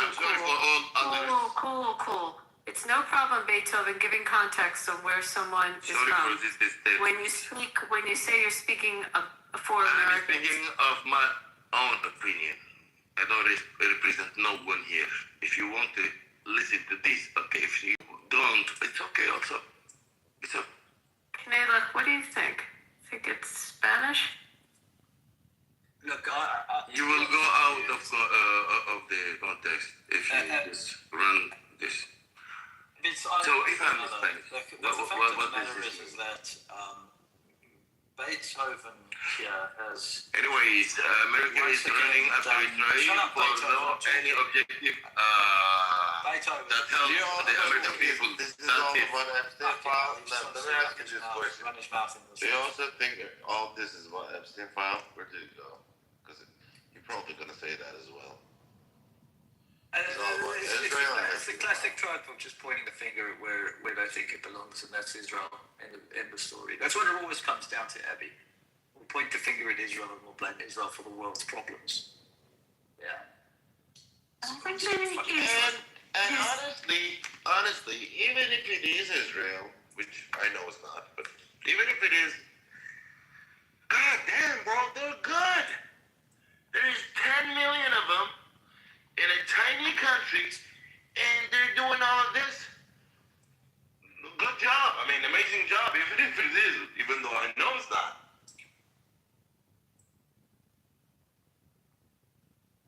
Look, Israel's paying a high price for this mess, but unfortunately, the lives that have been lost, far outweigh anything that's come before or coming after. And the thing is that Israel needs to continue to do what it's doing to get rid of this threat on its borders. And it won't stop until it's done. It won't stop until it is done. And thank God for Trump, because, Trump is the only one who's actually had the cojones to come out here and deal with the world. You've got France, you've got Spain, you've got Germany, you've got Italy, you've got the UK, you've got the whole of Europe, which has effectively fucked itself up the ass because it doesn't know where to put itself right now. And, Donald Trump is now telling them, well, you didn't foresee this issue coming your way. Now you're going to pay the price. And unfortunately for Europe, I think they're way too far down the road. Yeah, and then this recent altercation with the Pope is another interesting one. So I got to give it to Donald Trump. He really is facing up to everything that's thrown at him, whether you like it. And at the end of the day, he's just going to come out victorious because, 8 never wins. 8 never wins. Yeah, and I want to say something about that. It shows how desperate the left is, that they would align themselves with a church that harbored pedophiles for decades, their hatred of Trump. I mean, we all understand the enemy of my enemy is my friend. That happens often in life. But to take the side of the Pope, no. It just shows how truly corrupt the left in this country is.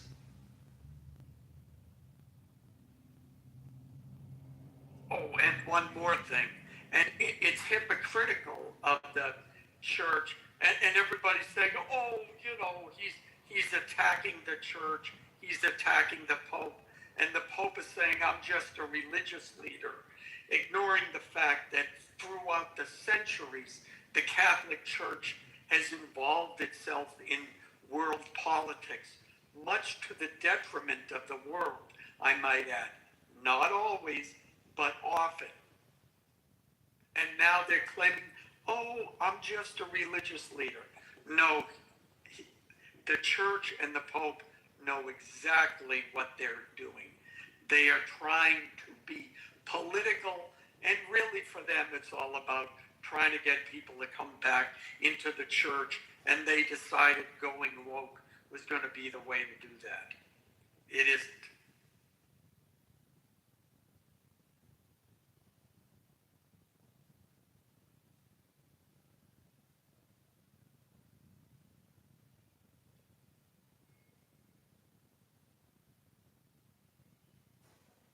Well, Alan, do you want to keep this room going? I'm going to jump out. I can't. Pepe's asleep. Sword, I don't know if he's there. Ali, it's up to you. Otherwise, I think we close it down. Yeah, I mean, if Yes, I'm we left should, alone, I think. I'm going to sleep now. All right, guys. This was good, and it's interesting team effort on some of these, but we also got to speak to some interesting new people. yeah, if I'm left alone to mod, I go mad with power, so you can't trust me. All right, we'll shut. Hello, guys. Can I ask a question? Go ahead. Hello, everybody. How is the situation? How is the economic situation in the United States? Do you think Trump will lose the upcoming Congress election? Will they force him to stop the war? The gas prices? Will it stop him to stop the war or something? The gas prices were higher with Biden. I think we haven't hit that number that we had with Biden. But midterms usually flip. Traditionally, I mean, historically, they flip. So I don't think that'll be a shock to anyone. I mean, you're asking how the economy, the stock market's performing well.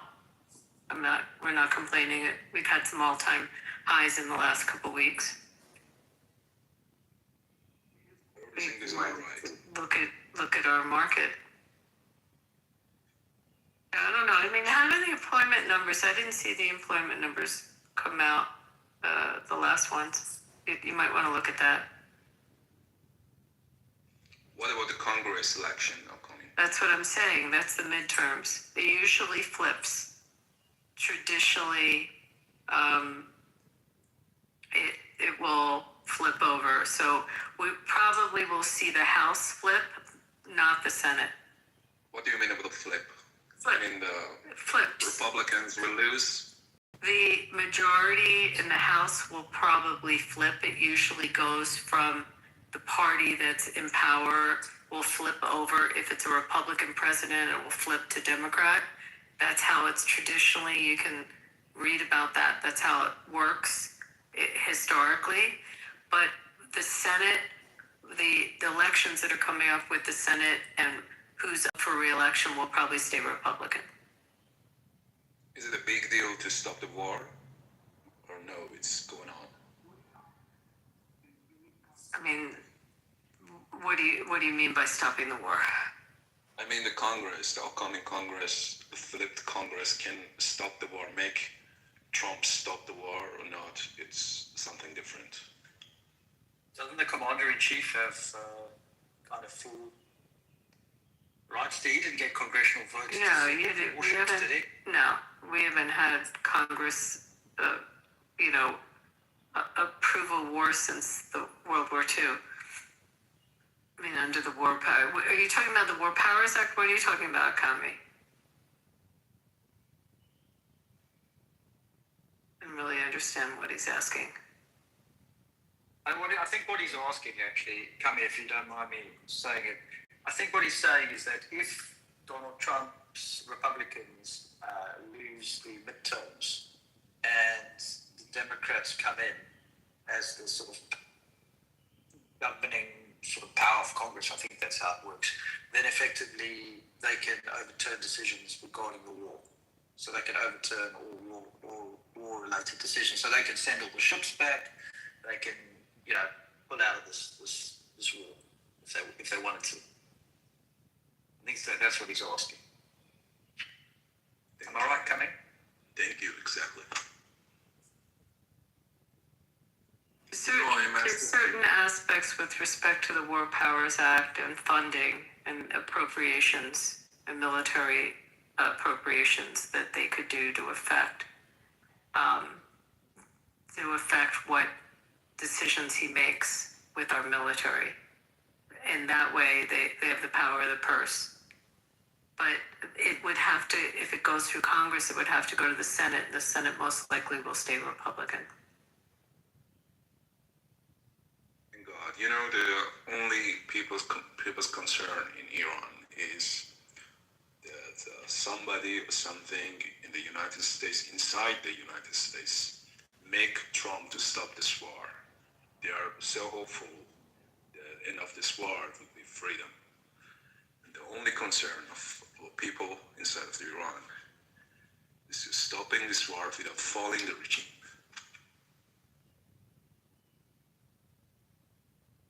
I think the American people want to see the regime change, and the American people stand with the people in Iran. I don't think there's an issue with that, with respect to the American people. There's polls that they've taken and what the American sentiment is.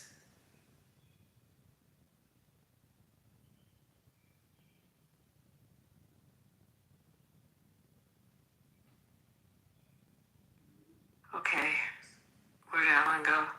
Is he gone? All right, I'm gonna end the room, guys. Thanks, Abby. Thanks a lot. Thanks for having this room.